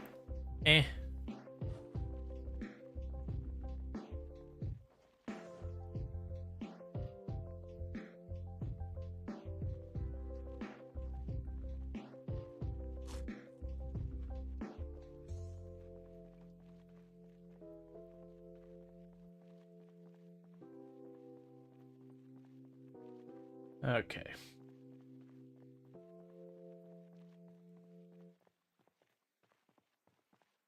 You know what? This might be the road to Lake Palace. You might be on the far south end of it. If it is, we'll go up this road. There'll be a there'll be a farmhouse on the left, and then it'll go up and around. And then after the farmhouse, we'll see like a little ice cream parlor, and then next to that there'll be like a like farmer, like it'll be like a single booth, like fresh produce farmers market kind of thing. And if we see that, that just means I just keep going the road north. It'll take me right in there. If we don't see it, then we want to turn west when we get the first opportunity.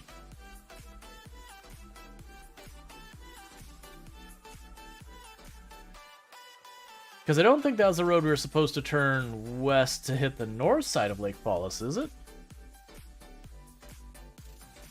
Man, you spend so little time in the middle of the map, because there's nothing here.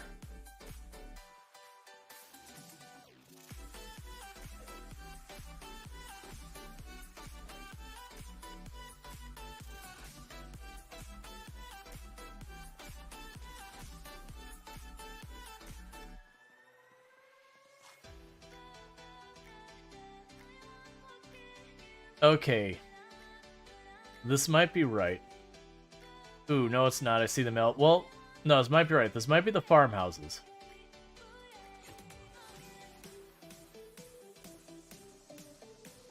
It's always a challenge because the entire middle of the map is mostly farmhouses as well. If we look back there, there'd be a couple of farmhouses. Because when you see the mailboxes like this, it does mean that there's nothing but farmhouses usually on the end of those, or like houses in general.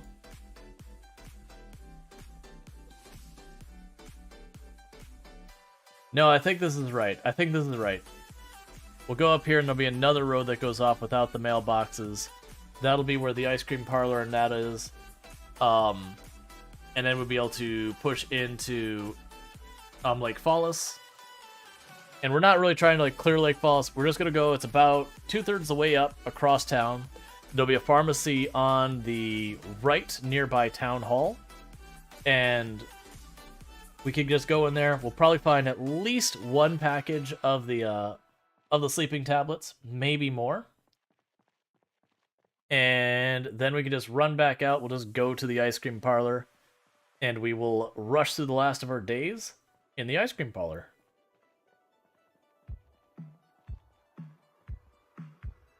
We might stop for... How much food do I have? Oh, I mean, we're probably good for a while.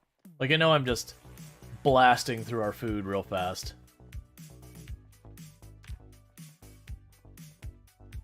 Nope, that's not what I thought I was going to see. Nope, this is not right. None of this is right. We are not where we thought we were.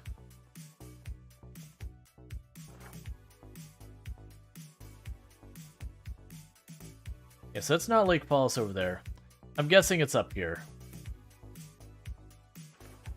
I think the whole section east of where I meant to be.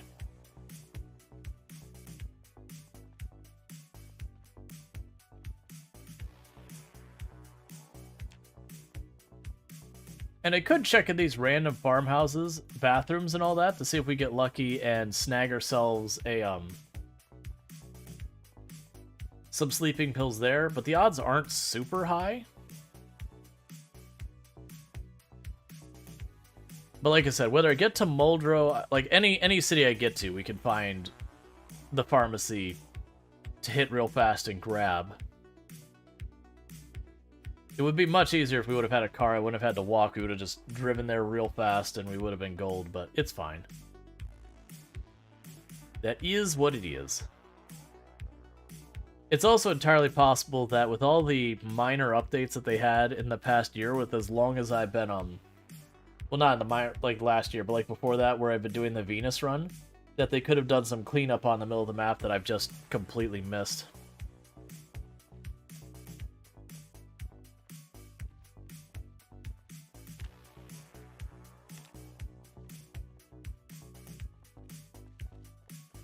It's just sticks and stuff.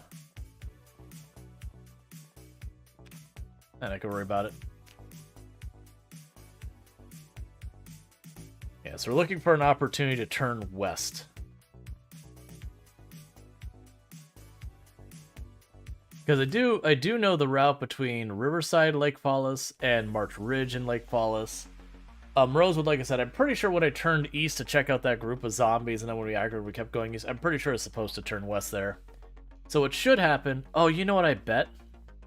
I bet you that farmhouse, that first set, I should have probably gone to the west there. I think that would take me along the bottom side of Lake Fallis from the east. It's fine. We're already past it enough that we'll hit the intersection and come from the north side and the gas station. That's also fine. Because that actually brings us in where I only have to go 1/3 from the top of town to the pharmacy. It's just unfortunate because it's more walking, which is time lost.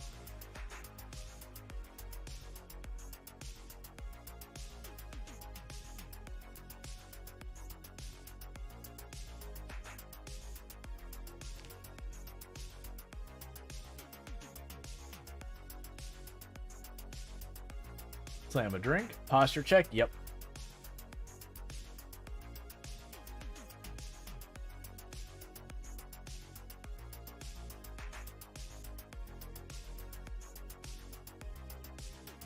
Alright, come on. Where's this road?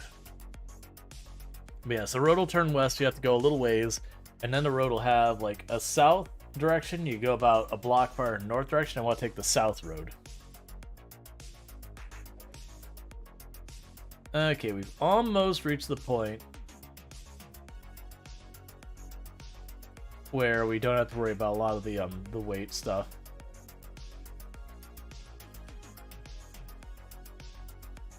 I was looking to see if this food is particularly heavier than the other.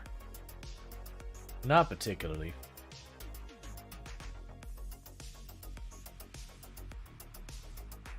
I mean, the can of oats is pretty heavy. So work on eating that. Which isn't just being wasteful with that food, by the way. I'm just trying to not be overburdened. Which really doesn't matter. I grabbed more than I should have carried away, so I'm just like, we'll just keep snacking. We'll jog for a little bit.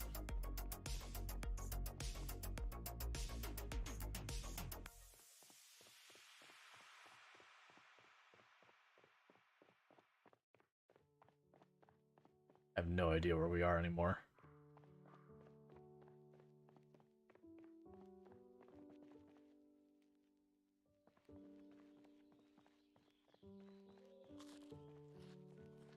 Yep, I am super lost.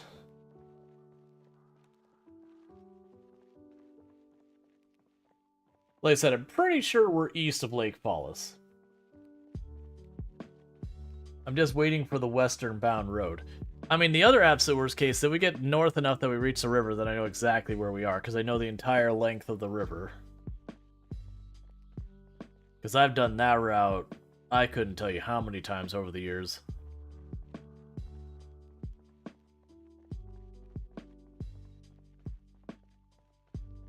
Just eat it. Just slam the whole thing, be over with it. Got a couple random zombies wandering through here for some reason.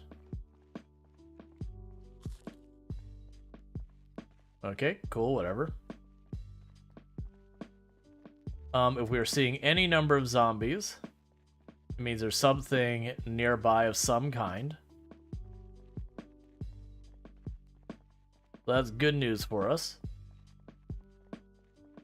Okay, we've got a turn up here. Was there a turn on the north end of Lake Paulus? I don't remember. I know there's a turn by the Riverside Country Club, but I don't think we're anywhere near that. Hopefully not. I mean, if we are, that's fine. We just walk up to Riverside Pharmacy. I remember I think actually no, I know where that is. It's to the east of the post office. It'd be out of the way to go there, but I mean, if we're already out of the way, like, what difference does it make?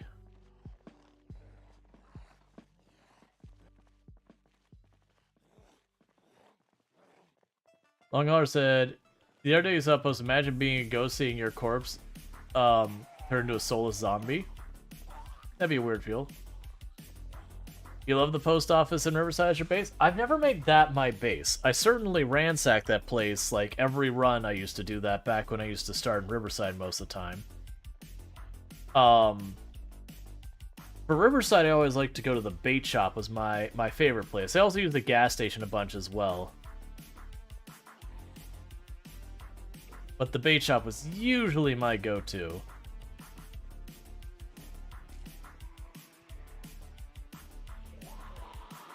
Alright, so this is not Lake Paulus up this way. I think that goes down to, like, just like a one-off house and all that. Are we on the south side? Alright, we can check here in a second. If I keep going west here, and we see a warehouse, then I know where we're at. Hi, hunting knife. Normally I'd be after that, but whatever. Gas station, bathroom, 16. Well, we're talking me starting in Riverside. That was way before any of that. What? Oh, are we west of Muldrow right now? Is this the road that goes from Muldrow's to the east? You go west. We'd be on the north side of Lake Paulus. I think I've only been over here out to the Pony Romo like once.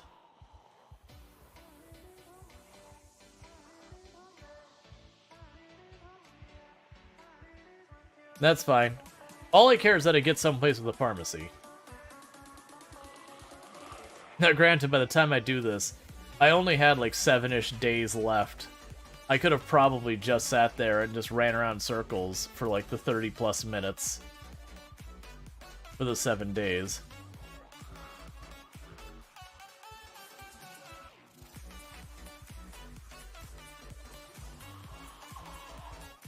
It really is a shame I don't have a car, because we could zip through this whole place in no time.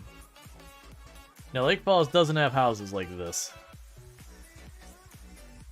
Not on the main drag to the north.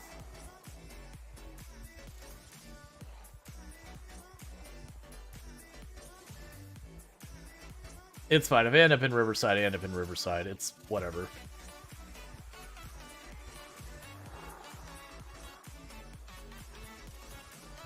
Alright.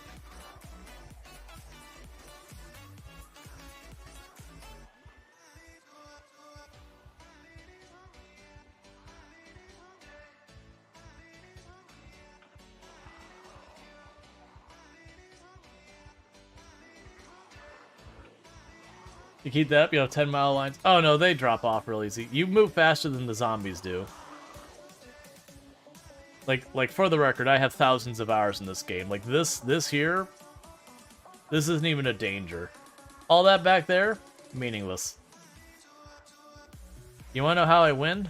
I walk. Like, even until you hit like absolute maximum exertion and fatigue, or you're like way over encumbered, you could just walk away and you'll outrun the zombies, and eventually they'll lose sight of you and you'll just leave. Project Zomboid is one of those games you can almost always walk away from your problems unless you've done something to make yourself really be in a bad place. Or you corner yourself or something. This is a nothing burger.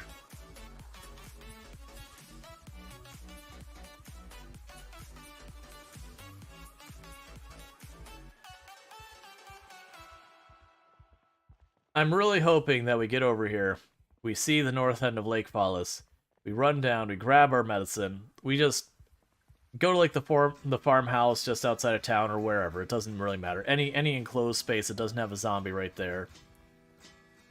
Start popping pills, speeding through the game, get our 30 days, get that gift card locked in, and all that good stuff.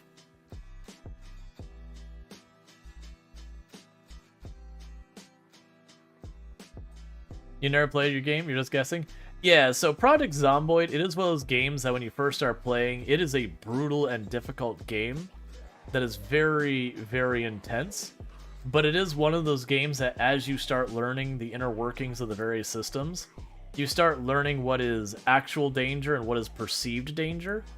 Like, all of this right now is perceived danger. Thank you, Noah Plo, for subscribing for 16 months. Time flies, wee.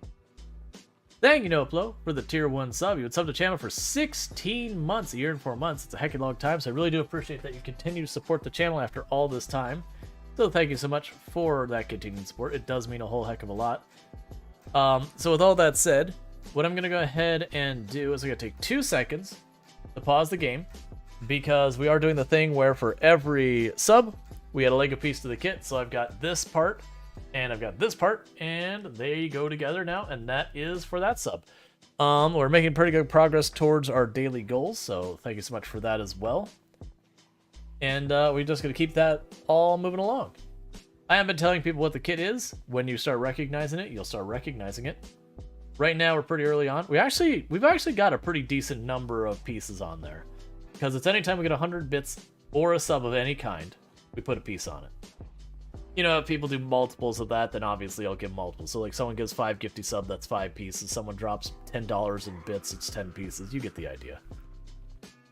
We're also doing the whole thing with the down that way. The sub goals. Basically, every time we hit our daily sub goal, it's a point. If we get multiples of the sub goal, each multiple is another point. So, you know, 7 daily, like 7 subs in a day is 1 point, 14 is 2 points, 21 is 3 points. You get the idea.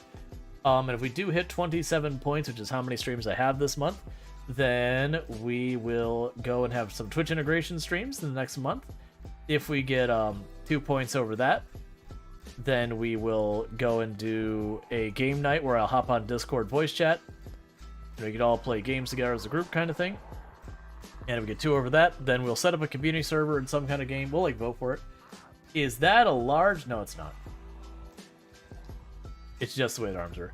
Let's see. You've been lurking about playing Baldur's Gate 3 you on the other stream. Really enjoy watching you play Project Zomboid. You want to get better at surviving. Yeah, I used to play this game like quite a lot on the channel. Like, it was never exclusive. Like, I've never exclusively played any game on my channel. I've always tried to keep it variety, but there's definitely a time I was playing a lot more Project Zomboid than now. But you know, is this... Please let this be the gas station. Please be the gas station. Come on, you're not the gas station. Why are you breaking my heart, game? This looks really familiar. If there's a lake up here, it means I know where we are. And I know I keep saying that, but it is trying to go on memory of places I haven't been in a year and a half in the game, if not longer. Actually, it's probably been like... No, it's not been 2 years. That's too long. Yeah, I feel like I'm just east of the north end of Lake Fallis. I don't believe we've gone as far as far north as the south end of Riverside. If we have, again, that's not a problem. We just go up the road. If I've gone far enough west, isn't this where Clark Burke based? No. Definitely not.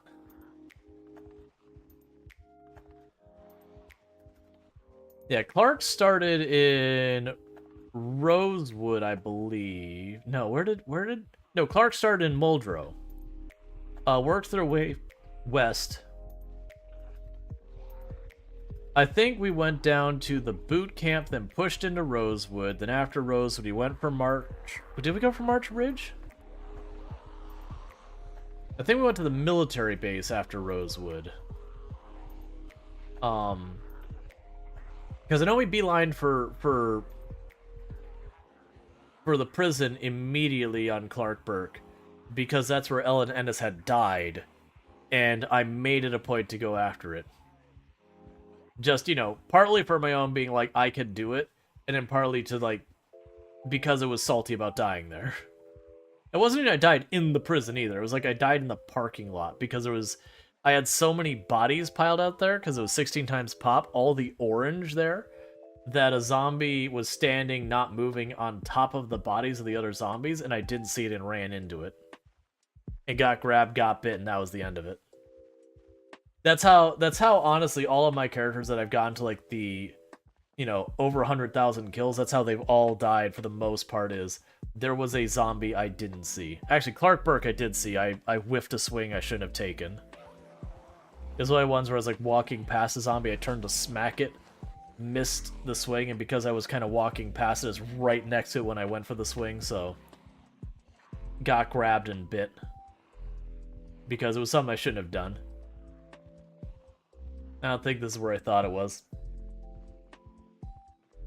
Lasai.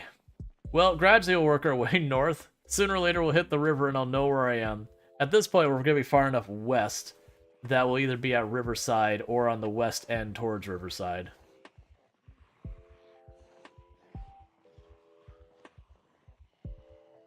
You got into Project Zomboid last month, played a multiplayer server and got hooked. I like the multiplayer server, but fast forwarding whenever I want is really nice. Yeah, that's kind of the things that get me with multiplayer servers. Like, they're excellent. It's a lot of fun to play with others. But it is one of those things that you just miss being able to, like, go, I need to use the restroom, let me pause and go that.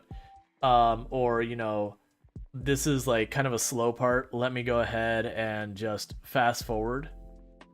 You know, I'm going to read a book, let me fast forward through reading the book. Especially if they do the thing on some servers where, like, make your days longer, so make them 2, 3, 4 hour days. And so then the book takes, like, literal in-game hours to finish with no fast forwarding. Have you played as sprinters? I have, and I can do so successfully. I do not enjoy them. And the reason I will say that is the game is very much balanced around combat happening at the speed that you can nimble.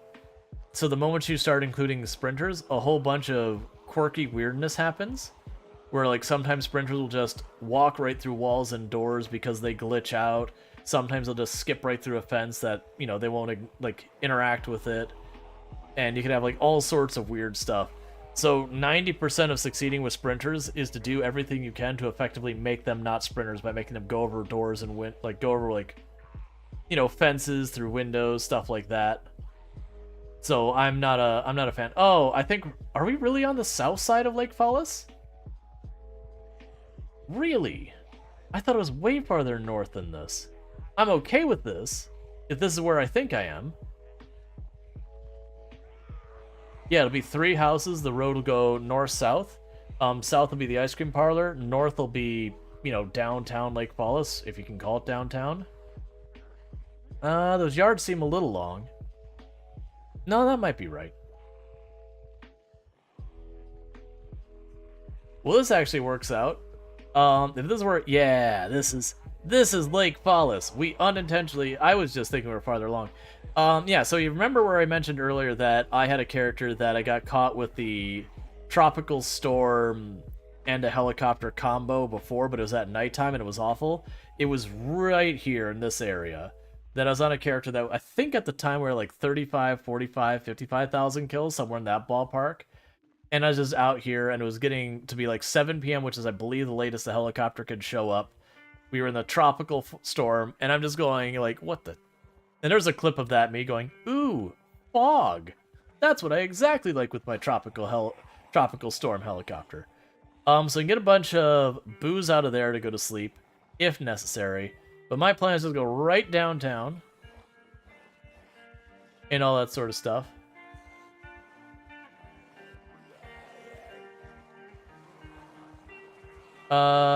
Grit saying, you like the difficulty of sprinters, but I want them to be just slightly more predictable, not in frequency, but in fighting them. So many times they just glitched right through me. Well, yeah, that's the whole thing, is sprinters are glitchy because of the balance of how the game is. Pretty much the way sprinters work is if you aggro more than 3, you either run away, like just, nope, I quit, get away from them, or you get a door or a fence or a window involved to like trip them up and then, you know, exploit the fact that you've effectively tamed them from sprinters to not sprinters for that couple of seconds and hit them on the ground. And then the other big pain part of sprinters is there's no feeling of progression, and what I mean by that is, normally with these zombies, like right now, I could slowly work my way through a horde with my lack of stats. There's our pharmacy. Slowly work through a horde with my lack of stats and eventually wear them down. But after that horde, I need to take a break because I don't have the fitness and stamina to keep that up. Now, what would happen though is on a normal run is you'd slowly build your stats up. You start getting to like 7, 8 fitness. You start getting your combat skills to 7 and 8, and like, you know, all the things like the appropriate weapon skill starts getting higher. Your strength starts getting higher. And you get to the point where you can start pulling groups of 20, 30, 40 zombies, and, you know, you feel like a complete badass because you're just taking these giant armies of zombies and you're able to turn and knock them down little by little until they're finally, like, take down a whole group like that. And it feels really good. With sprinters, if you start with 0 stats, you can fight 1 or 2 sprinters at a time. When you hit 10 strength, 10 stat, or 10 strength, 10 fitness, 10 in every single combat skill, you've maxed out every single stat in the game. There's no farther progress you can make on your stats whatsoever. You can fight 1 or 2 at a time, 3 if you want to play the RNG chance, unless you involve a fence or window. So literally, it's always the exact same thing every single time. So the way to succeed with sprinters is you always go and slowly creep up on the horde, pull 1 or 2, and repeat it, and repeat it, and repeat it, and repeat it, and that is what you're going to do for the entirety of the run. So that's kind of the really big thing that makes them not fun for me, is no matter how long I go with it, it feels like the same thing. Like I've started fresh, and I'm always weak, and never feel like anything meaningful happens.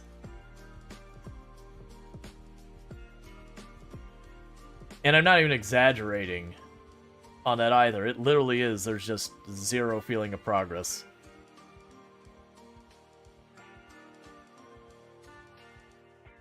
Now, let's see if we can just sneak in here. Normally, I don't want to do this. No house alarm.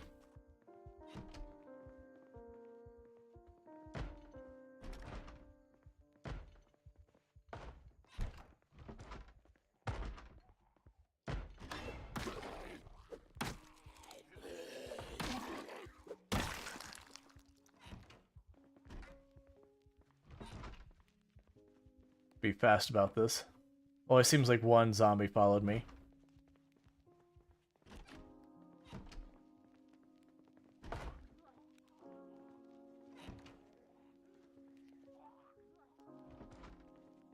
Come on, man. I just need some sleeping tablets. Did we come all this way and they're not even gonna have sleeping tablets for you? Are you joking right now? Boo. Boo. Look, I'll take your mustard. It's my mustard now.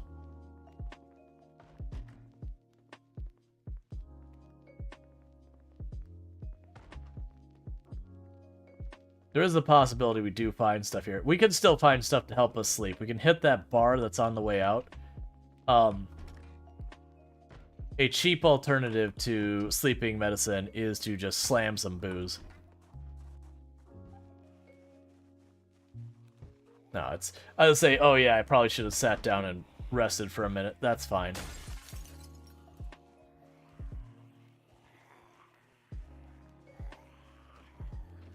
Yeah, no, multiplayer sprinters can be a little bit more meaningful because you can play off other people. So you can do stuff like take the time to split pull. When someone over pulls, you can, try and pull a few off of them, that kind of thing. There's actually stuff you can do. So let's hit the bar, let's grab the booze, and that should cover us. That'll work as well. Go and slam those chips. I'm trying to avoid aggroing all those zombies on the other side of the road that we pulled there by just marching through.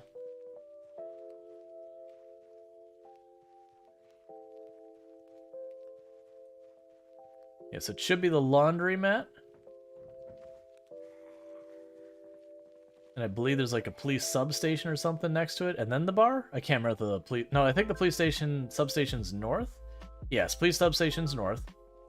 Alright, so we're gonna walk around here. I'm gonna drop the zombie by ducking around the back of this building, hopefully not walking immediately into a horde.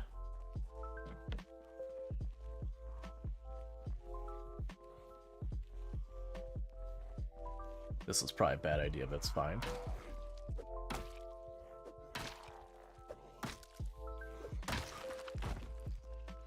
My hope is that now I won't have him lurking behind us. Yeah, we're fine. We got away with it. I was worried about just dilly-dallying there too long and the other zombies catching up.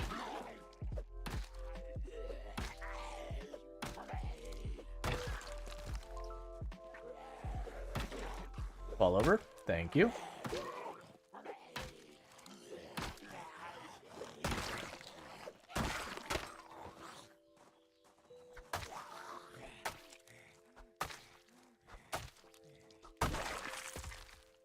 Okay, so let's go and get our next nightstick ready. Are we there yet? Are we there yet? Are we there yet? Never. Well, that sucks. I keep picking up... Oh, there's a whole horde in that group of trees. Like, I kept not seeing that. Alright. Come on, friends. Gather round.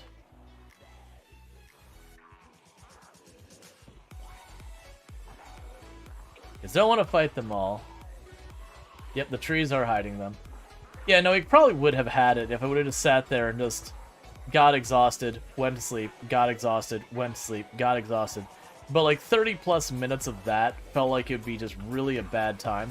I wasn't expecting to walk all this way to the pharmacy and then them not have a single thing of sleeping tablets. Well, husband, Hi, wifey. are you being cute? Never. Are you being sweet? Never. Have you survived for 30 days? I'm on 23 days. Oh, yeah. Hi, the very last sardine. Hi from Laria Star. Hi, Neonet. Yep, we're trying to help ourselves sleep more, so I'm trying to get into the bar for lots of liquor. Because the pharmacy didn't have my sleeping pills. I so sorry. We got through about 22 or 23 days or whatever, well 21 days probably, Stay. by just wake up, take a sleeping pill, eat a snack, take a drink, go to bed. And then I ran out of sleeping pills after going through 4 whole packs. Well, that's one way to get to 30 days. Hey, normally 30 days is about 15 plus hours to get through that on like playing normally, Okay. and I don't want to do that. No, that's a lot of hours. So we are speedrun stratting 30 days. And it was going fine until I ran out of sleeping pills, and then I came to the pharmacy here being like, sweet, I'm gonna get like 2-3 more packs and we'll be golden. And then there was none here. Why are you calling all the zombies to you? To draw them away from the bar. Oh, okay. That makes sense. Oh, the zombies are so stupid. Puppy. You look forward to this part of the stream? Oh, and Tomb shows up? Yeah. Don't distract him, Wipey. He's so chaotic. That's fine. Distraction. He needs to win. Don't worry, he'll win. He'll get you the thing, the gift certificate, whatever.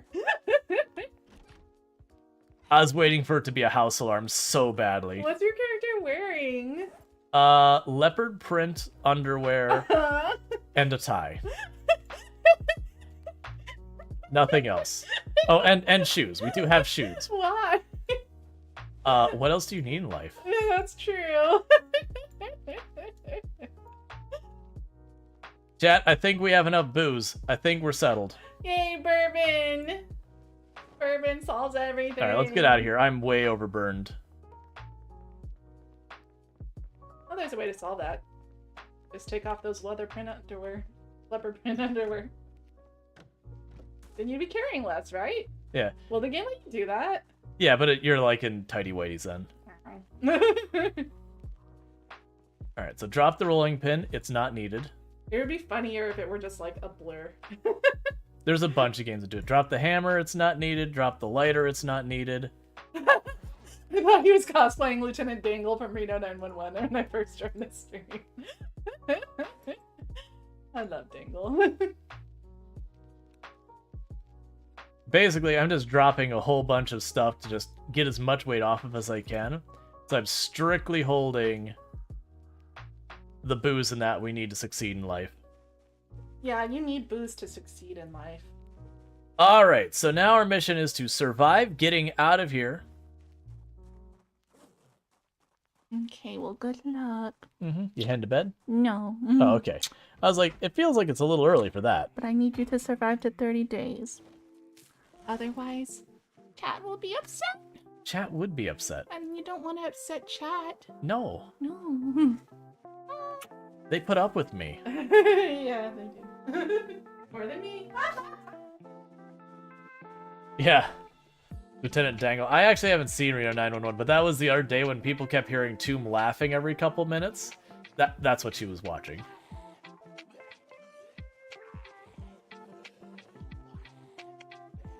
So we've got everything we need in life.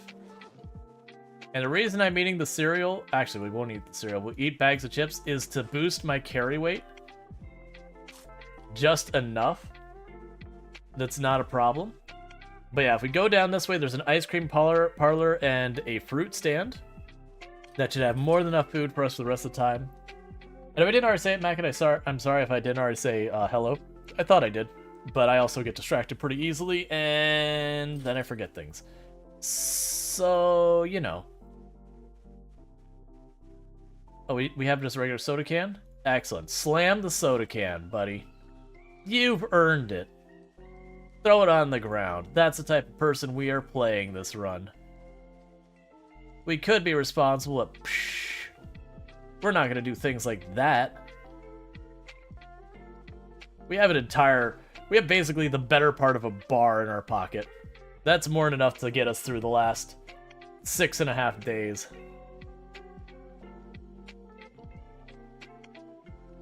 And you'll notice the zombies are gradually thinning out as we get away from Lake Fallis.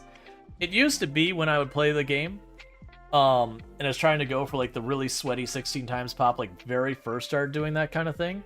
Gonna have ourselves some plonkies. The way I would start my run is I would literally, wherever I was in the map, I would beeline to this ice cream parlor and start just fighting my way into Lake Fallis. There's more reasons to be responsible when you're in a zombie apocalypse. Oh, there's no more reason to be responsible. People haven't seen a living human almost a month. Yeah, that's the thing. Can you show the stream what you sent? What you sent? What I sent you today? I don't remember what you sent me today. But generally speaking, when people send me like random pictures, videos, whatever, I don't have a tendency to just share those on the channel because it's something I don't want to encourage, because then, you know, people might keep just sending me things constantly. If it was related to something we're doing on the channel, that might be a little, like, that's a little bit different. Like, not that there's anything wrong with what you sent me. No, I remember what you sent me. The soda tops. I mean, it's cool that you're collecting a whole bunch of Coca-Cola soda tops for, it's like a book fair kind of thing for people. Yeah. But, like, that doesn't really tie into anything related to anything with the stream kind of thing. Like, it's a cool thing. Like, I don't mind if you share it on the Discord, for example. But that's not the kind of thing I'll typically pop out on stream and be like, check this out. It's cool that you're doing it. Because like I said, I don't want to get into the situation where people are just sending me, I mean, one, I don't want to get like a ton of people sending me like random videos or pictures of just you know, random stuff, like, because then it becomes such a thing that it'd be just a bunch of that. Like, I don't mind people DMing me and all that.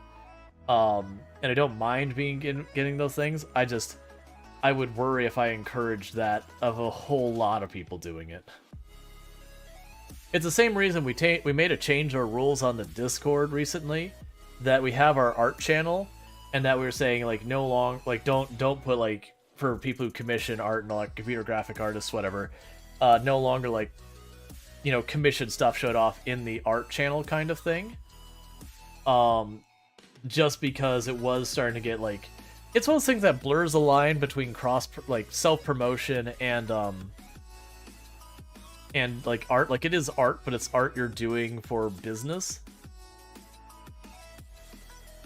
And so it's getting a little spammy, so we went ahead, like, and then they're still allowed to post it, just we have a self-promotion channel for it. So that didn't bother me the very last Lardine, because a lot of those pictures, like, he would actually participate in a lot of other channels on the Discord and have conversations and all that, as well as self-promote in the art channel. So that wasn't as bad. That was getting to points like, I feel like this should go into self-promotion. We got two other people who popped in who started self-promoting their emotes and all that. One who very much felt like a scam. Whereas the other person seems like 100% like a legitimate artist and everything, you know, doing their thing. And so I was like, yeah, let's take this to another channel. Because I also get it.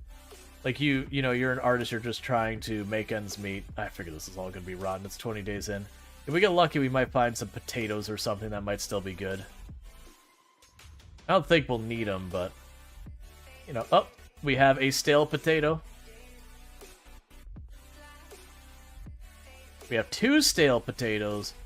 Heck yeah.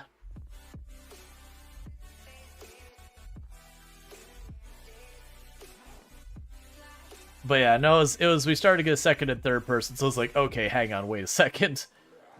Like, this needs to not just be the commissioned art channel. Because it already had a thing that said, you know, hey, if you're an artist looking for commissions, you may self-promote in the self-promotion channel. But that was the whole thing where it was like blurring the lines. It was like, here's something I made recently. Because at least he wasn't doing the thing where it's like, here's something I made recently, you know, please reach out for commissions or something like that. Because that would have been an immediate put the kibosh down on that. Alright, so we got our booze. Oh yeah, we got cones. A whole lot of cones. We still got good ice cream? Let's not wait for these potatoes to go bad. They're not going to be long for this world. Heck yeah, it's an ice cream place with no ice cream. Just what we all wanted in our lives. Alright, and with that, it is time to... I don't really know how much we need to drink to get ourselves properly sleepy. So we're going to start knocking down a quarter of a bottle of bourbon. Straight. Not even on the rocks. Just straight up slamming bourbon.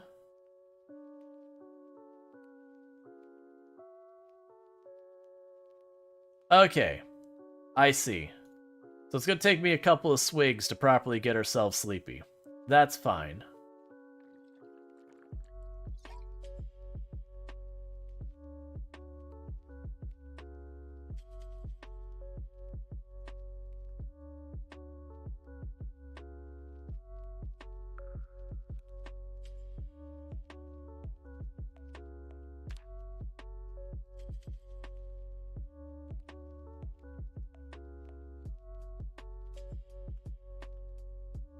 Alright, and 24 days. So let's slam the other half of the bottle of bourbon.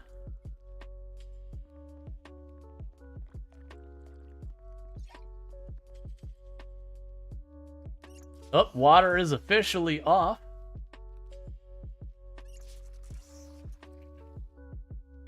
But that's okay.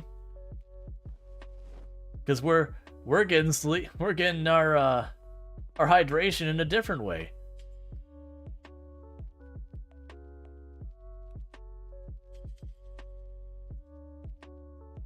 We're literally gonna be like liquid lunching most of the rest of this. Okay, so we're starting to get over there, so let's slam a beer bottle. Yeah, so it only seems to be while we're like buzzed or whatever that we start getting sleepy.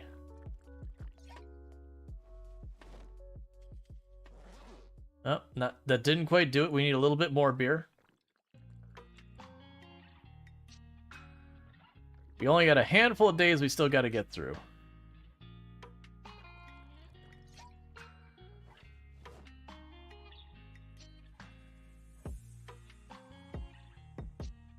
Yeah, so it looks like 2 beers will do it.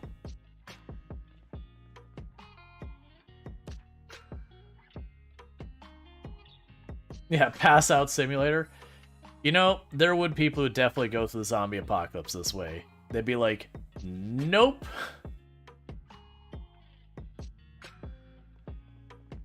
I choose no.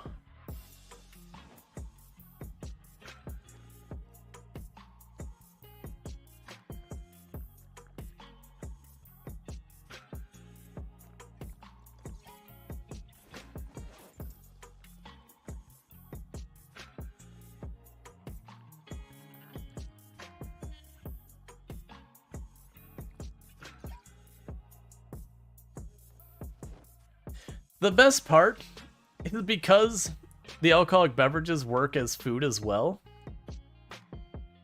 I'm not having to deal with hunger or thirst either. Like, all of our needs are just met. Now, clearly this is unsustainable, but you get the idea.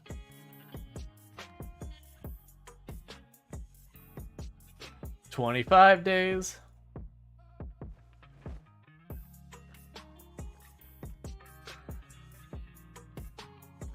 Wake up, drink 2 beers, go to bed. That is the life we are currently living. And unfortunately, our calorie intake, it's getting pretty high. Considering our lifestyle, we're gaining weight. We are currently about to hit 95 kilograms, so you know. The drink and sleep lifestyle is definitely showing up on our waist.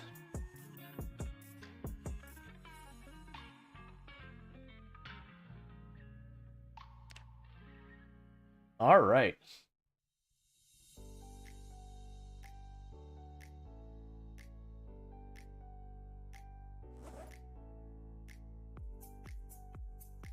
Yeah, so those are pretty close to the same, so I think it'll be 1 can of beer and 1 bottle of beer should do it. All right, Dragos, you sleep well. Thank you for hanging out.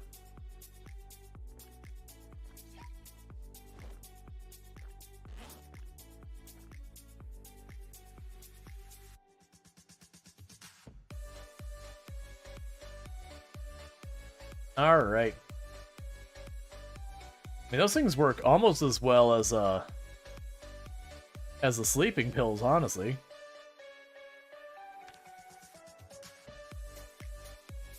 Is there a limit on how overweight you can be? No.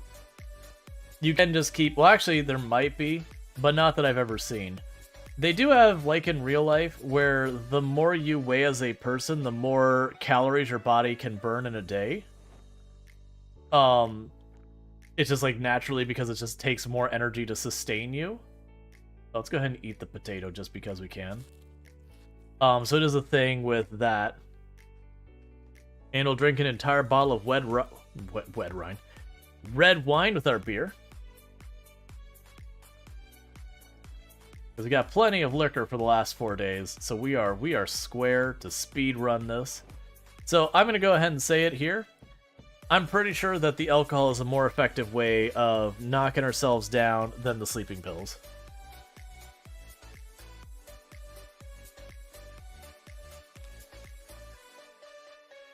Does he think the character inventory weight does cap out at 50 or 50? Yeah, it's 50. you can get over it certain ways, but by default, if you try and carry more than 50, it will try and prevent it. There is things like certain crafting stuff that will have impacts on it that'll cause it to allow you to get higher than that.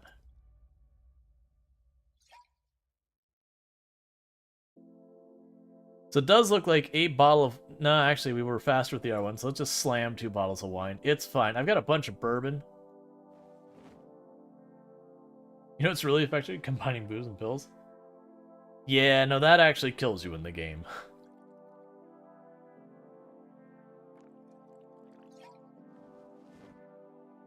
Oh, no alarm.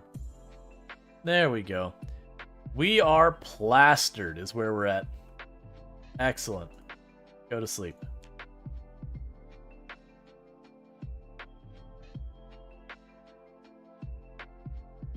And we're about to hit day 27. That's okay. We had 2 days of red wine, so you know, the only right answer here is to follow the red wine up by going ahead and having a day of white wine. Hey, a night dweller. How's it going? Has he had a character killed like that after he got bit? Oh yeah, I mean that's a classic. Like, there's been mods over the years that have come out to like let your character kill themselves, and a lot of those mods get pulled from the Steam store because, you know, seriously, and you could still kill yourself in Project Zomboid. It's just, you know, they go for a different route.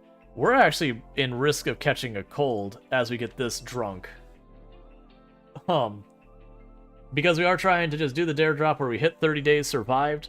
For the $100 gift card, I'll be able to give away to the community on a future date. So we're making that happen. That is what we're doing right now, is we are speed running that. We're going to slam half a bottle of bourbon right here, right now. You cannot stop. What is this character's name? You cannot stop Kenton Woodward. You certainly wish you could, because that is definitely a vibe they've got going on. Now you just go ahead and finish that bourbon. Whole bottle today. Badly? Stupid stomach acid being a pain in the butt? That sucks. Sorry to hear that.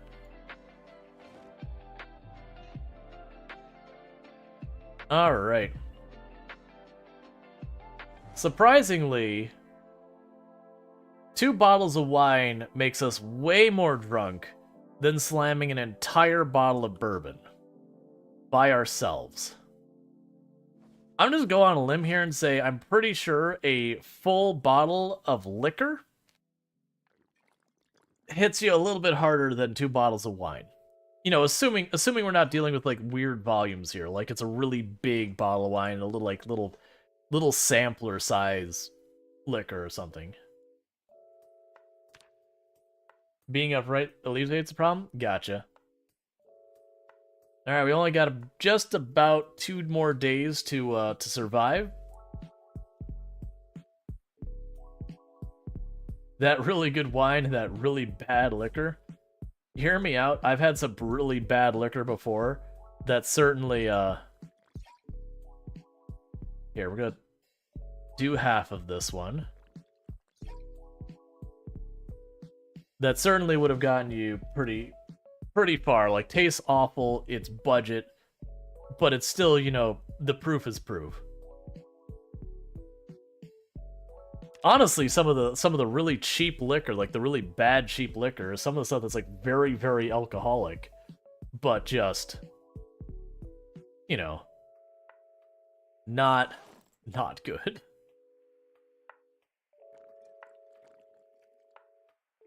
You've had weak liquor and strong wine before? Yeah. But this is like straight up bourbon from Kentucky. That should not be a problem.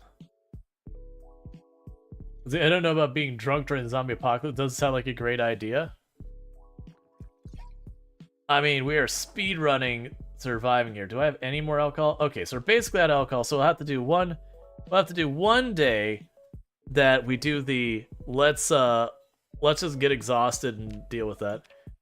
We are gaining lots of weight, apparently surviving almost exclusively on junk food and bourbon. Not the greatest way to slim.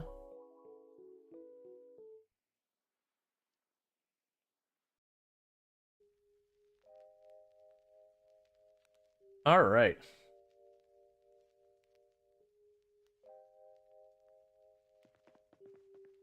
Let's pop outside just long enough to make sure we're clear. All right, so we do have one zombie nearby. And then we're gonna run around in a circle and get really tired.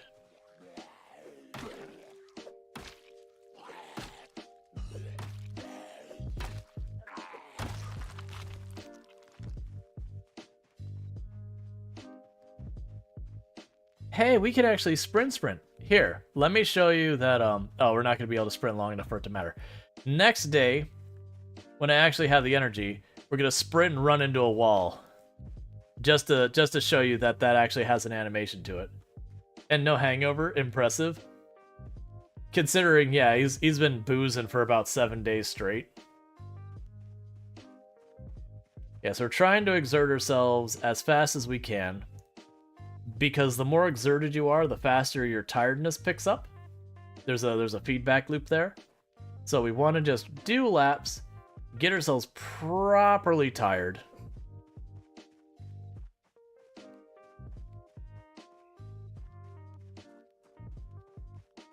And whatnot.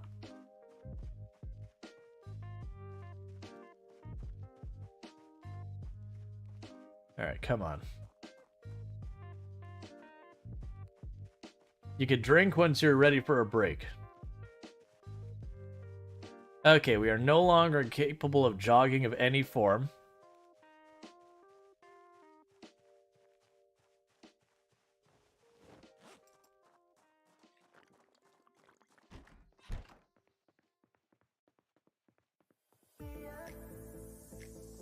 So let's go in the corner and we'll just fast forward. Let that fatigue start building. So good news, I only have one more day I have to go where I have to do it this way, which is nowhere near as fast as the other way.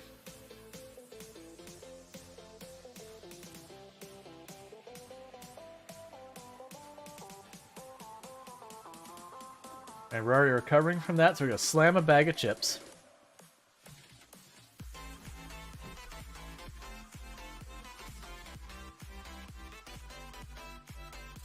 So I need to jog a little bit, burn our exertion down some more.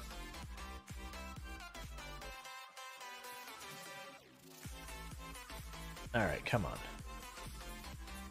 Yeah, so this is a way slower way than what we were doing. But at this point, we only have one full in-game day left until we've achieved our objective. So we're power walking our way to the future. And we'll celebrate by slamming our face against a wall at full speed.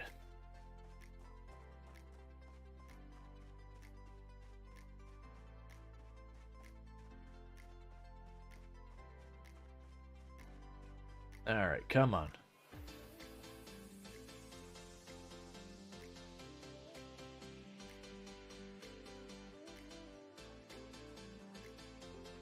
Alright, so you no longer can run again, we're too tired.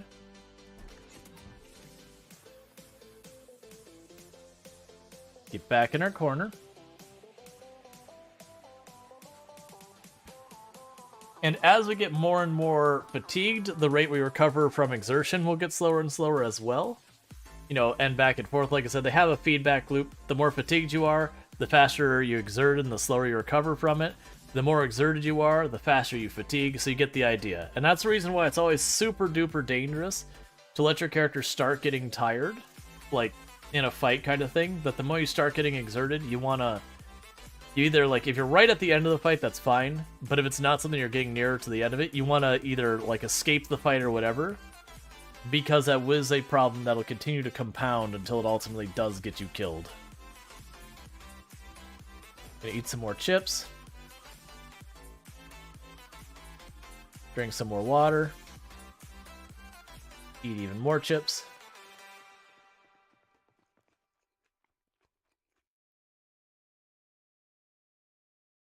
Alright, so we're waiting for ourselves to get fully fatigued. We're getting there. We are recovering our stamina slowly, but the fatigue is catching up. The good news, even if I had to just fast forward without sleep, that wouldn't be that big a deal. It would take us 10-15 seconds per in-game hour or some nonsense, whatever it actually boils down to being. Maybe 20 seconds, 30 seconds. Either way, it should be relatively fast. We're right here at the home stretch.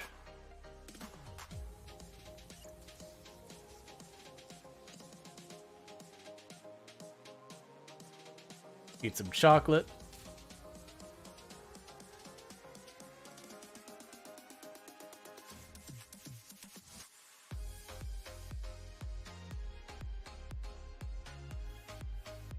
And 3 in-game hours to go. We're just gonna stand in the corner, fast forward through that real fast, and then we'll be locked in.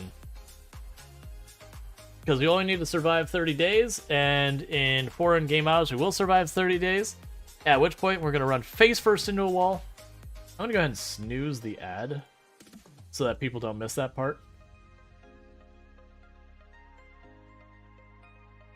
Because it was, I mentioned this. Who was I watching? Was it It's Just Jill? I'm not sure on that one. I was watching someone play Project Zomboid, which, like I said, I got like, it's like 3,500 hours in this game. Hey, we've survived 30 days, 1 month survived. Woo, we slept through most of it. And I saw her die because she slammed face first into a wall trying to get away from a zombie and bounced off. I was like, wait, that's a mechanic to this game? 3,000 plus hours. And I had never done that. So I believe all you have to do is go up here, start sprinting in, bong. 3,000 hours, and that's a thing you can do in the game, and I never knew it. Apparently it doesn't happen on Windows.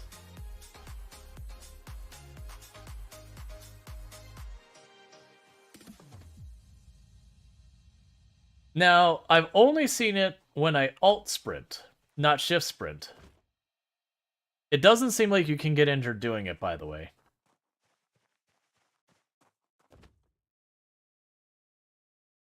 But like shift you just run up against it. Because that used to be a strategy people would use to train sprinting, is that hold shift against the wall, and it was tedious. But yeah, so with that, we have accomplished all the goals we set out to do for this part of the stream. If you're like, wait, did you seriously just grind slamming into a wall or just burning through that? Can you keep doing it without running start? I don't have the stamina. Well, actually, we might.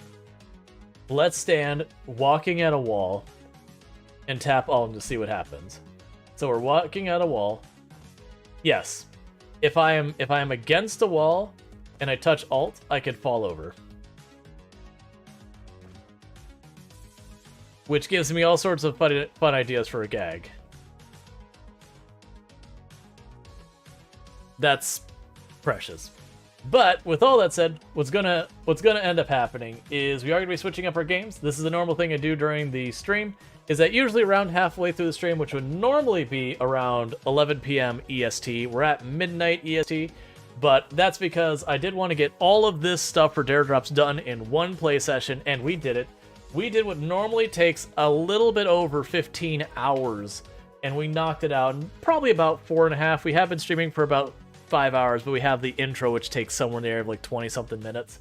So, 15-plus hour objective, knocked it out in a little bit over 4.5. So, pretty good. So yeah, so we definitely survived. Now, granted, we didn't do anything sweaty.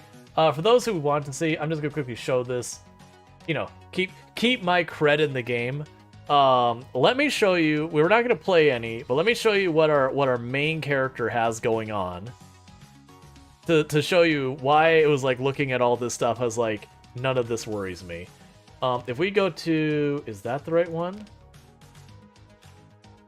It's you, right? No, you got a fire in the middle of the road. No, that's Venus. I was like, wait a second, these don't look like Venus. What were these runs? It doesn't matter. This is our big run. What were those little runs? Does anyone remember? No, one of them, the one on the fire, that was, we set it so the population would keep building, and we were living in the far side of Louisville, and we didn't continue it because, like, I got scuffed and all that. I wonder if Lamprey knows about the wall bonks. I don't know, because normally playing, it's never a thing. You don't use the alt run ever. Like, the only time you alt run is sprinters.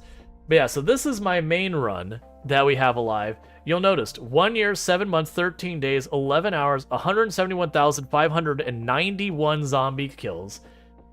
And if we look at our stats on this character, we are just the tiniest hair below strength 10, fitness 9, and this character started with no stats, maxed out on everything but spears, because that was the last one I've leveled. All the, like, the trade skills no one really cares about. We're pretty good at, like, guns and everything. And for the record, those guns maybe equate to, like, 10,000 kills at the absolute most out of all of that. And that's being very generous.